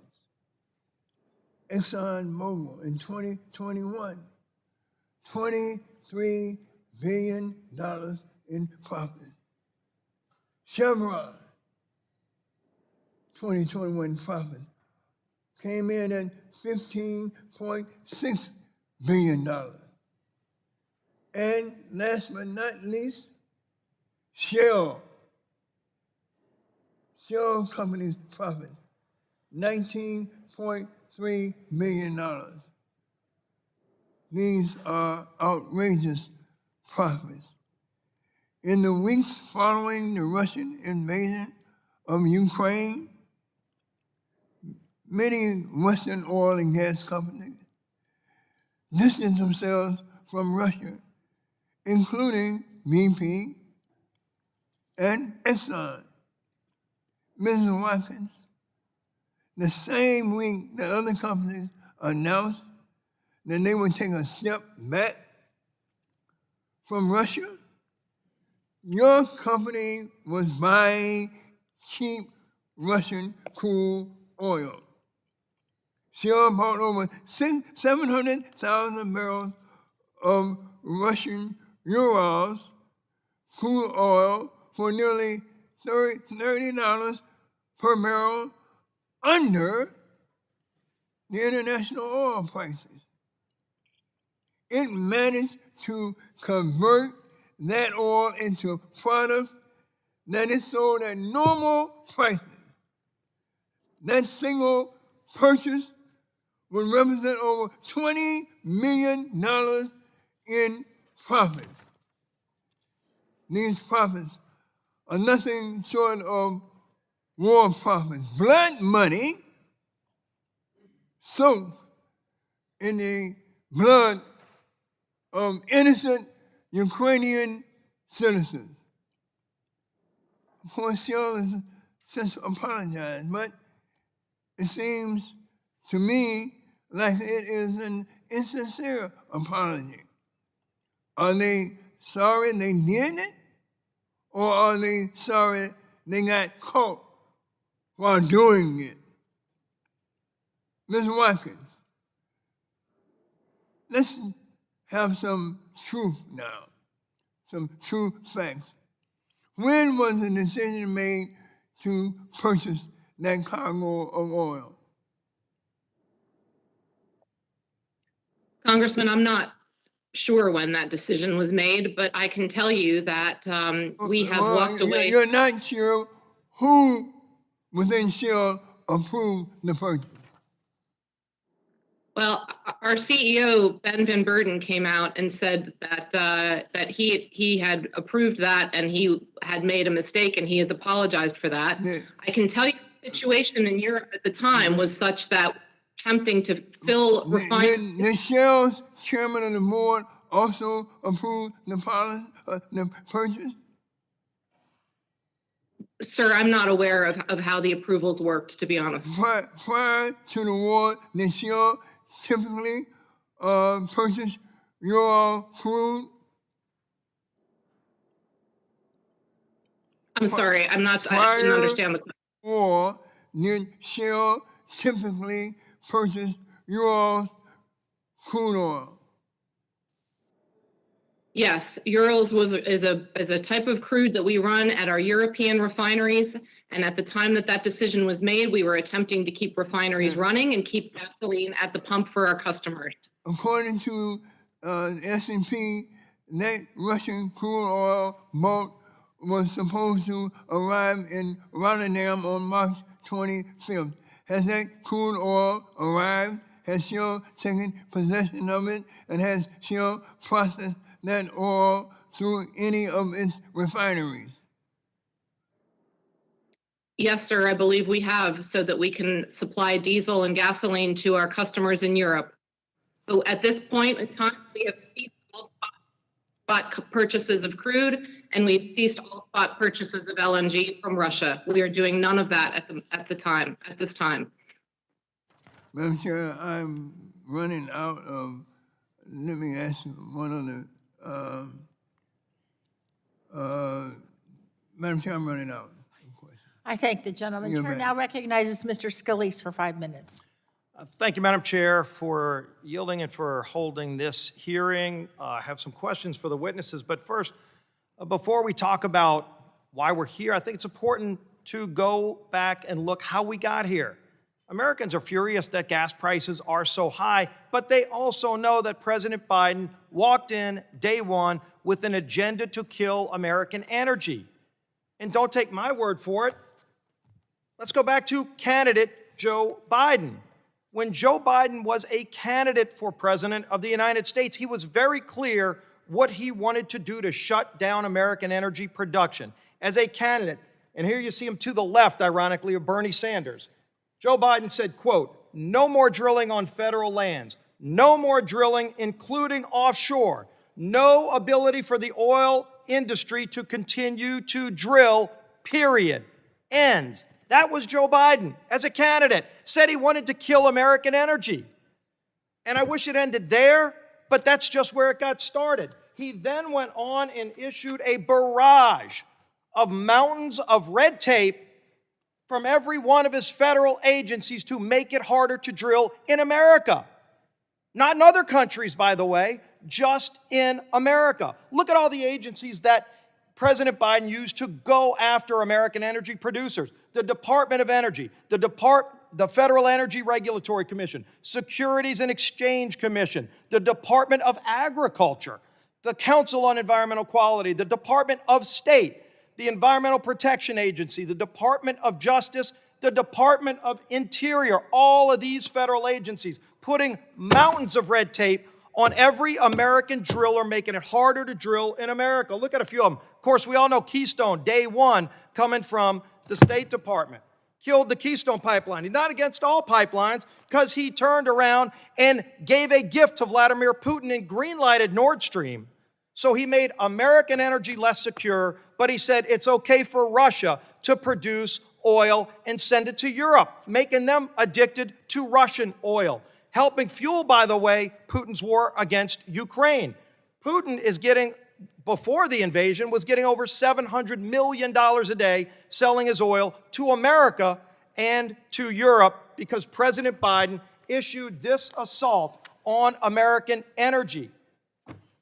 Now, again, go back to what Biden said. He did say that he was going to do it. No more drilling, including offshore. So what happens when you kill American energy through all these Biden red tape policies? The price goes up. Just look at it.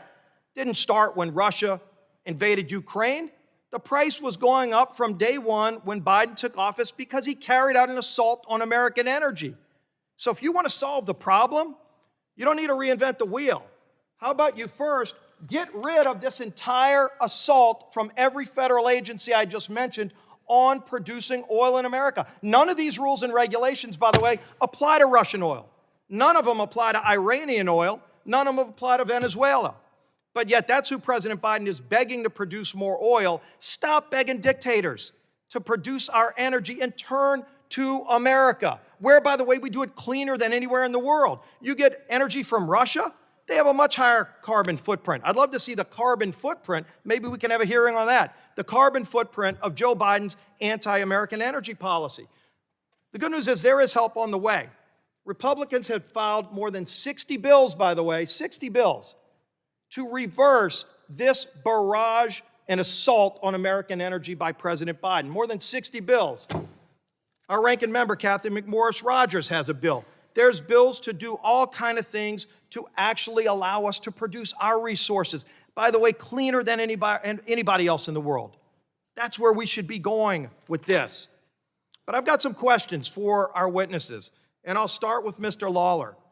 My question is, does this whole mountain of red tape by President Obama make it harder for you to produce more energy in America? Yes or no? Mr. Lawler. Well, in general, regulations that are supportive of the industry are helpful. Regulations that help improve the energy transition are helpful. So are these supportive of the industry? You've seen them, you know these, you have to comply with them. It's one of the reasons you can't produce. And I talk to people who produce in all parts of the country, and they tell me it's these regulations that are stopping them. Mr. Wirth with Chevron, do these regulations make it harder for you to produce energy in America? Yes, they do. Goods. Yes, they do, Congressman. Mr. Sheffield. Yes, they do, sir. Mr. Muncrief. Yes, they do. Ms. Watkins. Congressman, certainly some regulations are necessary for our business, but as I said before, we've got outstanding permits that would, if approved, would be enable us to bring even more production on. Let's open up American Gentleman's energy. time Let's stop the expired. assault on American Chair now is energy very pleased and to- lower gas prices. I yield back the balance of my time. The chair is now pleased to recognize the chair of our Health Subcommittee, Ms. Eshu, for 5 minutes. Thank you, Madam Chairwoman, for holding this very important hearing today and for extending the legislative courtesy to me to participate.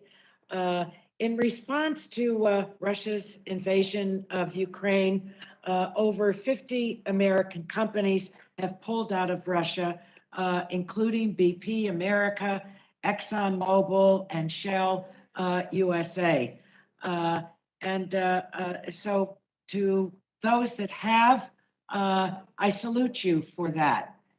Those that haven't, that are with us today, do you plan to do so?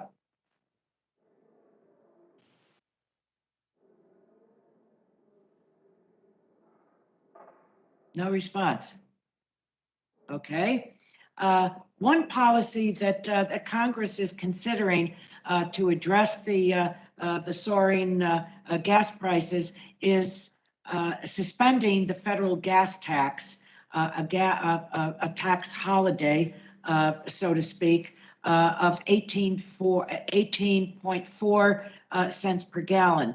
And there's a serious debate over whether gas prices would actually fall by this amount in the not too distant future.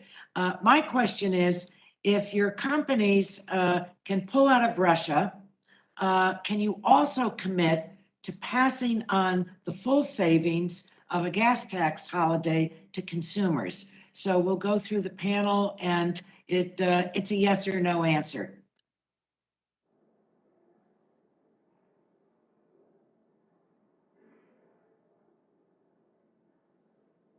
Are you refusing to say anything? It's a yes or no answer. Congresswoman, I'll start. This is Mike Wirth with Chevron. I was waiting to see if somebody was going to go through the list. We can certainly discontinue the collection of that tax. Prices move each and every day in both directions. And so I can't guarantee you that the price will go up or go down due to a variety of other factors that influence prices. But we collect the tax on behalf of the government and submit it to the government. If that tax were suspended, we would no longer collect it and pass it on to the government. So it would go to the government, but would the consumers that are buying the gas, trying to fill their tanks, would they be the beneficiaries of that? Direct beneficiaries? Appreciate your question, Congresswoman. Let me try to be more clear. The consumers would no longer pay that tax. We would no longer collect that tax. That could be a separate issue. The price of gasoline could go down more than that, or it could go the other direction, depending on a variety of other factors that are at work in markets each and every day. To the other gentleman and gentlewoman? Yeah, so Congresswoman, what I would share is a similar comment in that it is a very complex market that might precipitate increased demand, which could also increase prices. And I would just tell you that it's very complex market-based decision. But can't you bring more clarity to this than just saying that everything is so complex? You know, I know that this is not pleasant, but the American people are really not with you. They're angry. They're angry. And, you know, when I think every American company owes something to America, to the American people. There's pain at the pump. And really, what underlies my question is what can you do to help alleviate that?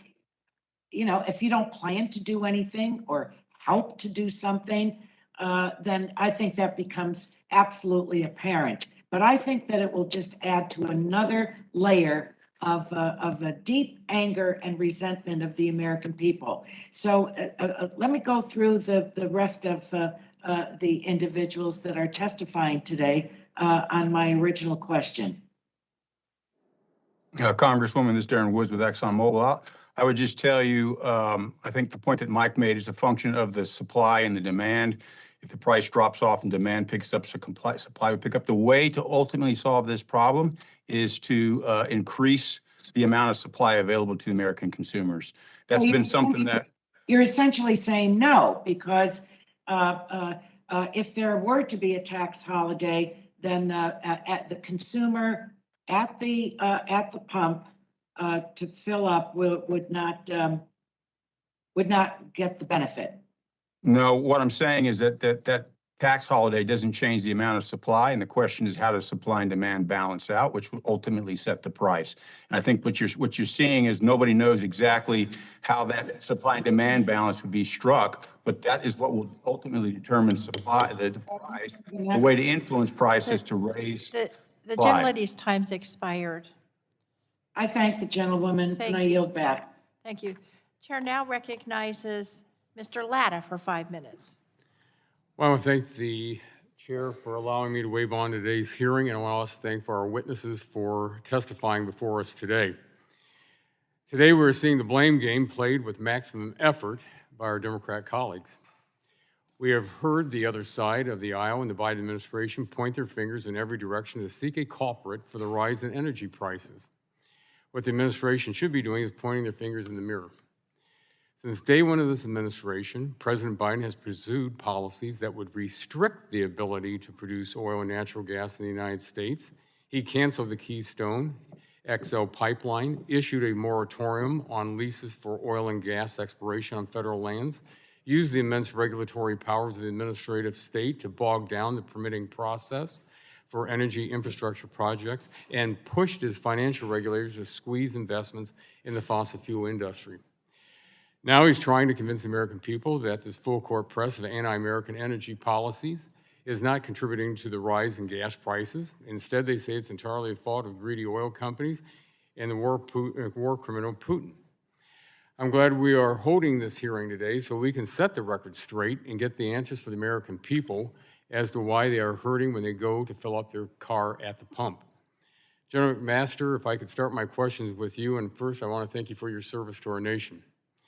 In light of the horrible crimes that were discovered over the weekend in Ukraine perpetrated by the Russian army, many Western nations are now catching up to the United States and recognizing the need to end the importation of Russian oil and gas.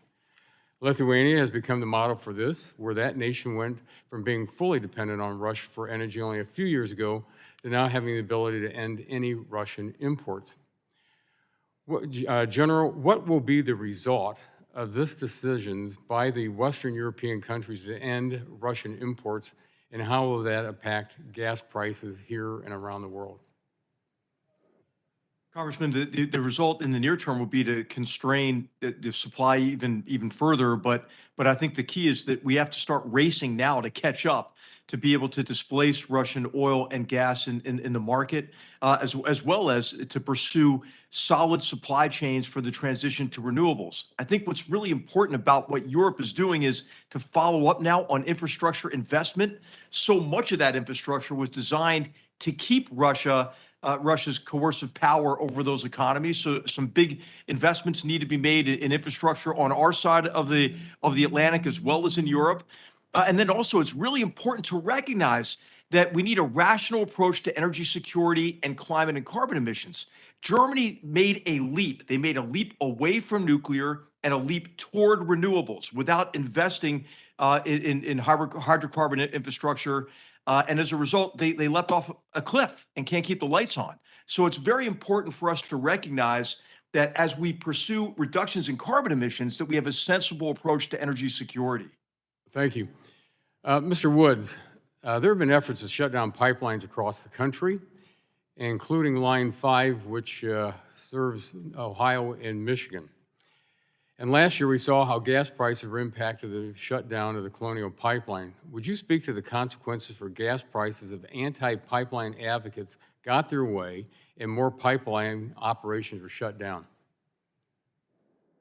Yeah, thank you for the question, Congressman. Infrastructure plays an incredibly important role with respect to energy supplies and keeping reliable and affordable energy available for American people around the nation. What you'll tend to find is sources of supply.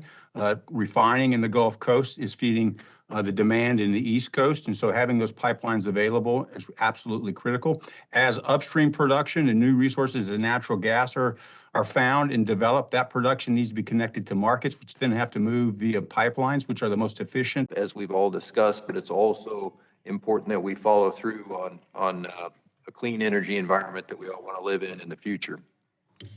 Gentlemen's time's Thank you very expired. much. Who now recognizes the chair of the Select Committee on Climate Change Crisis, Congresswoman Castor from Florida, for 5 minutes. Well, thank you, Chair DeGette, for calling this very important hearing on price gouging by the big oil companies. It's truly outrageous, and we've seen since Putin's attack on Ukraine a rise of at least 75% or 75 cents. And this is, I really feel for the small business owners and the parents trying to get their kids to school every day.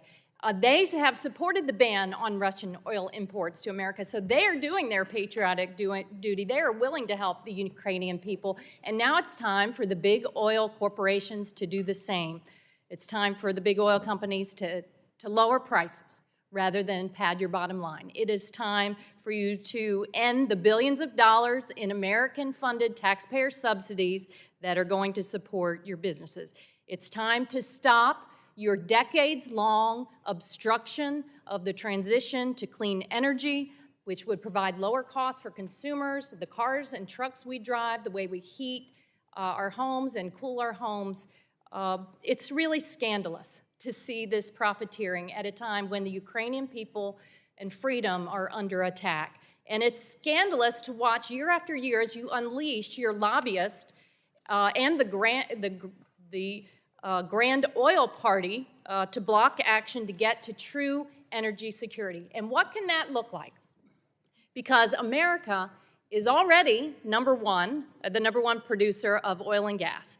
Has that insulated us from the volatility and the price spikes? It hasn't.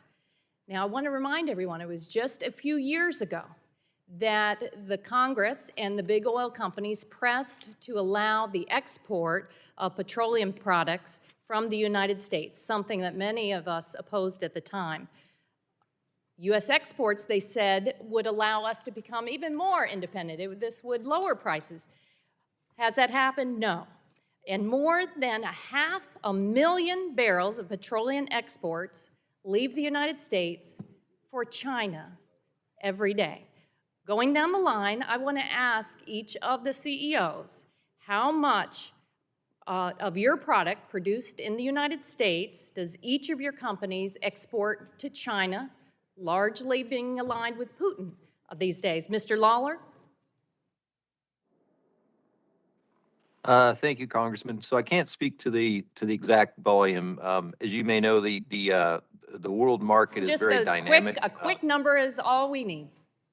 Mr. Wirth. Yeah. So Mr. Wirth. Congresswoman, that's not a number that I have at hand, but I'd be happy to follow up with your staff and make sure we get that information to you.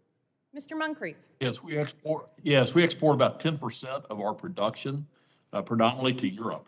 To China. I'm just asking about China. Oh, I don't think hardly any to China. All right. Mr. Woods?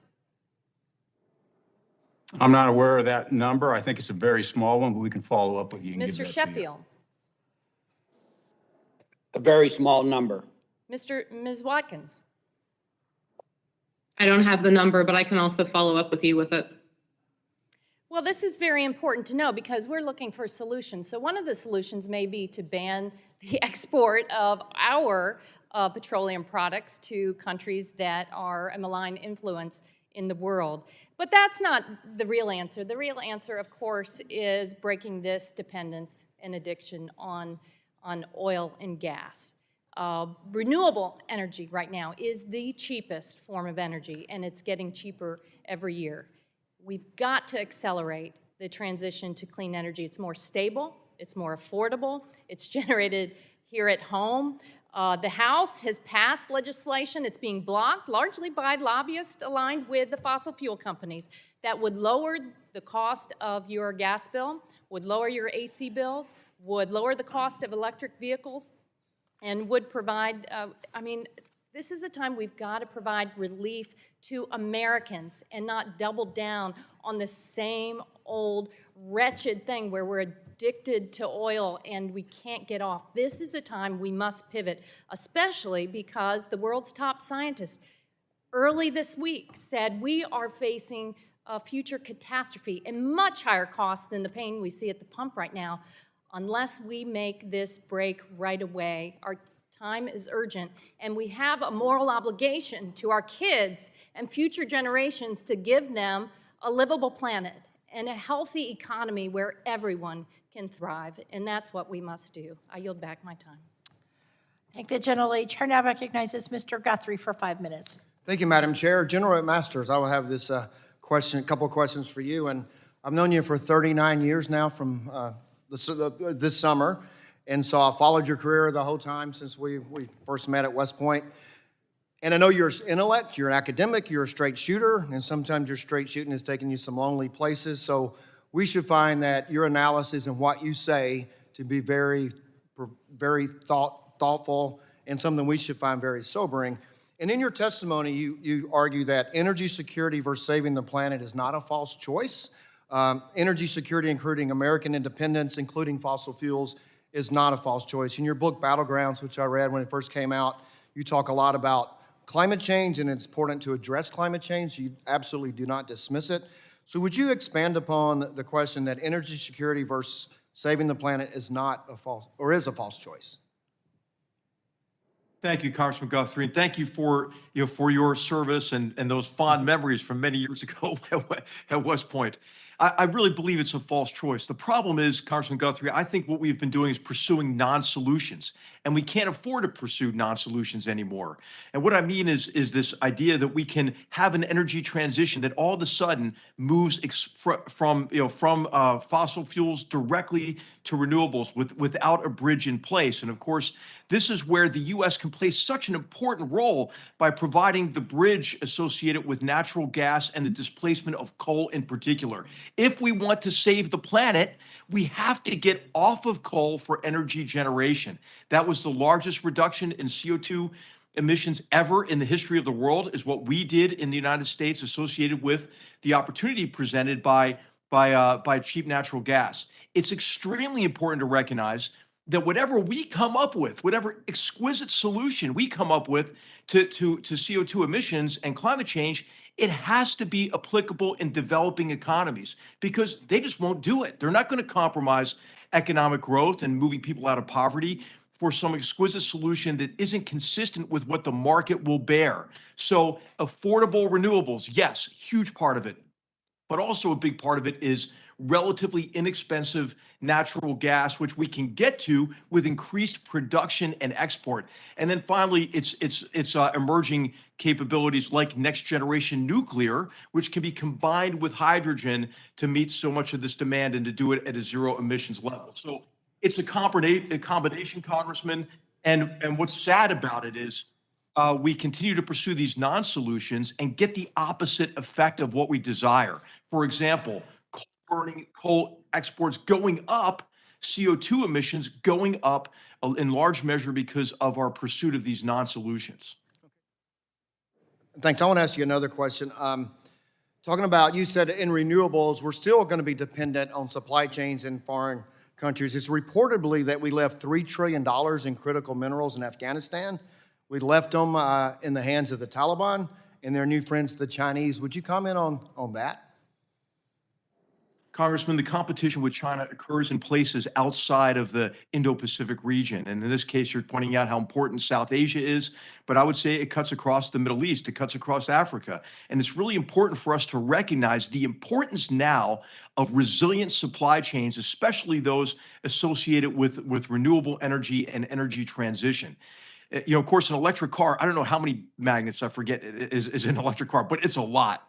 And then, of course, battery manufacturing, magnet manufacturing, the whole upstream supply associated with rare earths and other critical minerals and the separation from ore, all of that has to be resilient. And the only way we're going to get there is with onshoring and nearshoring. And that's really, I think, has to be a major focus of this committee and the Congress as well as the Biden administration. Okay, I want to ask you one more thing. You in your written statement, you argue that OPEC isn't expanding their production when President Biden has put out a request because they're concerned with his dealing with Iran and the Iran deal.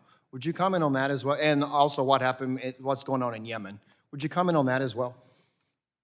Well, it is what I would characterize as a nonsensical Mideast policy that has alienated what could be key partners in the Gulf region. And this is foremost among them, Saudi Arabia and the United Arab Emirates. And what they're upset about is another weak Iran nuclear deal that would essentially just give the theocratic dictatorships in Iran cover for continuing their nuclear and their missile programs, which are a grave threat to all of them in the region, and obviously a grave threat to Israel. And then also a failure to designate or taking off the designation from the Houthis in Yemen as a terrorist organization, even as they're firing rockets, into the Emirates and into Saudi Arabia. So we asked them for cooperation, but of course they're not giving it to us because they're angry with us, and I think in some cases, rightfully so, because of a unwise approach to the Middle East and to Iran. Thank you. My time's expired. I yield back. Look forward to seeing you again soon. Thank you so much. Chair now recognizes Mr. Sarbanes for 5 minutes. Thank you very much, Madam Chair. I want to thank our witnesses for being here today. Let me just say up front, put my cards on the table, I don't trust you. I don't mean that in the sense that I question your personal integrity. I don't. But I recognize your role. Your role is to lead large for-profit corporations that are looking to maximize the return to your shareholders. So when I say I don't trust you, what I mean is I don't trust you not to take advantage of this situation to try to meet that goal. I think that there's clearly an opportunity to profit from this crisis that's occurred in Ukraine, from the disruption to the global supply chain of oil and gas, and it's an opportunity that you're seizing on. Again, I understand why. You want to satisfy your shareholders. I won't speak to what it means for your executive compensation, but that's your impulse. And earlier we saw a pretty revealing chart that Congresswoman DeGette laid out, where she conceded, obviously, that the price of crude oil had spiked when the invasion occurred, initially the disruption, and predictably the price at the gas pump went up as well, but then she showed how the price of crude is coming down, but the prices at the pump have not come down. So I think what that reflects is this ability to kind of manipulate the situation. Your industry can say, well, we expect that the crude oil price may go up, so you can anticipate that by charging more to the retailers. And then if the price comes down, you can say, well, it's coming down, crude's coming down, but it's going to take a few days before that can be passed along. Or maybe we can't pass it along yet because we think the price may go up again. You've got a lot of latitude to manipulate and take advantage of the situation in ways that will boost your profits. And sometimes it's legitimate to use phrases like there are a variety of factors in the marketplace. Prices move up and down every day. That's the industry. I understand that. But sometimes that can just be a good way to cover up what is an effort to, or an opportunity to price gouge.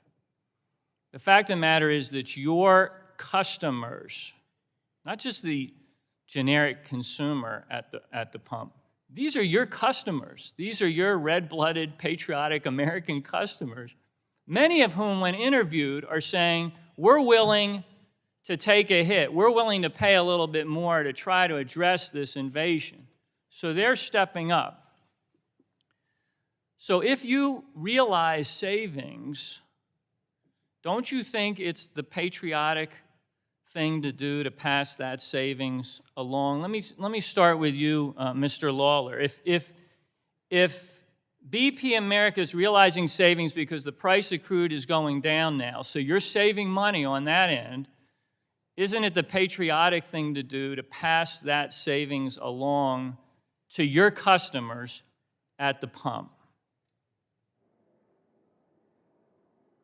So, Congressman, as I had shared before, we sell our crude oil into a market, and it's a competitive market, and we sell all of our refined products into a competitive market, and we buy feedstocks for our refineries in a competitive market, and it is not something that BP controls. Mr. Wirth, I'm going to see if I can get a better answer from you. You have costs. Costs go up, costs go down. If the price of crude is going down, that represents a savings to your operation, does it not? Yes or no? As the price of crude goes down, that reduces the cost of inputs to our refineries. That is correct. Savings. Is it the patriotic thing to do when that happens, as it has happened based on what Congresswoman DeGette showed us earlier? Is it the patriotic, corporately responsible thing to do to pass those savings along to your customers at the pump? Congressman, no single company controls prices I know. in these I got it. My time's out.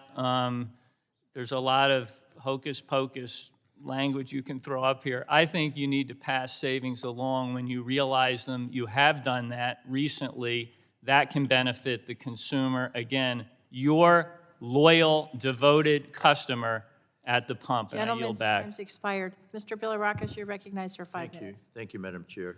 Thank you again to the witnesses for coming to testify at this very important hearing. Some of my Democratic colleagues have for weeks, and especially during this hearing, lambasted American oil and gas companies for high prices at the pump and attempted to deflect criticism from the president for his rhetoric and policies that have clearly sought to deter and reduce domestic oil and gas production.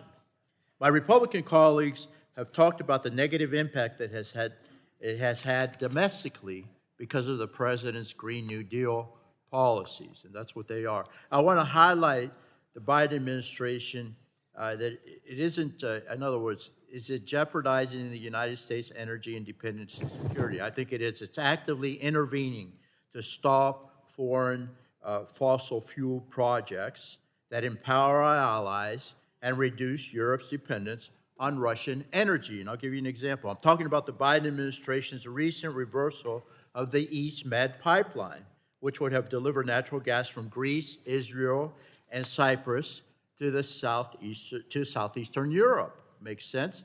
The parts of Europe most dependent on Russia. And I'll add that the president in 2014, when he was vice president, approved of this project. After establishment of U.S. support in 2019 for our allies' energy independent energy projects, specifically mentioning the pipeline, the Biden administration reversed course. Why? Contradicting U.S. policy and not following the law as outlined in a bill I co-led and most of us voted for that was signed into law, the Eastern Mediterranean Act of 2019. We're seeing what happens when Europe is energy insecure right now in Ukraine. Nobody can deny that. And even going back to 2006, the extended effect that that's had on our own national security and that of our NATO allies. Thank you for your service, General McMaster, and I have a question for you. In your testimony, you talked about Putin's long history of trying to coerce its neighbors to extend Russia's influence. Could you please briefly describe the positive impact the East Med pipeline could have on reducing the energy dependence on southeastern European countries, and hopefully preventing a repeat of what's tragically happening in the Ukraine, in countries like Romania, Bulgaria, I could go on, Moldova, let alone the NATO allies. If you could comment on that, I would appreciate it, General. Thank you. Congressman, what you're highlighting is a tremendous opportunity for international investment in infrastructure.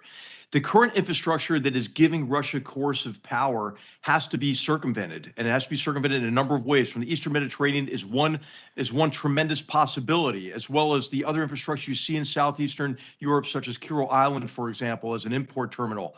It's important to recognize that a lot of the infrastructure that Russia is using is old Soviet infrastructure. For example, in Ukraine, where they're concentrating the offensive now in the Donbass, that's the area in which about 90% of the energy infrastructure and potential in Ukraine lies, and that's not a coincidence. Ukraine is designed to export, right, energy, not receive energy imports. So these sorts of infrastructure investments are immensely important, and of course, people argue, well, it's going to take a long time. Well, it takes a much longer time if you never start. And so I think in every crisis, we should look for an opportunity. One of the opportunities here is renewed investment in energy infrastructure globally. You're right, General. Common sense. That's just talking about the pipeline from a national security perspective as well. From what I've been hearing, my colleagues across the aisle and the President of the United States don't seem to understand or willfully ignore that their actions not only affect current prices, but heavily influences decision-making focused in the future, like investments, of course, oil futures, and oil price contracting, all which feed back to the effect the current and future prices as well. So, Mr. Wirth, I know that Chevron, especially after your acquisition of Noble Energy, you have a significant presence and activity in the Eastern Mediterranean. Could you please describe the impact the administration's reversal on the East Med pipeline has not only on other public and private investments in natural gas projects in the region, but specifically the East Med pipeline, which is currently in the stage of seeking investments and evaluating viability? If you could answer that question, I would appreciate it quickly. Congressman, I appreciate you raising this issue. It's an important one. The Eastern Mediterranean has tremendous gas resources that currently serve only local and regional markets. We're working on a number of options to try to extend that gas into other markets, and Europe in particular. The Eastern Med pipeline is one alternative. It's a complex, costly alternative, but it's a real alternative. We're looking at liquefied natural gas, floating liquefied natural gas. We welcome dialogue with others that could help mobilize capital and infrastructure to get that gas to European markets. The gentleman's time's expired. Chair now recognizes Mr. Welch for 5 minutes. Thank you. Gentlemen and women, we have There's two issues here. One is a debate about long-term energy and how quickly, in my view, we need to transition to renewables. But there's another issue that is immediate, and that is the impact of the war in Ukraine, that brutal invasion that bloodthirsty Putin has inflicted on the people of Ukraine, and how that has caused such disruption, pain for consumers everywhere, from Eastern Europe to the United States. And the question that all of us have is, what can we do to support the people of Ukraine in their effort to survive? And what can we do to help citizens, everyday citizens who are living paycheck to paycheck, to be able to pay the bills that have escalated, particularly at the pump and for home heating oil? This is not for me a debate about long-term policy. I know we have disagreements here between me and my colleagues, and perhaps me and some of you. I think we've got to get to clean energy as quickly as we possibly can. But here's what alarms me. On March 6th, 2020, just before we had the shutdown as a result of COVID, U.S. crude oil production was 13.1 thousand barrels per day. Or million barrels per day. Yeah, 30,000. Thank you. On January 2022, it has declined to 11.4. So what we've seen in that time is production has gone down, prices have gone up, and what we have seen, particularly since February in the invasion, is that profits have exploded, dividends have been raised, executive compensation is up, and shareholder stock buybacks are up $41 billion.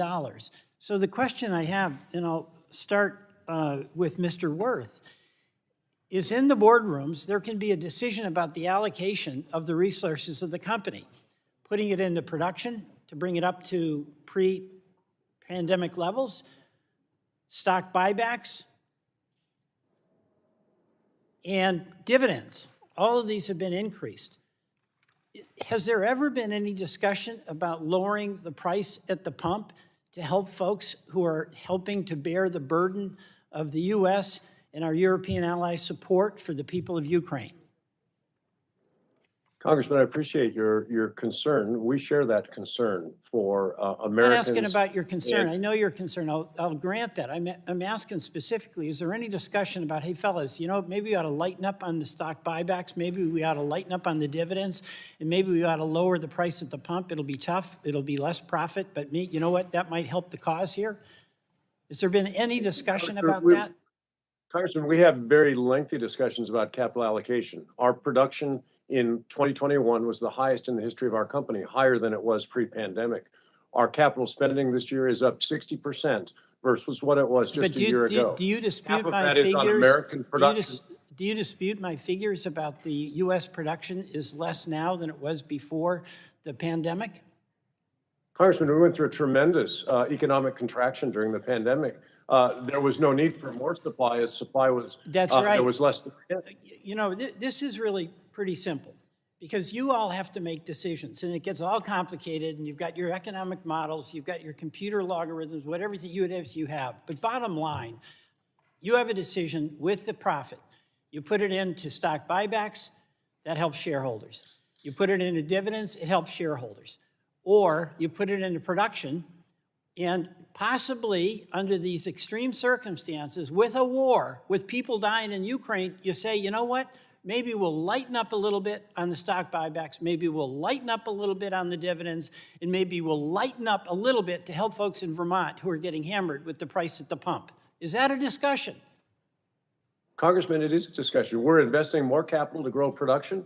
We can do that and return value to shareholders. They're not mutually exclusive. You do have both of them. It is a world market, and I agree with that. You don't have, even the mining oil companies don't have total control over what the price is, but they do have control over how they allocate capital between increasing production, between profits, between stock buybacks, and between dividends. I yield back. Chair now recognizes Mr. Johnson for 5 minutes. Thank you, Madam Chair. First of all, I want to thank our panel, some of the biggest names in oil and gas, for joining us today.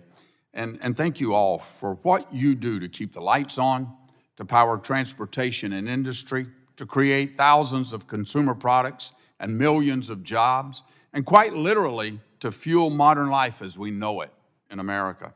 You deserve praise for that. What you produce has lifted billions of people out of poverty around the world. But there's a problem. Many of you have big advertising budgets. Why won't you tell that story? I'm not going to name names, but we've all seen the TV commercials from Big Oil, filled with solar panels, green climate messaging about how you're diversifying your portfolio and how you're embracing liberal progressive values. What's been your return on investment with that effort? You've taken a shellacking today from the Democrats. Do they seem impressed by your efforts to show your allegiance to their anti-fossil fuel agenda? Do they give you any credit for your green overtures, your ESG commitments, or your carbon cutting plans? No, they do not. For heaven's sakes, they're blaming you for high gas prices, for inflation, for bad weather, and all the world's problems that their failed policies are actually causing. Your industry has a lot to be proud of, and Americans know it. You just have to help us tell them.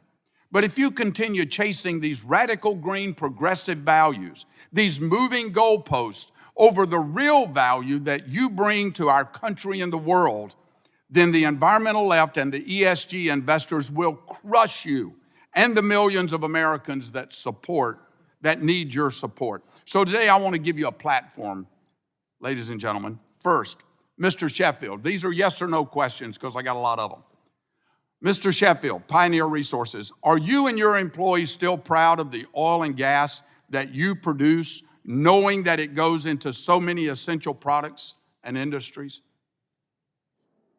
Yes, we are. Okay, sir. Thank you very much. Mr. Muncrief, Devon Energy, or Devon Energy, if I got that right.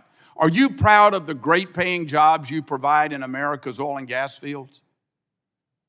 Yes, the answer Okay, is thank yes, you very much. That's a big yes. Mr. Woods, ExxonMobil, are you proud that your company, one of the world's largest, provides resources that quite literally lift billions of people out of poverty globally? Absolutely. Okay. Mr. Wirth from Chevron, are you proud that the jet fuel, diesel, and gasoline that you sell play such a vital role in Americans getting to their jobs, getting their jobs done, taking care of their families, and keeping our economy moving? I am absolutely proud of our Okay, people. thank our you. company, Ms. Watkins. products, and our values. Ms. Watkins from Shale, are you proud of your company's investments to export more clean, abundant American liquefied natural gas? And are you proud of the cracker plant at Monaca, Pennsylvania, that produces a raw material that goes into literally thousands of products that are needed in everyday life here in America? Are you proud that the gas that you produce, that our European friends and allies need so much right now that they are literally dying for? Are you proud that you produce that product? Yes, Congressman, I am. Thank you very much. Mr. Lawler from BP. Estimates say oil markets are going to be 3 million barrels a day short, with Russian crude coming off the market. But the world needs that 3 million barrels that the Russian market is going to collapse. Would you be willing to help make up that deficit, perhaps from American resources? Well, I can tell you, Congressman, we are focused on that just Okay, this year. that's While a yes. At the same time, I appreciate that. Thank you very much. Ladies and gentlemen, these are a few commercials that you folks could run. You've got a good story to tell. Use these ideas to tell the American people the truth about what you do so that they can quit being misled by the barrage of negative, disingenuous, false advertisement that you see coming from my Democrat colleagues today. I'm going to yield back a whole 18 seconds of my time, Madam Chair. I thank the gentleman. The chair now recognizes Mr. Cardenas for 5 minutes.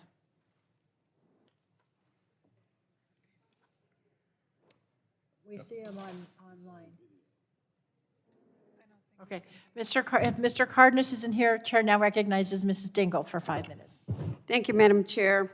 Thanks for holding this hearing. Times are tough right now. Americans and my constituents are really feeling it in their wallets. Gasoline prices in Michigan have doubled to triple in the last couple of years. This means families, as everybody's been talking about, are forced to cut costs while they see the oil companies making record profits. I had a UAW worker who at Christmas time told me he couldn't go visit his family because he simply can't afford it anymore. Another worker who used to visit her mother every Sunday said it's really hurting her. So times like this underscore the importance of ramping up investments in domestic manufacturing of clean energy. And I'm going to say to my colleague, Mr. Johnson, look, I'm a car girl. I come from an industry that operates with the internal combustion engine. And yet global climate change is real. We're 30% responsible for carbon emissions, and we're coming together to work together, the OEMs, the workers, and the environmentalists, to try to get to the next generation. And that's what we're all talking about like this. We need to make this transformational shift to electrifying the transportation sector to reduce carbon emissions and our dependence on foreign energy sources, while we're creating good-paying American jobs and strengthening clean energy supply chains. The fact of the matter is, this is an economic and national security issue. I've heard each of you today point to, thank you to our witnesses, but I've heard each of you today point to the complex global commodity market or describe your company simply as price takers. The way you talk about your business, it's as if you have no control over anything and that you're just helpless participants in the global market. But I'm not sure that's true. Your decisions on whether to increase, sustain, or decrease production affect the price per barrel. But isn't it true that your product is the majority of the price that someone is paying, that the customer is paying for the cost of gasoline? So if the price of your product, crude oil, is high, then the price of gasoline at the pump is high, correct? I'll quickly go down the line. Just yes or no. Mr. Lawler?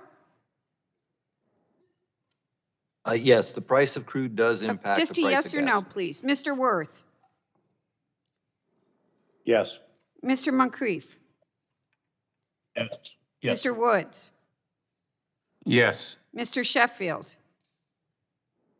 Yes. Ms. Watkins? Yes.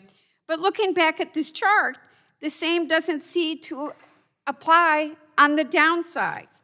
And that's why we want to understand this better, because the consumer isn't seeing the benefit at the pump. So what I want to understand is what it is that your companies can and should do, and what Congress can do to incentivize action so we can alleviate the pain at the pump for our constituents. Global demand has been rebounding for nearly a year and is projected to exceed 2019 levels by 200,000 barrels per day this year. The demand is there, but we still haven't reached pre-pandemic levels of production. And while I understand that you simply cannot flip a switch or turn on a spigot, we must be honest about the main reason that some companies are choosing to ramp up production slowly. A survey of oil company executives by the Dallas Federal Reserve found that nearly 60% of oil companies are restraining growth because of investor pressure. But that same survey also found that for large firms like the ones like you all sitting before us today, the price needed to turn a profit on a new well is somewhere around $50 a barrel on average, roughly half the current trading price per barrel. Mr. Muncrief, let's start with you. You stated on December 21st, 2021, investor call, that Devon can officially sustain production at an ultra-low WTI break-even funding level of about $30 a barrel. Is that still approximately your break-even point? Yes, it is. It's slightly higher than that with the inflation we've seen, but it's pretty close, yes.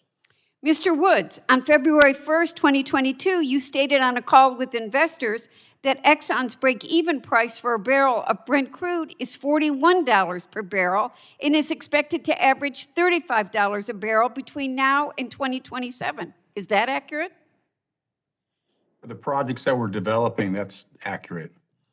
Mr. Lawler, the guidance that you gave investors for the second half of last year was that your break-even price was around $45 per barrel for oil. Is that still your break-even point? That sounds about correct, yes. Mr. Wirth, your CFO told investors that your break-even was around $50 per barrel to cover capital expenditures and dividend. What is the break-even just to cover your costs without the dividend?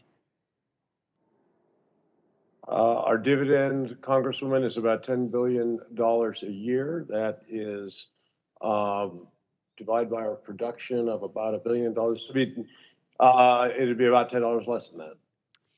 Ms. Watkins, your company's break-even is around $30 per barrel, correct?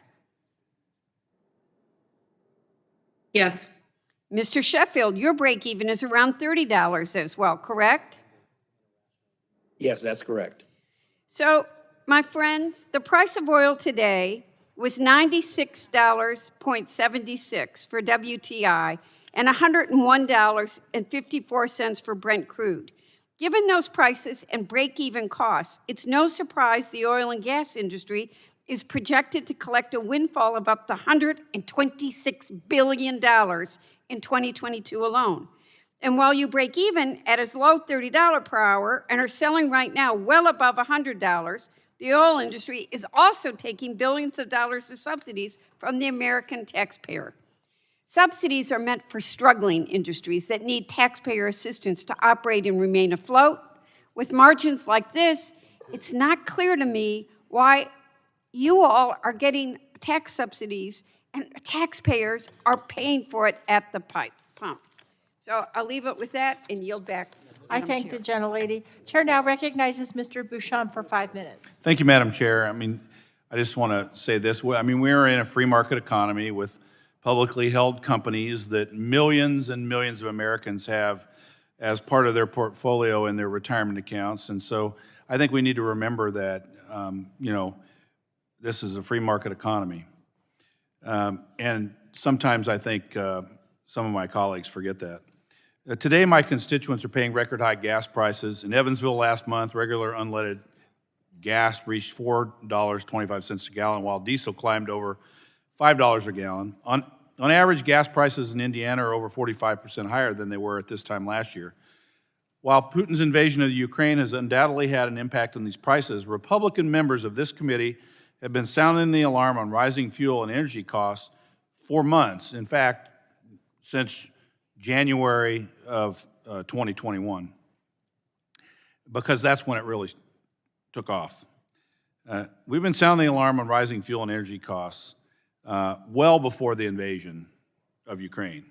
Yet today, my colleagues on the other side of the aisle are calling on their usual gameplay when gas prices get too high. It's price gouging. Let's get the FTC to investigate. Let's be clear, in my view, this isn't remotely close to the main culprit of why Hoosiers can't afford to fill up their cars. It's been the hostile policies of the Biden administration towards American energy producers that has helped to drive up prices during the past year. And instead of looking into how we can reverse course on these policies, again, we revert back to the FTC, which has never shown that price gouging is the main culprit for decades, every time it's been approached to study this. Not only are these misguided policies emptying out wallets of my constituents, they're also threatening our national security. As we should be learning from our European allies, those misguided energy policies have given significant leverage to Putin, and we must prioritize our energy security as a matter of national security. And it just baffles me why the Biden administration continues to pursue policies that harm domestic energy producers, weaken the position of our allies, and ultimately plays into the hands of adversarial states around the world who seek to weaponize access to energy. We must get back to American energy dominance. General McMaster, you mentioned in your testimony that authoritarian governments use their power over energy supplies to coerce opponents. The Biden administration, in my view, is playing right into Russia and China's hands by pursuing restrictive energy policies and attempting to negotiate with dictators in Iran and Venezuela for oil rather than producing American energy and getting our country back to pre-Biden administration energy dominance, where we were net exporters of energy. And some of this may be ground that's been covered, but General, could you explain what is at stake if the United States were to continue down this road and become irreversibly dependent upon adversaries like China, Russia, and Iran to meet our energy needs? Congressman, thank you. Well, we all live and learn. So I'm hoping that the Biden administration, all of us will learn from Russia's use of energy for coercive purposes. That we should learn, obviously, our lesson in terms of investing in our own production and export, which can help satisfy global demand and do so in a way that redounds to our benefit in terms of security and prosperity in the world broadly. But also, as I think you're alluding to, the danger associated with becoming over-reliant on supply chains that go through China, especially those connected to renewables. Renewables associated with with solar and wind power and the hardware and equipment, but also the manufacturing of electric cars and the batteries that go into them and the magnets that go into them, as well as the minerals and various materials. So I think and by the way, the oil that goes into them in the form of plastic. So every electric car is about 1/3 made out of petroleum products. So it's important for us, I think, to recognize that we have an opportunity. And, of course, I don't want to lay blame on anybody at this stage. As long as we learn our lesson and we change the policies, we relax the regulations and the permitting, and be able to take advantage of the great promise of our tremendous natural resources here and American innovation and ingenuity. Yeah, I mean, I'm particularly concerned about China's situation and their strong position in the renewables market, as you just mentioned, especially as we have a rush to green energy agenda while still discouraging mining of critical minerals and energy production in the United States. So, I think you did touch on this by pursuing this rush to green without shoring up domestic mining and processing capabilities, particularly for our battery situation.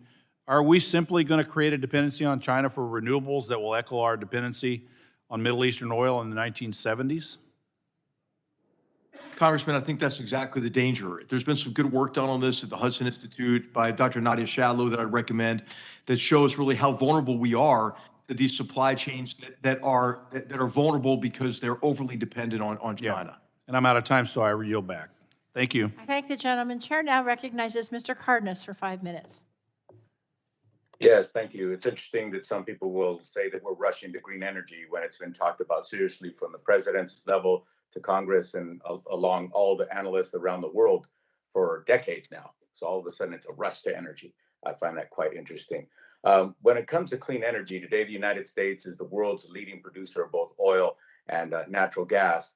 And this has undoubtedly brought our country numerous economic benefits, including job creation, opportunities in trade, greater global competitiveness. Nonetheless, Russia's invasion of Ukraine has shed a light on how interconnected we are globally. And I commend all the individuals in our country and corporations and heads of corporations for removing their operations and terminating their operations with Russia.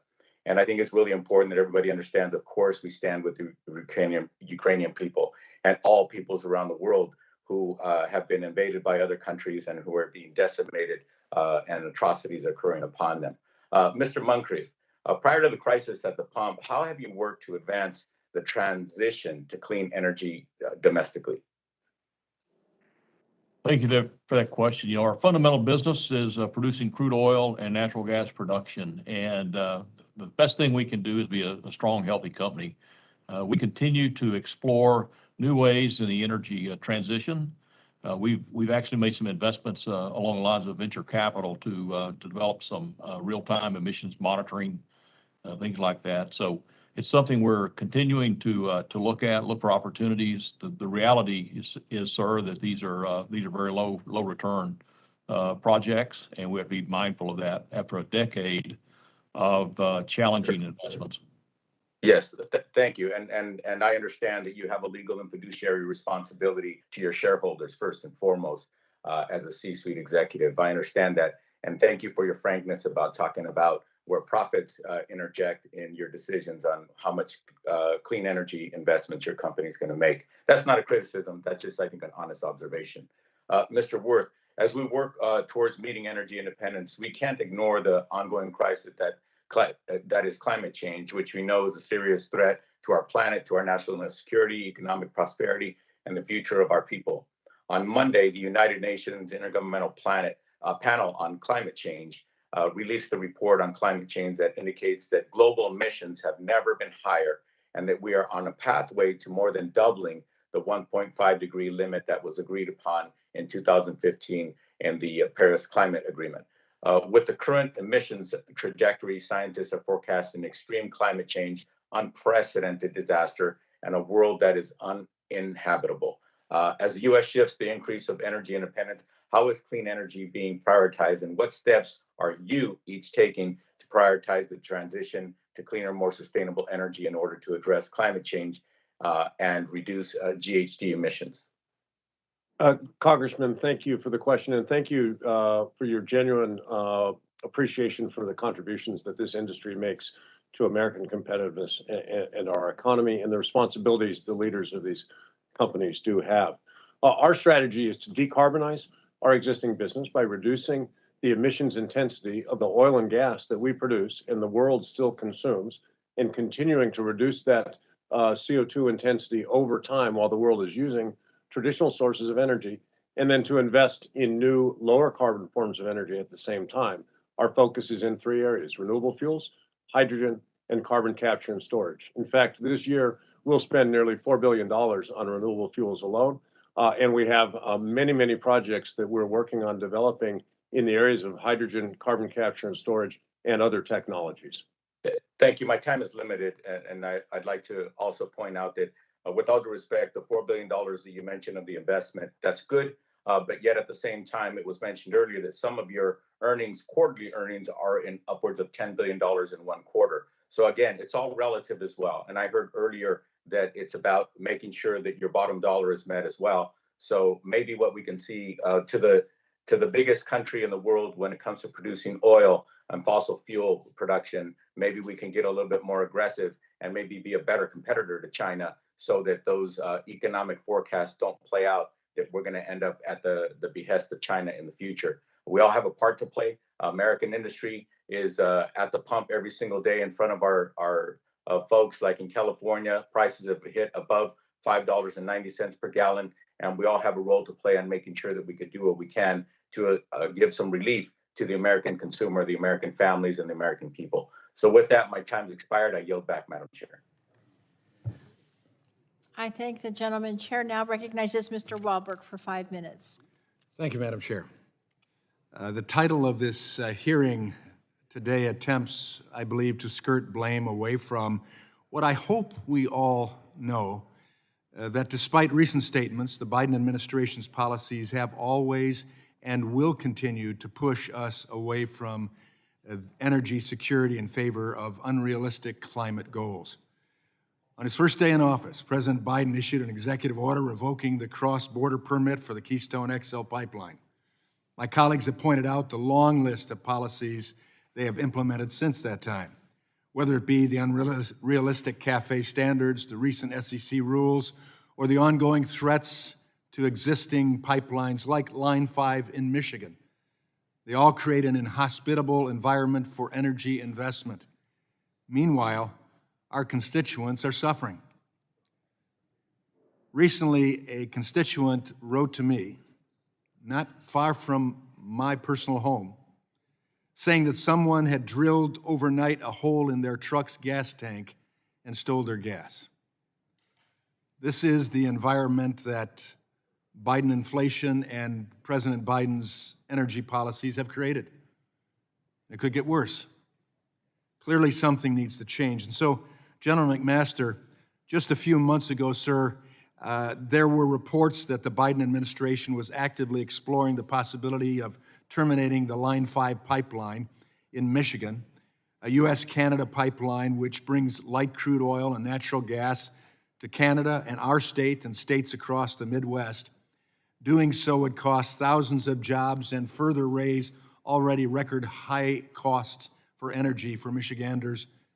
General McMaster, what message does the Biden administration send both at home and abroad when they talk about closing cross-border pipelines?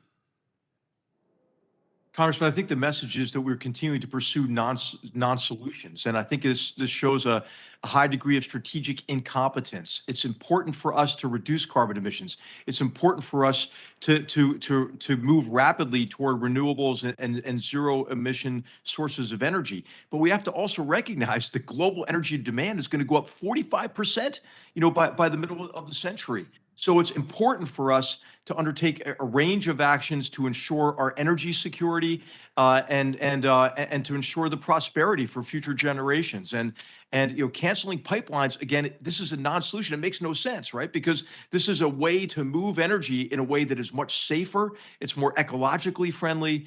And again, I think that there is a certain kind of ideology that drives a lot of this decision making, and it reveals that we're not displaying the degree of competence necessary to address these interconnected problems of energy security, national security, and carbon emissions reduction. It pushes back against OPEC and Russia's control of the global energy market as well, doesn't it? Yes, it does, especially if these pipelines can lead to export terminals that allow us then to alleviate the supply constraints in the global energy market. Thank you. Ms. Watkins, Mr. Woods, and Mr. Lawler, Line 5 services some of your refineries, and I've been at some of those refineries. Closing the pipeline, Line 5 pipeline, would mean thousands of additional trucks on the road, rail cars, tankers on the tracks, going through our communities, creating safety hazards and more emissions, actually, rather than a pipeline. Do you agree that pipelines are the safest and most efficient way to transport fuel? Ms. Watkins? Yes, sir. I believe that there is a way to transport fuel. Mr. Woods? Yes. Mr. Lawler? When properly maintained, absolutely. And that is key, properly maintained. And Line 5, in fact, it's more than properly maintained. They're attempting to dig a tunnel underneath the Great Lakes to totally encase it, keep it protected from any type of damage to bring it across. And so the fact that we can't, and it would be great to have had our energy secretary here before we all talked today, so we could ask those questions in the context of what it's doing in your industry. I appreciate your answers, and with that, I yield back.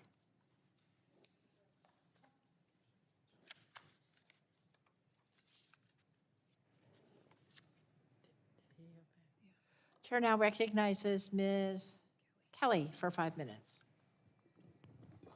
Thank you, Madam Chair, for holding this important hearing.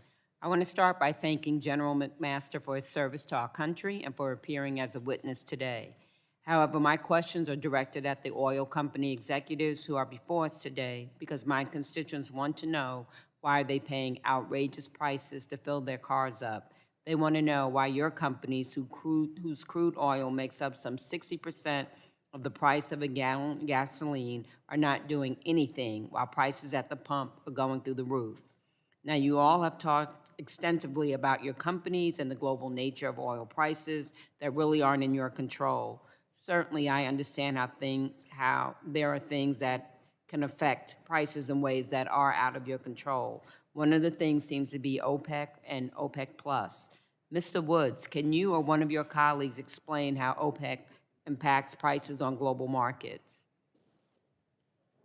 Well, as we've talked about today, Congresswoman, the main driver of price is the imbalance between supply and demand. And OPEC is basically gets together and decides on production and therefore supply in the marketplace, which will then translate into that balance and then pricing. Thank you. So it sounds like OPEC sets targets for production that have an impact on price. They restrict output and prices climb. But I've also heard today how you and your companies are independently deciding not to invest in new supply or produce more in order to return value to the shareholder. So you don't control price, but you do manage or manipulate supply to restrict the amount of product on the market relative to rising demand we are experiencing. And you do that to create scarcity, which in turn drives up prices for that product. And of course, that's what creates value to the shareholder.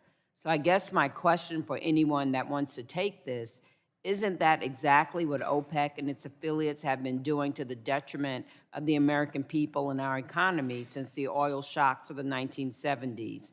How is your behavior any different than that of OPEC, if anyone wants to answer? Congresswoman, I would say that you've mischaracterized the approach that the industry takes in general, and specifically the approach that ExxonMobil has taken. In fact, what I would tell you from 2017 through 2021, we have been extremely committed on improving our production, increasing supply, and making sure that energy remains available and affordable for people all around the world. In fact, we did the hard things. When we weren't making money, we continued to invest to make sure that the projects that were going to be needed for additional supply were available and are now producing. And as a result of that, the production that we're going to have this year is 25% higher than it was last year coming out of the Permian, which was 25% higher than it was before.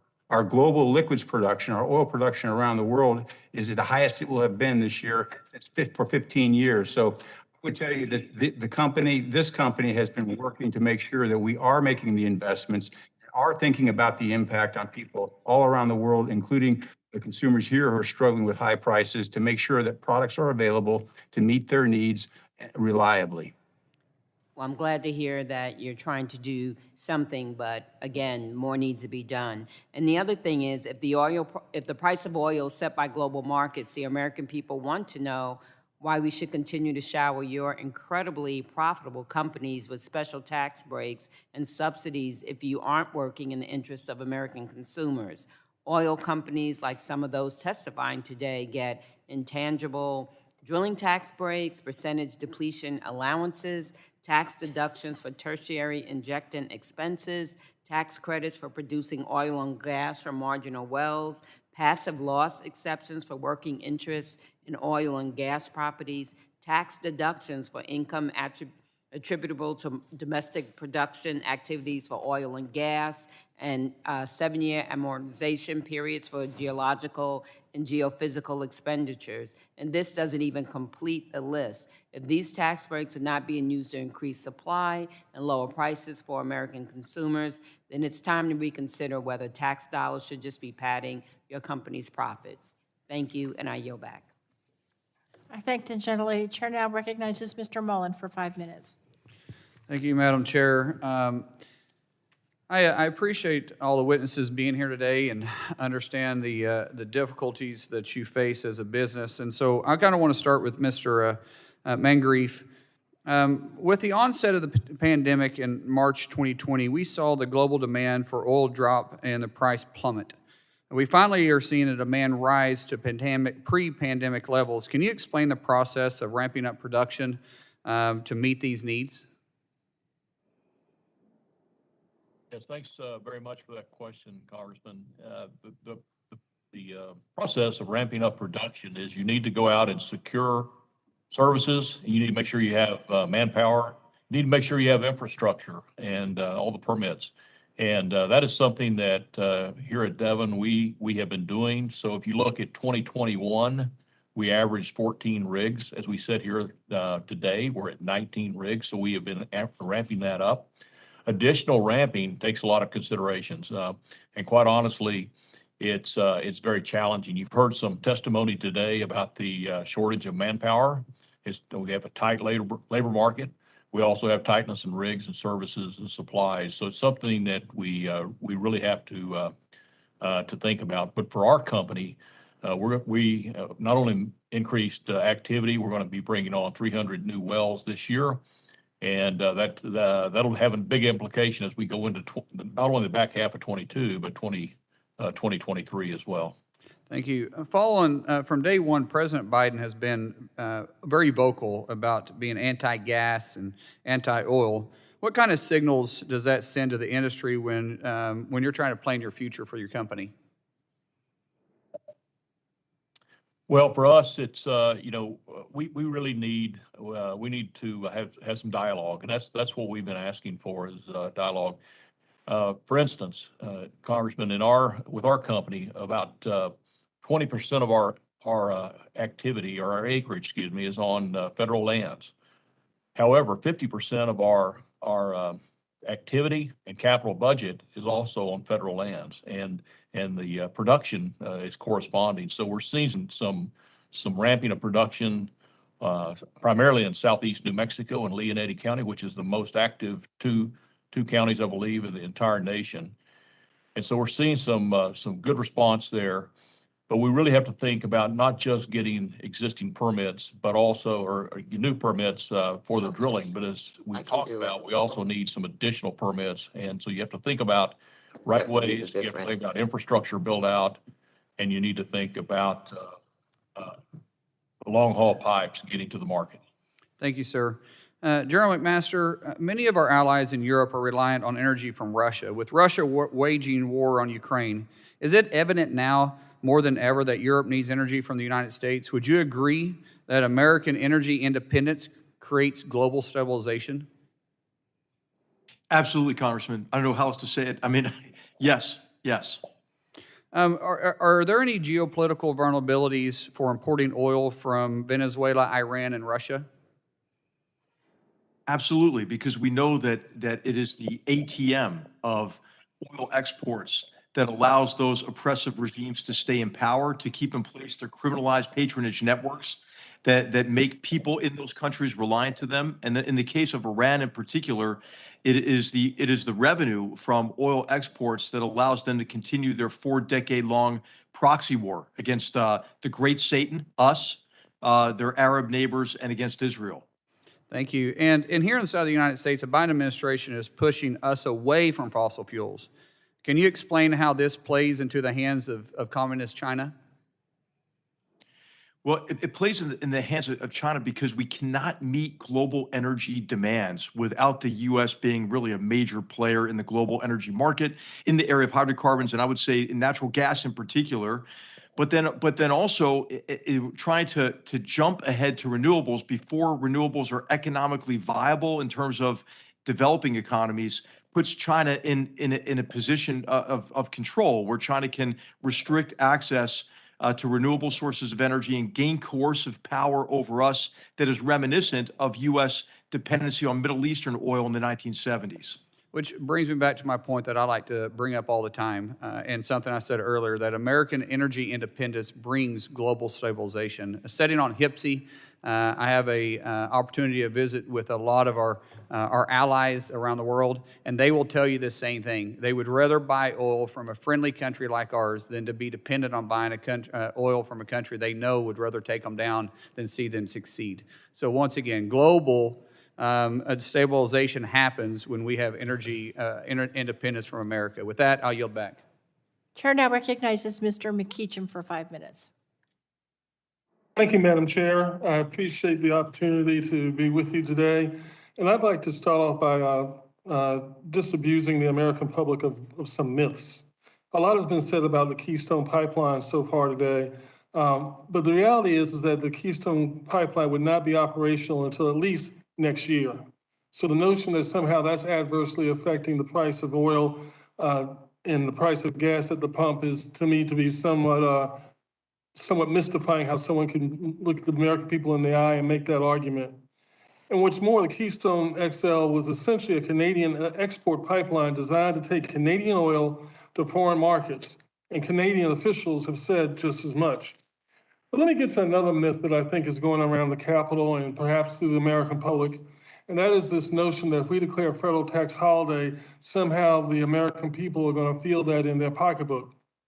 And so I would like to ask each of the major producers here, starting off with Mr. Lawler, if we decide we're going to suspend the federal gas tax, are you prepared to reduce the wholesale price of gasoline by that 18.3 cents, sir?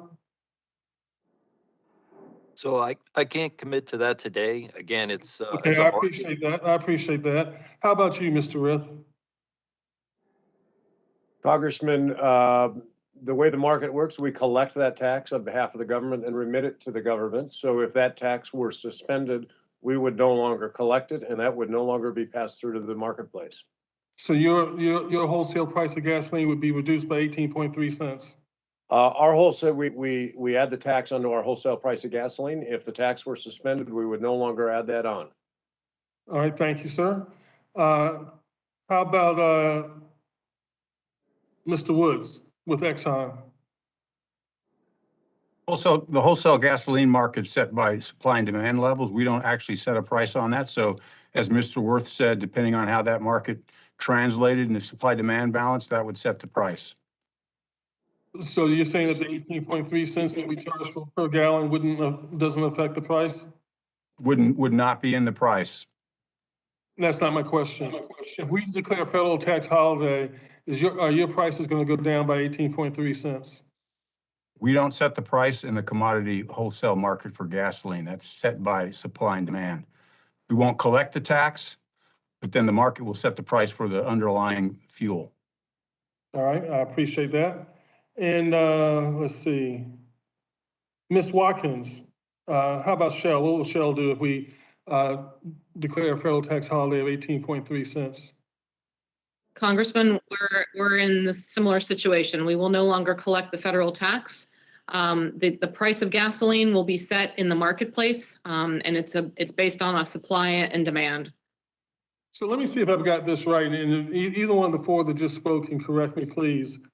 What you're saying is that supply and demand is setting the price of wholesale gasoline, which obviously gets translated to retail and ultimately to what my constituents pay for gasoline. So the 18.3 cents that we charge for a federal tax holiday really isn't affecting anything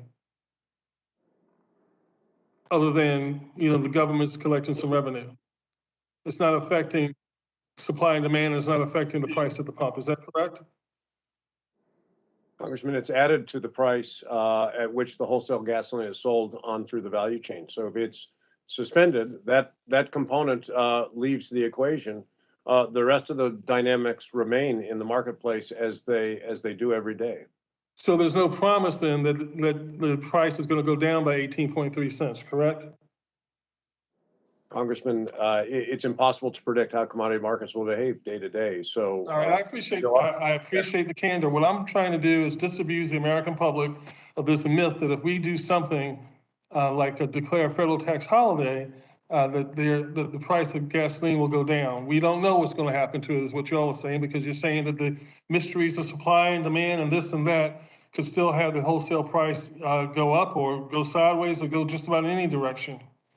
Madam Chair, I appreciate this opportunity. Let me just say this. I think our solution ultimately ought to be, we just need to give direct payments to the American people while we're in this emergency so they have some extra money to pay for gasoline. That would be my solution. I've said as much on the record. I've said as much to leadership.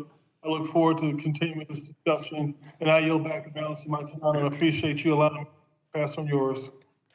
I thank the gentleman, and the chair is now pleased to recognize Mr. Carter for 5 minutes. Thank you, Madam Chair, and thank you for allowing me to wave on to this committee, and thank all of the witnesses for being here. Gentlemen, what I have behind me, ladies and gentlemen, is a chart of receipts that I've asked constituents of my district to send in to us. What you'll see here, first of all, there's an $80 to fill up a tank, $80 receipt to fill up a tank in Brunswick, Georgia, $135 in Waycross, Georgia. One constituent pointed out that they spent $334 just last month on gas. And behind each of these receipts is a story. Sam from Ellabelle, he's having to cancel his Veterans Affairs appointment because he can't afford to get there. Kayla from Ware County summarized the pressure facing the working class Americans by saying, and I quote, "I can't afford to go to work, but I also cannot afford not to go to work," unquote. We are forcing our seniors, our single parents, and our veterans to choose between groceries and gas, between a regular paycheck and regular fuel. It all comes down to the Biden administration's refusal to recognize reality and instead wage a war on fossil fuels. I, for one, do not believe any of these assertions that have been made here, that it is Putin's fault or that it is the big oil companies simply gouging the prices here. That is not what it is. This was happening before Vladimir Putin, his unprovoked invasion of Ukraine. It has happened since the policies of this administration started taking place. General McMaster, I want to ask you something. Ukraine, in the geographical area that they are in, they have the second biggest known gas reserves. They also have a lot of natural gas. In your written testimony, General McMaster, you said Russian military incursions have focused on the 10% of Ukrainian territory that is home to 90% of their energy.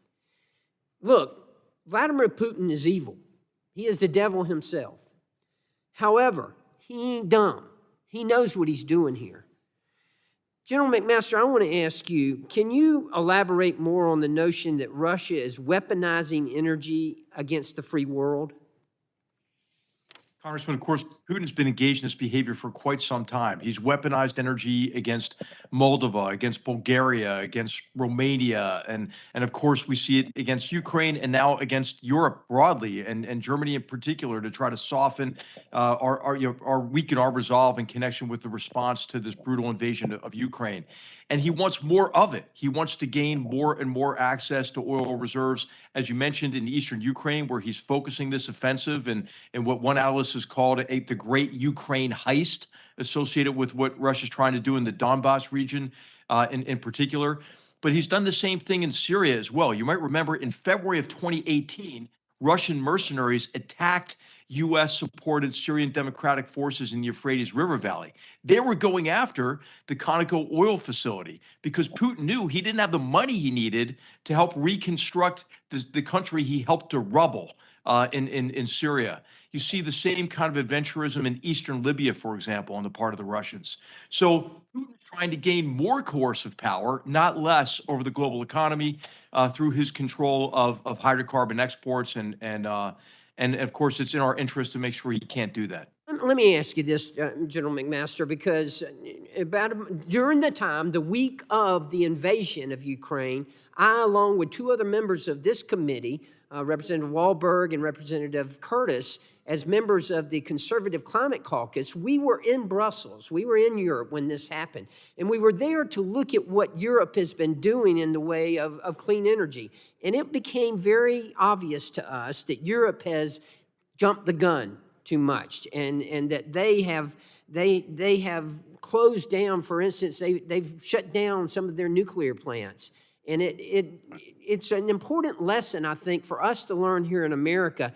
Would you say it's realistic to imagine that Europe or the rest of the world could become energy independent of Russia on renewables alone in the very near future? No, that's impossible. And especially if you take nuclear out of the equation, which was what Germany did as well. I mean, sadly, my home state of California is about to do the same thing, to shut down a nuclear plant that now it generates 10% of the state's electricity. It makes no sense at all to do that. And so what we General need is McMaster, I'm sorry. above approach. I'm sorry. One final thing. The American oil industry, we could help with natural gas. Is that not true? We could help Europe here. That's absolutely correct. And of course, this is a solution that is important for energy security, but also it's an important solution because everybody's burning more coal as a result of the constraints on the oil and gas market. So we need to export more gas, not only because it makes sense in terms of economic sense and in terms of energy security, but it also makes sense in terms of climate and CO2 reductions and getting off of coal and bridging into cleaner forms of energy. And oh, by the way, natural gas here in America is cleaner than the Russian gas, correct? Absolutely. Senator Kramer and I penned a long piece on this, a long essay on this, and maybe a policy solution that could help incentivize cleaner extraction and transport of natural gas, consistent with the way that we do it here in America.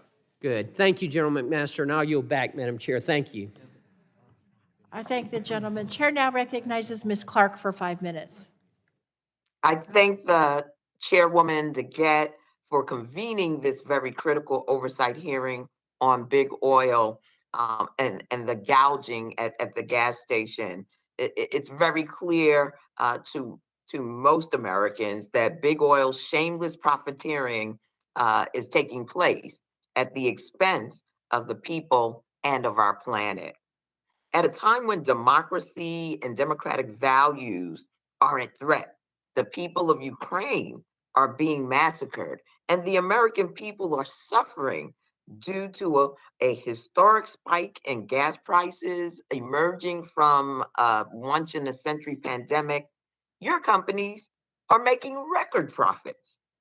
Nobody is more impacted by your actions than the low income and working class communities who spend the highest amount of their income on transportation and basic goods just to get by. These communities are were suffering long before this current crisis, and now they are crying out for our help. And what is your response? You're enriching your investors with stock buybacks and dividends and lining your own pockets with millions after millions in additional executive compensation. Many of my Republican colleagues here in Congress, and I believe your companies as well, are trying to take advantage of this moment as an excuse to push for more oil and gas permits and less environmental regulation. This is not the first time that you've done this. You say we need to drill our way out of this crisis. You say we need to hurry and approve more gas leases and more drilling permits and build more pipelines. But in fact, the very opposite is true. We've been trying to drill our way towards energy security for decades. We currently have more drilling permits and leases than your companies are even using. But no amount of drilling can change the fact that oil is an unstable global commodity that's completely out of our control. Today is Putin's illegal war that has shocked the market and initially sent prices soaring. Tomorrow it will be something else. And no amount of drilling is going to change this basic underlying reality that oil and gas are finite resources in the marketplace that is largely controlled by dictators and autocrats. And let's also try to remember that the extraction and use of this fossil fuel is pushing our planet to the very brink of climate disaster and is already destroying the lives and livelihoods of people of color in Black and brown communities across the globe. Now is not the time to drill more. Now is the time to finally wake up to the reality that the only way out of this crisis and all future oil crises is by investing in renewable energy and a green energy workforce at the scale needed to achieve a clean energy sector by the year 2035.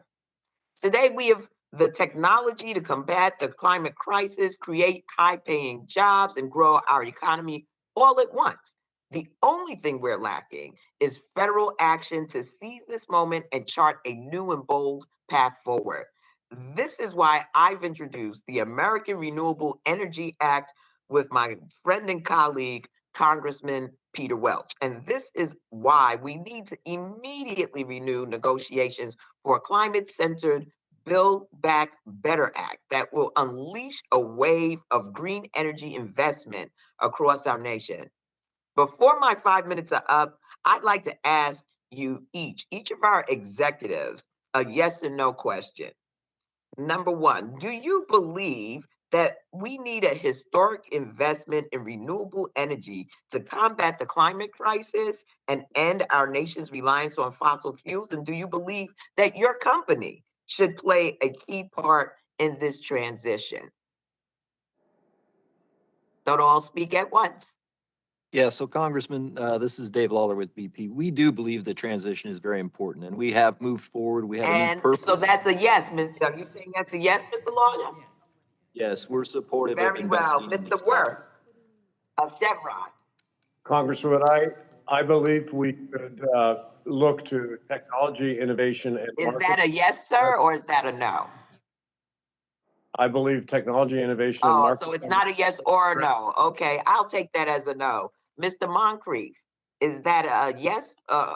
Is there a yes or a no? Well, we have a lot of challenges that we will Okay, address. I got it.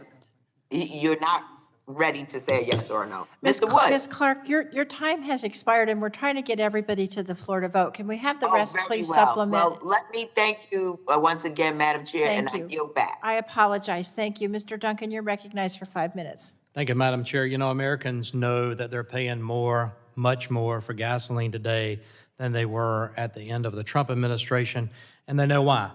Because of the policies of the Biden administration. This hearing is a complete and total deflection by the Democrats to distract from the energy crisis that President Biden and congressional Democrats have created. And they're trying to find someone else to blame. Don't let them gaslight you. Record high gas prices don't just lay at the feet of Vladimir Putin or of oil and gas companies. Just look at the dichotomy of their statements from the fall of 2021 and their attempt to lay blame here today. And I'm going to ask this article to be submitted for the record. But this is an article dated April 5th, 2022, and it says that last autumn they were demanding, House Democrats were demanding, these same oil and gas companies produce less oil to reduce the global supply of crude. That was just last fall. During the October 28th hearing, California Representative Ro Khanna praised BP and Shell CEOs for pledging to reduce their oil production. Then he asked oil execs why they weren't doing the same, U.S. oil execs. It goes on to say that in his questioning, he said, do you commit to do anything matching European counterparts to bring the actual demand of oil production down? Democrats were wanting to bring oil production down, and now they're trying to blame someone else. Mr. Khanna, Representative Khanna goes on to say that no. Are you committed to lowering the production as the Paris Accords say, yes or no? If progressives truly cared about climate, they would support more U.S. oil and gas production, which could replace supply from countries with lower environmental standards and higher emissions. In fact, California Representative Katie Porter illuminated this when she chided the CEOs for opposing Mr. Biden's halt on new oil and gas leases on federal land. You can't have it both ways, Democrats. You can't come in here and blame others for the rising prices of gasoline at the pump when last fall you were also blaming, or at least the dichotomy of that, of trying to get the oil and gas companies to produce less. So the day before Putin invaded Ukraine, gas prices were already up 55% from before the day Biden took office. Why? One reason was displayed by Representative Scalise a minute ago, the costly and burdensome regs that drive the cost of production up for oil and gas producers. In fact, he provided these regs that I'd like to submit for the record, Madam Chair. The regs that are driving the cost of production up for American producers. We saw what the candidate President Biden said. I think Scalise talked about that, but let's just look at his FY 2022 budget. In developing the budget, consideration was given to advancing three key objectives, one of which was not funding work that directly subsidizes fossil fuels, including work that lowers the cost of production, lowers the cost of consumption, that means lowers the price at the pump for American families, or raises the revenues retained by producers of fossil fuels. That was in Joe Biden's 2022 budget. You know, America is blessed with abundant natural resources, but we're cursed with liberal politicians who are causing these problems and causing American families to pay more at the pump. Crisis wasn't created by Vladimir Putin. He's just capitalizing on it. He's capitalizing on it because the Nord Stream 2 project was green-lighted by President Biden in January of last year. That money that Vladimir Putin sells to Europe, oil and gas to European countries, and sells natural gas and oil to the United States, pads his pocket and helps pay for his imperialistic aims in Ukraine and elsewhere. He's one of the richest men in the world. So I hope that we'll just look at Germany. Germany should serve as a warning signal in the United States. They sold out to the radical environmental ideology and now face an energy crisis. They simultaneously phased out nuclear power and coal and now import more than half of their natural gas from Gazprom and other Russian companies. They shut down 14 of their 17 nuclear plants. Instead of prioritizing clean-burning nuclear energy, Germany made a policy decision to heavily subsidize volatile and intermittent renewables. Now they're going back and buying more coal, and more coal plants are coming online. It's hypocrisy of pushing climate change initiatives and being held out in the world as being a leader in renewables, that all of a sudden they say, well, we need power, so we're going to burn coal. If you truly were believers, which I don't think they are, they have been at the mercy of Vladimir Putin turning the spigot on and off. You know, you just can't have it both ways. You can't encourage lower production and then try to blame somebody when the prices go up. I yield back. Gentlemen's time's expired. Gentlelady from Delaware, Ms. Blunt Rochester, is recognized for 5 minutes. Thank you, Chair DeGette, for calling this important hearing, and also to the witnesses for your testimony today. We've heard repeatedly, Americans are paying for gasoline prices higher than they ever have before, and it truly underscores the imperative for our country to be energy independent. In my state, the average cost of a gallon of gasoline is hovering above $4, which might not seem like a lot to some, but it was $2.70 a year ago. And this spike is directly impacting Delawareans. I've heard from retirees on fixed incomes, veterans, and parents who are struggling to pay soaring gas prices. One constituent wrote me that the cost actually went up by 20% a gallon while he was standing at the pump. We've seen President Biden take action. We've seen many states, including Delaware state lawmakers and Governor Carney, working on legislation to alleviate some of this burden. In Delaware, leaders are planning to give $300 in direct payments to taxpayers to provide some economic relief as Delawareans continue to struggle with rising prices at the pump.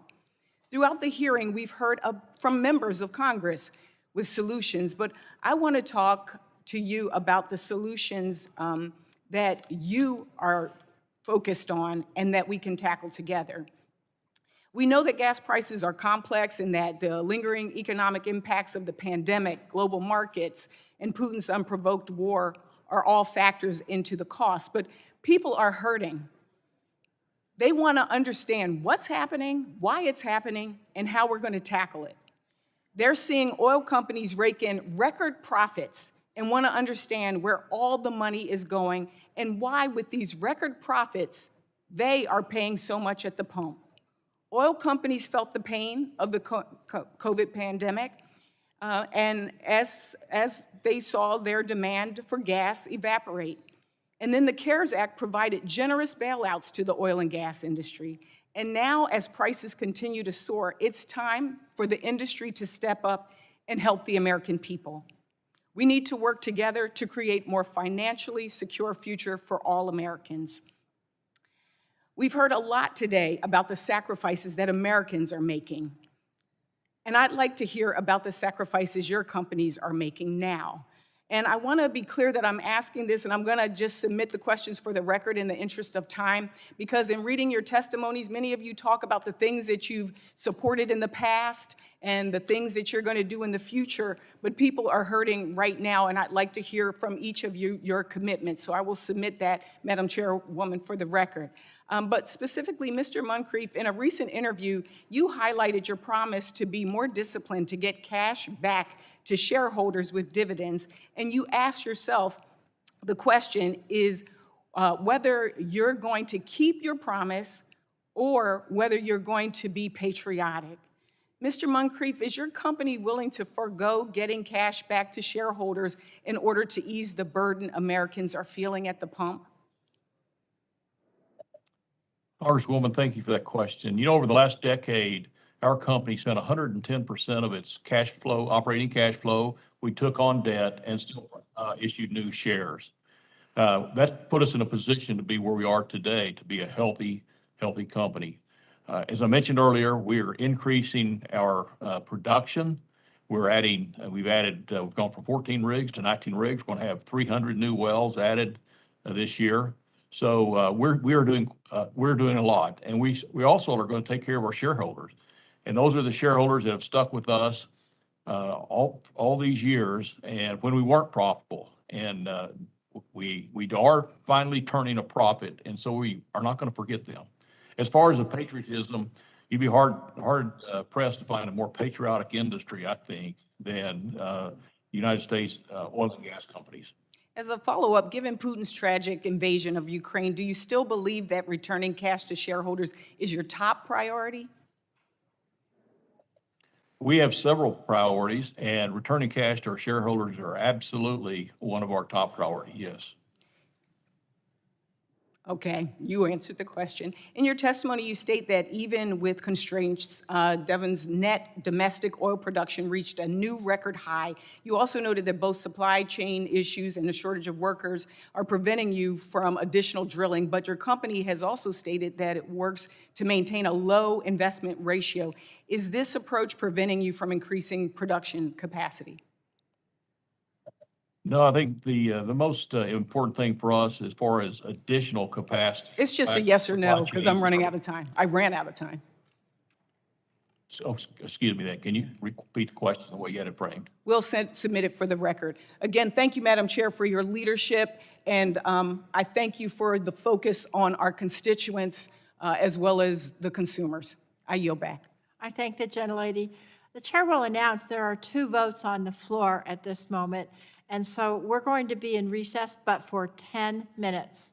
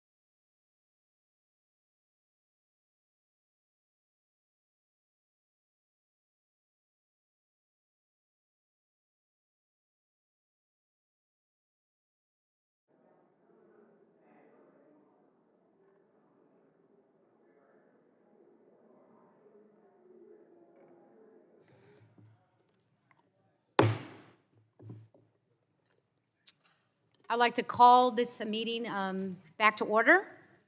And now I would like to recognize the gentlewoman from Arizona, Ms. Lesko, for her 5 minutes. Thank you, Madam Chair, and thank you to the people testifying today. On this chart, hopefully we'll wait for the camera to zoom in a little bit, but on this chart, it clearly shows how the prices for gasoline have gone up ever since President Biden took office and the Democrats took control of both the U.S. House of Representatives and the Senate. And, you know, in Arizona, prices are even higher than this.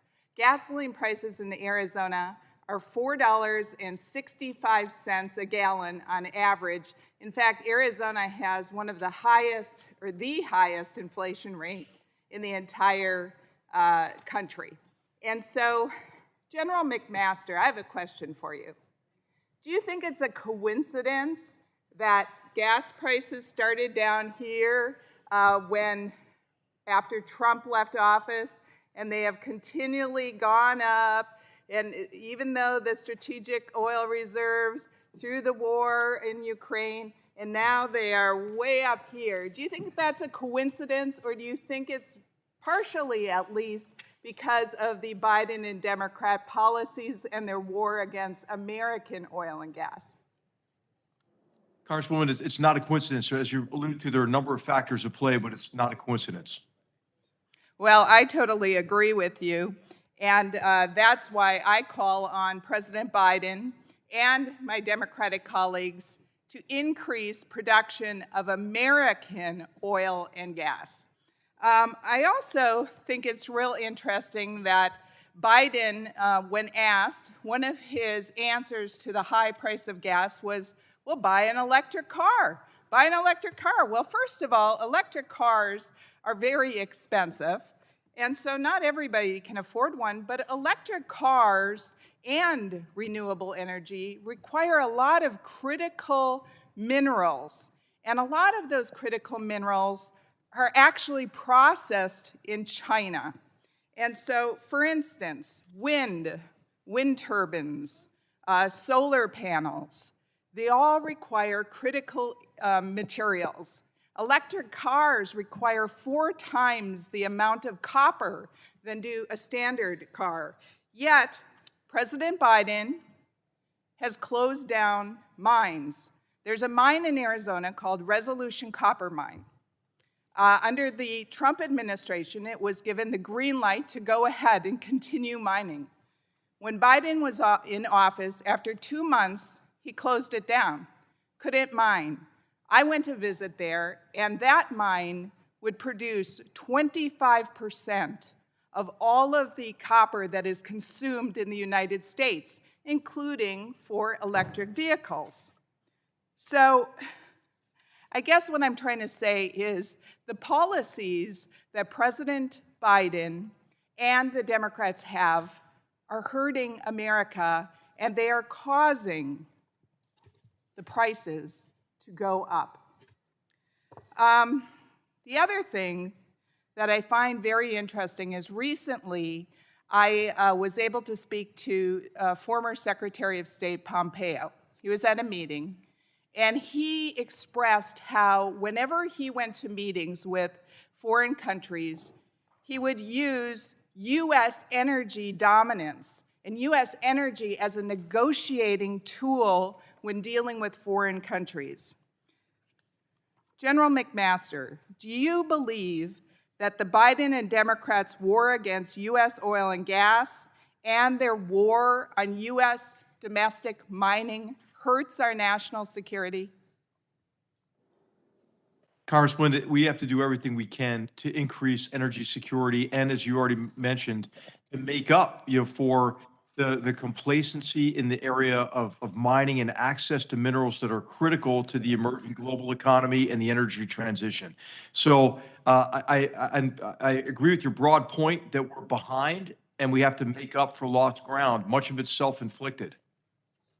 And I totally agree with you, General McMasters, and let's hope the American people will realize that the Democrat policies are hurting America, and they're hurting Americans' pocketbook. And with that, I yield back. Chair now recognizes Ms. Barragan for 5 minutes. Thank you, Madam Chairwoman, for holding this important hearing to hold the fossil fuel executives accountable for taking advantage of a war to pad their profits at the expense of the American people. Mr. Wirth, public information shows that your compensation went from $29 million in 2020 to $33 million in 2021. Is that accurate, or does that sound accurate? The years are not accurate, the number. Okay, but you got an increase of about $4 million. Does that sound about right? No, my pay went down in 2021, ma'am. Okay, do you have any idea what that was? That will be released in our proxy statement. Okay. So we have some information that's publicly available that shows you made $29 million in 2020, $33 million in 2021. Mr. Wood at Exxon, the public information that I have shows that you went from $16 million in 2020 and $23.5 million in 2021. BP executive looks like your pay doubled in 2021, and the Shell CEO made a 25% increase from 2020 to 2021. Why is this important? Because the American people are not getting a $4 million raise. They're not having their pay doubled. And what is happening is they are feeling the pinch. They are feeling the pressure at the gas pump. And they are asking, why is gas so high? And that is what this hearing is about today. It's about asking what is going on. Big oil is lining their pockets with one hand and taking billions in taxpayer subsidies with the other, while the American people are getting ripped off as these companies choose to keep production low so their profits can remain high. And people are hurting. And that's what they want an answer to. Mr. Sheffield, on a yes or no, do higher oil prices mean higher dividends for your shareholders? Yes. Thank you. Mr. Muncrief, is that also true for you? Do you agree with that? Yes. And do both of your companies offer variable dividends? For those watching, that means your payment to the shareholder goes up when earnings are high, and it goes down when earnings are low? That's correct. Okay. Yes. Thank you. Madam Chair, I'd like to enter into the record an article on variable dividends from Barron's Magazine, a financial magazine titled "Energy Dividend Trend is Catching On. Not Everyone's on Board." The article covers how oil companies use a variable dividend to pay back more to their shareholders when oil prices are high and less when they're low. This article goes on to highlight your companies bragging about rapidly rising dividends as profits come in from increased prices. Now, a dividend of windfall profits to your investors tied to the price of oil leaves a lot of room for exploitation. Every company here is doing this in their own way. Stock buybacks, CEO raises, dividends, all of you are taking advantage of an oil subsidy. And you benefited in different ways from the CARES Act. This was the first coronavirus relief bill passed to help communities respond to the pandemic. For example, Devon Energy received $105 million from the CARES Act's tax benefit. Fossil fuel companies received tens of billions of dollars in subsidized loans and tax write-offs during the COVID relief period. And now that times are good for you, there's no return to the taxpayer. Instead, Americans are getting gouged at the pump. We need a dividend for the American people. That's why I support the Windfall's profit tax. Big Oil's windfall profit tax, to send Big Oil's windfall directly back to the American people through a quarterly dividend. Congress took this step in 1980 in response to the OPEC oil embargo. We should do it again to provide relief to the American people. What's happening to them is not right. And we need you to do your part in making sure that we're helping the American people. And with that, Madam Chairwoman, I yield back. I thank the gentlelady. Chair now recognizes Mr. Pence for 5 minutes. Thank you, Chairwoman DeGetta and Ranking Member Griffin, for allowing me to join this meeting today, and thank you for the witnesses for being here. Petroleum is the lifeblood of our economy. Let me say that again. Petroleum is the lifeblood of our economy. Today, this hearing is an attempt by the Biden administration and the Democrats to help the Chinese bleed us out of energy independence. With a background in the petroleum distribution business, I can tell you firsthand that the misleading title of today's hearing does not reflect the reality of the domestic oil markets. As the National Director of Fuels for Circle K, I knew what the price of petroleum products from wholesale to retail were based on a variety of factors across the value chain, as our witnesses have discussed today. Wrongly accusing oil companies of price gouging is only meant to cover up this administration's own anti-fossil fuel agenda, as my peers on this side of the aisle have pointed out numerous times today. At every turn, the Biden administration and my friends across the aisle want to make it harder to produce, distribute, and use fossil fuel for their Chinese electrification agenda. For the Hoosiers watching at home, that means higher gas prices, higher utility bills, and less energy security. The situation in Ukraine tragically has compounded the president's energy crisis, but make no mistake, this problem started long before March of 2022. House Democrats have been pushing a complex equation for a green economy that's totally unattainable. Can't get it done when they want to get it done. That's why they Build Back Better backed off.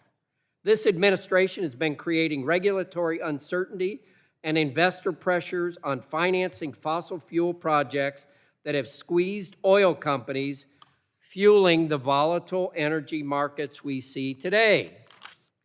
The president needs to reverse course and put our country back on a path towards long-term, durable energy independence. By accusing the oil companies of price gouging now, it'll only be a matter of time, listen up, America, until the argument is pushed to the healthcare industry, the manufacturing sector, farmers, and the rest of the economy. They want everybody to be accused of price gouging to cover up their inflation.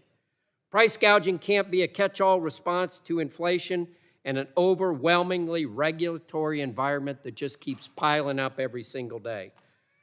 The only answer coming from this administration has been a misguided use of our strategic petroleum reserve to lower gas prices, and of course this hearing. But looking at the past two emergency strategic petroleum reserve releases, we fail to see meaningful effects at the pump for my Hoosiers in my district. General Masters, what is the purpose of the SPRO?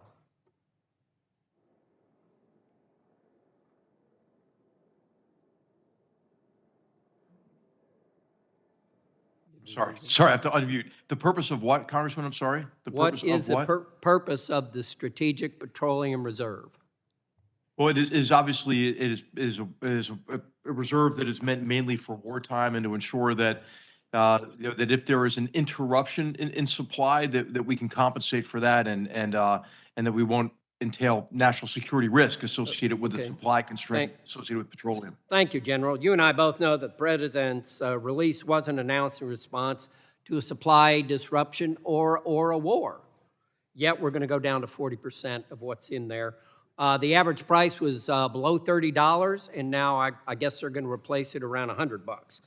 If we're serious about lowering prices at the pump, would we be relying on the SPRO to stabilize energy markets and lower prices? Does that help releasing that 1 million barrels a day?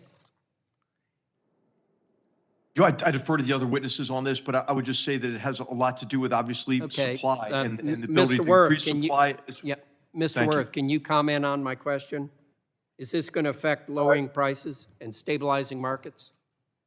Congressman, in the short term, it can send a signal that suggests there is more supply available.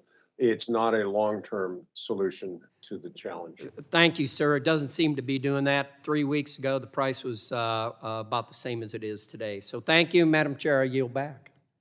I thank the gentleman. Chair now recognizes Mr. Soto for 5 minutes. Thank you, Madam Chair. The pandemic, the war in Ukraine, record oil profits, add them all up, we see record prices at the pump for so many Americans. But especially with record profits and record prices, Americans are understandably angry. Of course, our Republican colleagues talk a big game, but fail to admit their role in this. The Republicans screwed up the pandemic response. COVID ran rampant. The economy cratered, and demand and production for oil nosedived, and it still hasn't recovered. Add in the cozy relationship of some House Republicans with Russia, voting against military aid for Ukraine, voting against sanctions, and the conclusion is clear. Our Republican colleagues share plenty of blame here today. But when oil prices were down because of COVID-19, the federal government came to your aid with the CARES Act and the American Rescue Plan, with tax relief and subsidies, many of which were supported by bipartisan majorities here. Now we get back to normal with the pandemic, and supply chains are improving, but slowly. And as to the war in Ukraine, we stand steadfast with Ukrainians against this violent Russian invasion. This also makes it take some time. Yet in the face of these challenges, in the time of our greatest need, what did our oil companies do? Did you increase supply to keep prices affordable? Did you step up for us, for your country, for the American people? No. You kept production nearly the same and watched record profits roll in. I get it, you had a bad 2020, and you tried to make it up in 2021. We're in 2022. There should be no more excuses for record profits that are made on the misery of our nation. Record profits for executive salaries, bonuses, and fancy offices. Record profits for the sake of your investors. You can see it right here in this chart. Meanwhile, in Central Florida, families suffer. Let me make it clear. We stand on the side of the American people. The irony is, this greed may be your undoing. Because of you, Americans get it. They understand we need to transition to electric cars as soon as possible. They think about it every time they see a Tesla, an electric F-150 or a Chevy Volt driving down I-4. They think, why am I still paying for gas? This is why the Senate must pass the $500 billion climate change investments that this House already passed earlier this year. But in the short term, turning back to oil itself, it's at 103 today in the US per barrel. Back on March 1st, we saw when oil prices were around $100, gas prices were $3.60 to $3.70 in Central Florida. I had my staff check today. In Kissimmee, gas is at $4.11, 40 to 50 cents higher than it was when gas was around this level just a few months ago. During World War II, your company stepped up. From 1940 to 1945, overall U.S. oil production increased by 30%. President Biden has done his part by ordering a release of 1 million barrels per day for the next 6 months. So my question to all of you is, will you step up? Will you increase production and commit to increasing production, and for how much during April? So first, Mr. Woods, thank you for being here. Will you commit to increasing production during April, and for how much are you willing to commit? We are increasing production. In fact, we started that effort several years ago and continued our investments through the pandemic when we were losing money, and that investment's now beginning to pay off. Thank you, Mr. Permian Woods. production will grow by 25%. My timing's limited. We appreciate you all stepping up. Ms. Watkins, does Shell USA also commit to stepping up production in April to help meet this challenge our nation faces?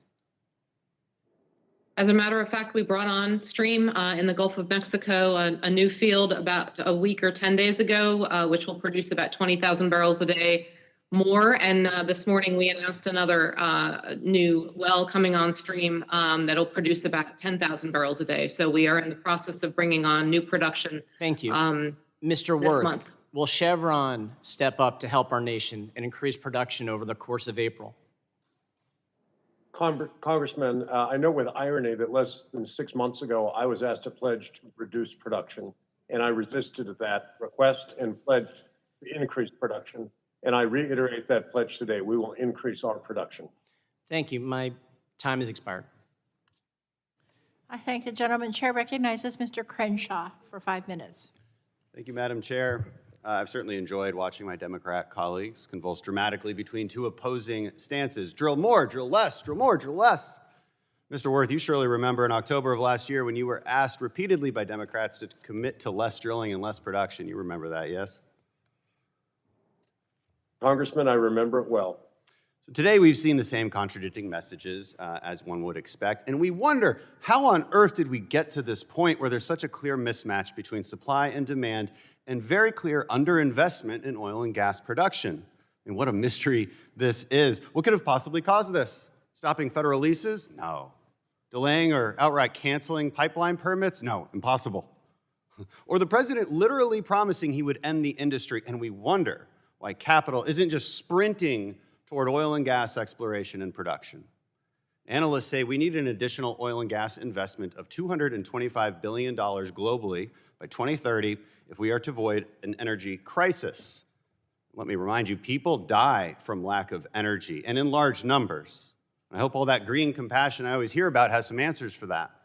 And so the question is, how do we create the conditions so that your investors change their minds and actually want to spend this additional money? None of your companies are on track right now to make up that $225 billion. Why not? Many reasons, but I want to talk about the cost of capital and the influence of ESG. President Biden is hiking up the cost of capital, weaponizing banking rules like reversing the fair access rule, doubling down on guidance that would make it more costly to be a bank that lends to fossil fuel industries. Democrats over at Financial Services are helping them, proposing to charge banks a surcharge for lending to companies like yours. Then you have the deliberate actions for Democrats that help activist ESG investors, a SEC that puts its thumbs on the scales to promote investments in unreliable green energy instead of reliable oil and gas. This is the same SEC who's aiding activist investors who want to use the proxy advisory process to force companies out of oil and gas. Folks over at Exxon know what that's all about. So my question, I want to start with Mr. Sheffield. This weaponization of the financial industry has had and will have an impact on investment in more oil production. Is that correct? Yes, that's correct, in the past and in the future. Mr. Lawler, same question. Yeah, no, thank you for the question. I think just from what I can gather from the markets at this point, BP has not had any issues attracting capital and maintains a low cost of capital going forward. Mr. Wirth, same question. Congressman, there are no shortage of efforts underway that appear to be intended to constrain access to capital for this industry. I appreciate that. And I want to make some other points here. Let's get some facts straight because the future depends on us getting this right. We can continue down this renewables-only path and keep watching our prices skyrocket while also failing to meet demand and also doing next to nothing to reduce emissions. Or we can deal with some hard facts, and the facts are this. American oil and gas production is cleaner than OPEC's, it's cleaner than Russia's by a lot. The fact is that global energy demand will increase by 50% by 2050, and oil and gas is still expected to make up the lion's share of the production. You cannot change these facts. The fact is that renewables will never meet that demand, never. To meet the renewables-only climate goals, you'd have to mine lithium 2,000% more. You'd have to mine indium 8,000% more. Cobalt production will need to grow 300 to 800% more. For a wind farm to produce the same amount of energy as a nuclear plant, you need 100 times more land. You need 30,000 tons of iron ore, 50,000 tons of concrete, and 900 tons of plastic blades that cannot be recycled. That is not green, and by the way, it also doesn't work when the wind stops blowing. And here's the most important fact. If American natural gas quadrupled in the next decade in exports, which is entirely possible according to industry experts, we would do something amazing. We would displace coal around the world. Here's another fact. About half of global emissions are from foreign coal. Displace that coal with cleaner gas and you reduce emissions 60%. And wow, just like that, you solve the energy crisis. And by the way, reduced emissions far, far more than the foolish $10 trillion Green New Deal ever could. By the way, to our witnesses, thank you for being here, taking abuse. But that's the argument you should be making. Instead of behaving like you have Stockholm Syndrome, like your civility to the radical environmentalists in Congress and this administration will one day get them to like you. They will never like you. Please stand up for your work, your employees, and your consumers. Speak the truth. Don't pander to what they want on the left. Because Americans need you and billions around the world who want to rise out of poverty and live a life of prosperity need you. Thank you, and I yield back. Thank the gentleman. Chair now recognizes Ms. Craig for 5 minutes. Thank you so much, Chairwoman DeGette and Chairman Pallone, for this hearing today. So let me get this straight. The 6 oil companies testifying at today's hearings collectively generated more than $76 billion in profit in 2021, and first quarter numbers look even higher for 2022. In the meantime, Minnesota families are paying near record high prices at the pump, and my Republican colleagues are howling about energy independence when your industry has 9,000 oil leases given to you by the government that you aren't currently using. This is another dumbfounding day in Washington, truly. I don't fault you for making money. You're a business. But we've got a pandemic, and we've got Putin, and you are using these crises to gouge the American people. You're using these crises to gouge my constituents. Experts are predicting tens of billions of dollars in profit yet again this year for all of you, and that's on the backs of my constituents. We all know that the price of crude oil has dropped in recent weeks, and yet Minnesotans have seen very little relief at the pump. In fact, one of the only forms of relief right now from near record high gas prices that my constituents have seen has come in the form of renewable biofuels. Right now at fuel stations across my district, the blend of ethanol and gasoline, known as E15 or unleaded 88, is saving my constituents as much as 50 cents per gallon compared with traditional gasoline. We could replace every barrel of oil from Russia today with renewable fuels.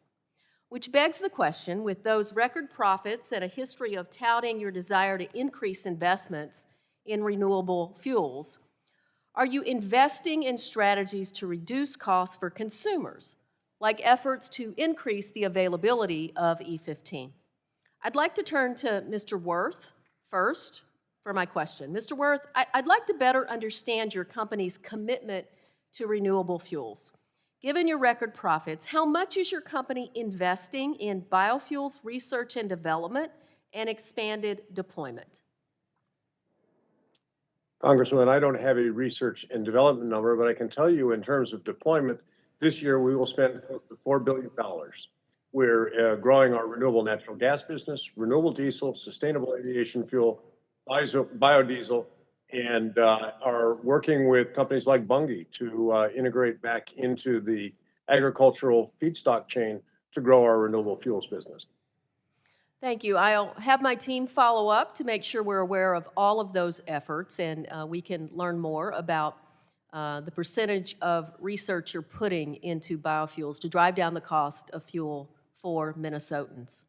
So thank you, Mr. Wirth. I want to now turn specifically to E15. It was recently reported that BP began offering the 15% ethanol blends at terminals in 8 states, including Minnesota. This will not only save consumers money, but it also will increase energy security and reduce carbon emissions with a domestically produced product. Mr. Lawler, I appreciate this business decision from BP and hope that others in the industry will follow suit. Unfortunately, due to a court case brought by refiners, consumers across the country will lose access to lower costs from E15 without an emergency waiver from the Biden administration or immediate action. So, Mr. Lawler, let's start with you. I'll give you each about 10 seconds, but I want to ask you specifically, do each of you, and please, yes or no, do you support an emergency waiver for E15, year-round sales? Do you support a permanent resolution to the E15 RVP issue so that this lower cost, lower carbon, renewable fuel blend can be available to consumers year-round? So, yes or no, Mr. Watkins? Excuse me, Ms. Watkins.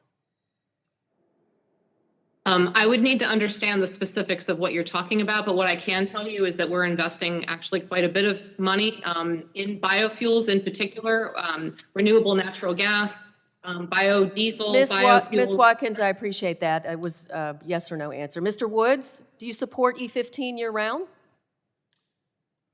There are challenges with E15 going into the entire car Okay, fleet. so that Mr. would have to Wirth, be do you looked at support very carefully. E15 year-round?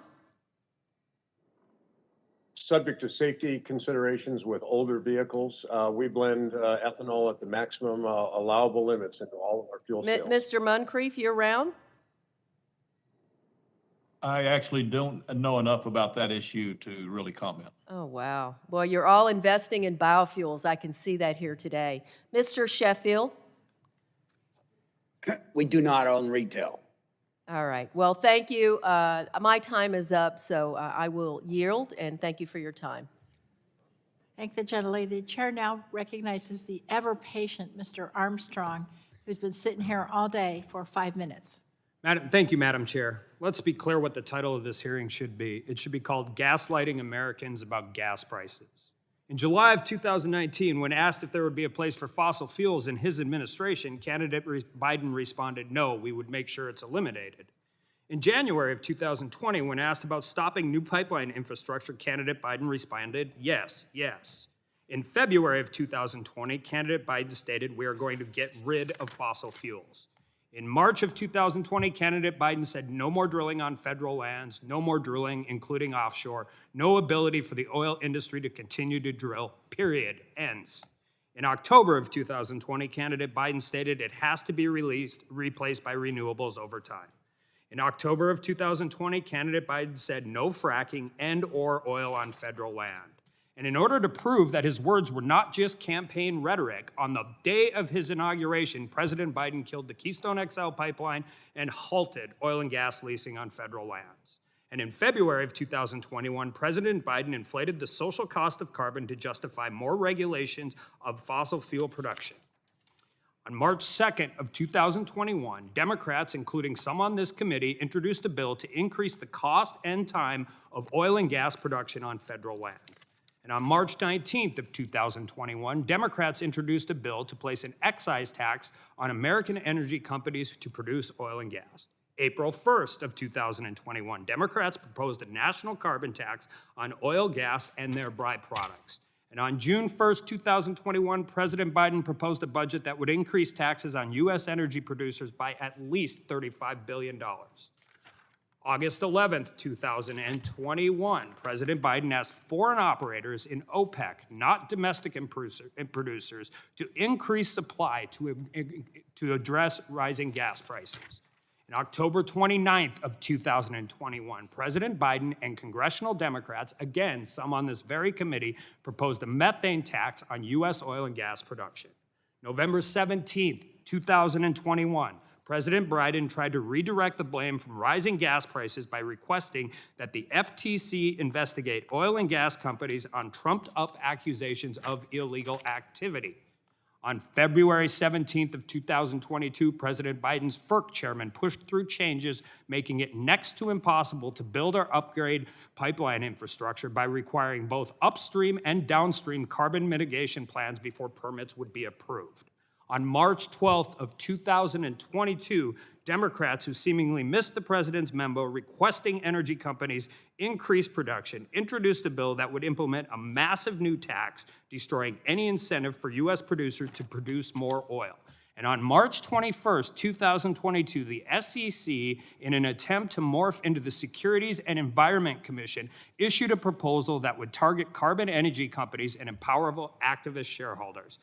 March 28th of 2022, President Biden, in the middle of an energy crisis, once again proposed a tax increase on domestic oil and gas producers totaling nearly $45 billion. And just last week, in the middle of all of this, asking for more investment in this industry, the FDIC chairman proclaimed that carbon-emitting sources of energy present risks to the safety of the financial system, further starving off capital to a domestic energy production that is needed. In short, This administration and Democrats in Congress have done everything they can to disrupt, delay, and defeat domestic energy production, and then gaslight the American public by blaming producers for not immediately investing billions of dollars into the industry in which you are trying to destroy. So I have a couple questions for Mr. McMasters, and then I will end. Mr. McMasters, do you think our allies in Europe would like cheap, affordable American energy during what is going on right now? Absolutely. Do you know of any way to export renewable energy? Yes, I mean the actual, you know, and of course you guys know that I'm an advisor to Sempra Energy, which has LNG export capacity.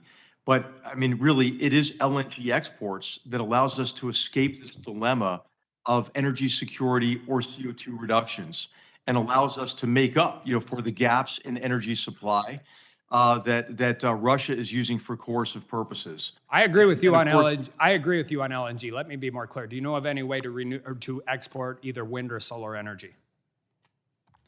No, not on wind or solar, but you know, the question is going to be battery capacity, the ability to store it. And there are some, you know, advanced ideas out there about using cables that could go across the oceans and so forth. But those are very far into the future. I thank the gentleman. Chair now recognizes Ms. Fletcher for 5 minutes.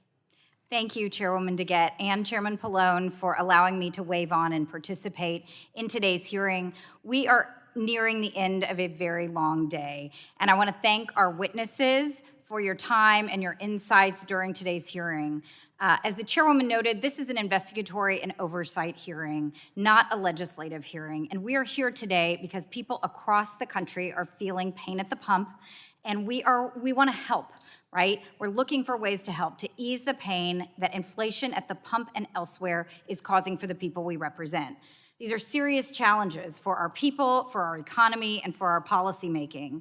And that's why I'm so disappointed that so much of the questioning we've heard today has centered around scoring political points and blaming others, rather than taking a serious look at the challenges we face and their drivers, as well as how we can actually address them. Our energy ecosystem in this country and around the world is complex, as are the challenges that are presented in this moment. How we find our energy sources, extract them, move them, refine them into fuels and petrochemicals, and deliver them to consumers at home and around the world is vast, varied, and complicated.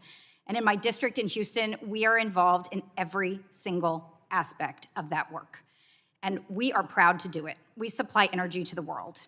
For us, that means working collaboratively to partner with the people who produce energy, including our witnesses today, and with policymakers everywhere, in charting a path for our energy future that understands the very real challenges of today, from supply issues driving up prices to climate change threatening our communities, to create a lower carbon future. I hope everyone here heard that from our witnesses today. In the 5 minutes I have, I can't possibly respond to everything that's been said here today that I disagree with, but there are things worth remembering as we move forward.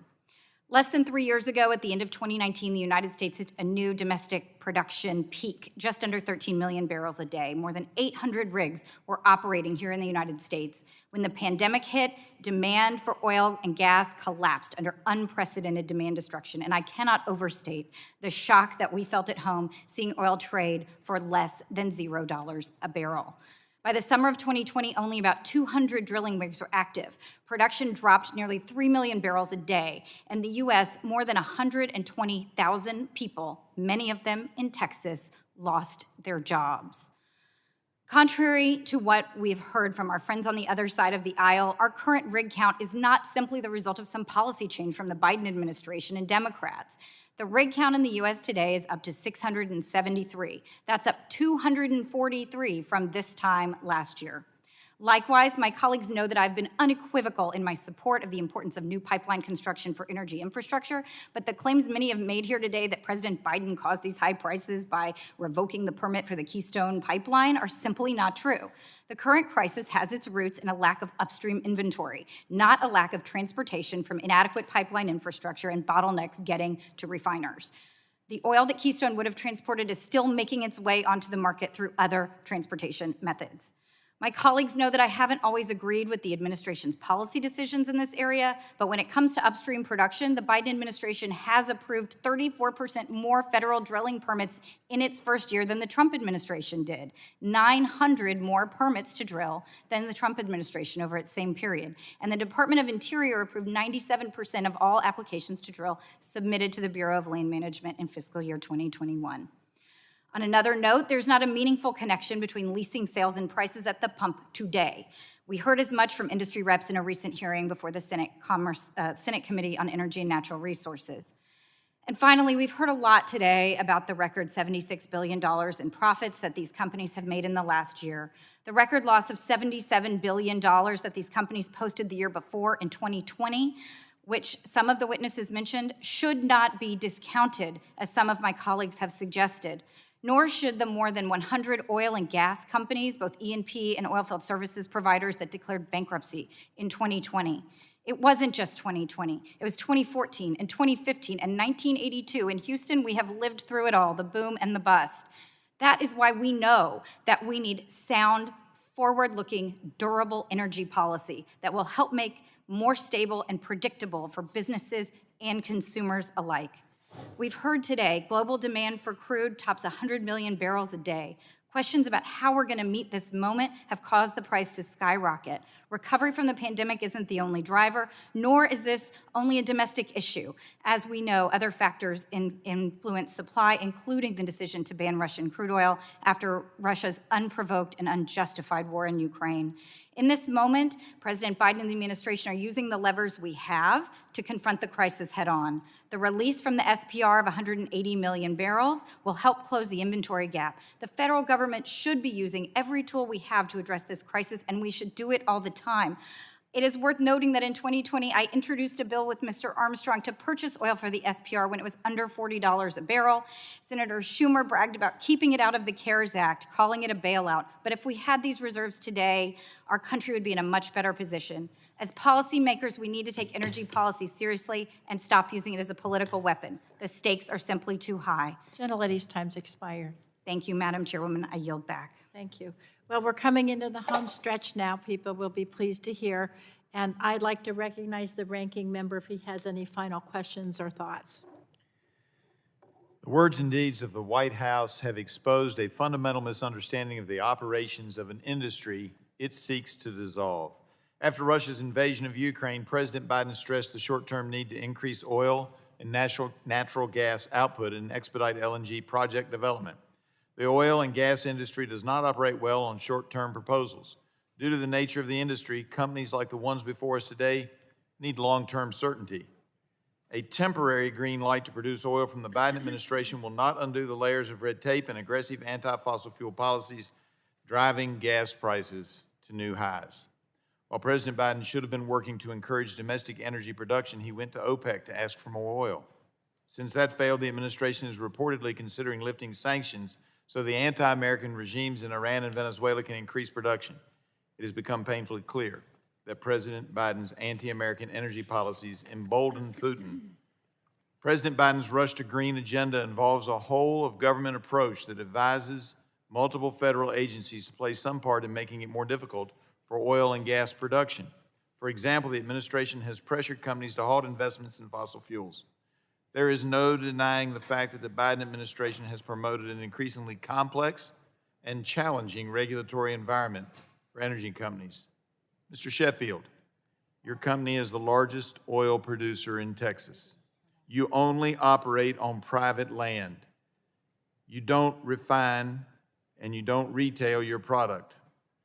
But from your observations, what policies should the U.S. consider to truly unleash domestic oil and gas production? Congressman, as I said in my testimony, I wish both parties would come together in a bipartisan effort to look at alternative energy, nuclear, and more pipelines, more LNG plants. We need a combination of all the above. They're all long-term solutions. They are not short-term solutions. General, what are your thoughts? What do we need to do to get this ball rolling to truly unleash domestic oil and gas production in the United States? Well, I think it was some of the fellow witnesses in the beginning just talked about an all of the above approach, right? There is no silver bullet solution to energy security and the interconnected problems that we've been talking about. The critical aspect of this is to do all of the above, invest in renewables and so forth, but also to unleash the tremendous power that we have here to meet our own demands, but also to help meet the global demand and reduce the coercive power of authoritarian regimes. I appreciate that. Madam Chair, we heard from Mr. Crenshaw earlier when he went through all the different things that would have to be mined around the world to continue to produce and continue to go in the direction of green energy. We need to do more with green energy, but we need to do it in the United States. And to do that, both for oil, gas, coal, nuclear, and for renewables, we need to make sure that if we're going to have the products to be able to do it in the United States, we need a better, a certain regulatory scheme that lets companies know they can invest here in the United States for all of the above energy. And I yield back. I thank the gentleman, and I really do want to thank all of the witnesses for appearing today. Next time, we hope we will see you in person. I think that the ranking member's comments and Mr. Sheffield, what you said in general, it kind of shows what's been going on in this committee, because we had a robust discussion about the different views of members of Congress, Democrats and Republicans, about long-term energy policy. Okay, clearly we need a long-term energy policy. In fact, for some years, Mr. McKinley and I introduced legislation to come up with a long-term energy policy. From my perspective, what we need, and I think actually most of our witnesses would agree with this, we need a long-term energy policy that moves towards clean energy that will keep us independent from foreign oil. And that's what we need to do. But you know something? When my constituents went to get gas in their cars today, they paid $3.95 a gallon. And nationally, they're paying $4.16 a gallon. So we can have all the discussion we want about should we have increased leases, should we have more pipelines, should we eliminate regulations, those doggone regulations. But you know something? As all of our witnesses said today in their written testimony and some of them verbally, all those things aren't going to solve the problem that my constituents are paying $3.95 a gallon. And so what we're seeing today in a snapshot, while we debate the esoterics of long-term energy policy, we're seeing production at existing wells going down, even though demand has gone up since the pandemic receded. We've seen profits exploding. We've seen shareholder buybacks up by 41%. Mr. Welch asked the question, did any of your companies talk about reducing these buybacks by even a little bit to reduce the price at the pump? Nobody had a response. And we heard Ms. Fletcher talk about the fact that we could increase output right now without all of these issues about wells and regulations and pipelines. We have the capacity right now. The reason why your companies aren't doing it, as you freely and honestly admitted, is because you're looking at your shareholder profits. BP in 2021, $12.8 billion. Chevron in 2021, $15.6 billion. Exxon, $23 billion. Shell, $20.1 billion. Devon, $2.8 billion. And Pioneer, $2.1 billion. So at the very beginning in my questions, I told everybody I was going to ask the question, what can your company do to help my constituents, Mr. Griffith's constituents, and all of our constituents be able to have the price of gas at the pump go down? And none of you could answer that question now. I said I was going to ask that question again, but I realized it's just going to be the same thing. None of you actually want to commit to going back to your boards and your shareholders and saying, you know, along with everybody else, along with many other major corporations, we are going to take a hit to our profits for now to help reduce the price of gas at the pump. So I'm going to ask all of you, do that. Go back and have that conversation. Do it tonight or tomorrow. Because in the meantime, everybody else is making sacrifices, but your profits continue to skyrocket. And so I want to remind members that pursuant to committee rules, they have 10 business days to submit additional questions for the record to be answered by witnesses who have appeared before the subcommittee. I ask that the witnesses agree to respond promptly to the questions if you receive them, including the questions I just asked. There are several documents that we would like to put in the record, and with unanimous consent, I would request it. Mr. Duncan requested a number of regulations and agency actions related to American energy, and Ms. Barragan requested an article from Barron's regarding variable dividends published November 3rd, 2021. And without objection, these documents will be entered. And with that, the subcommittee is adjourned.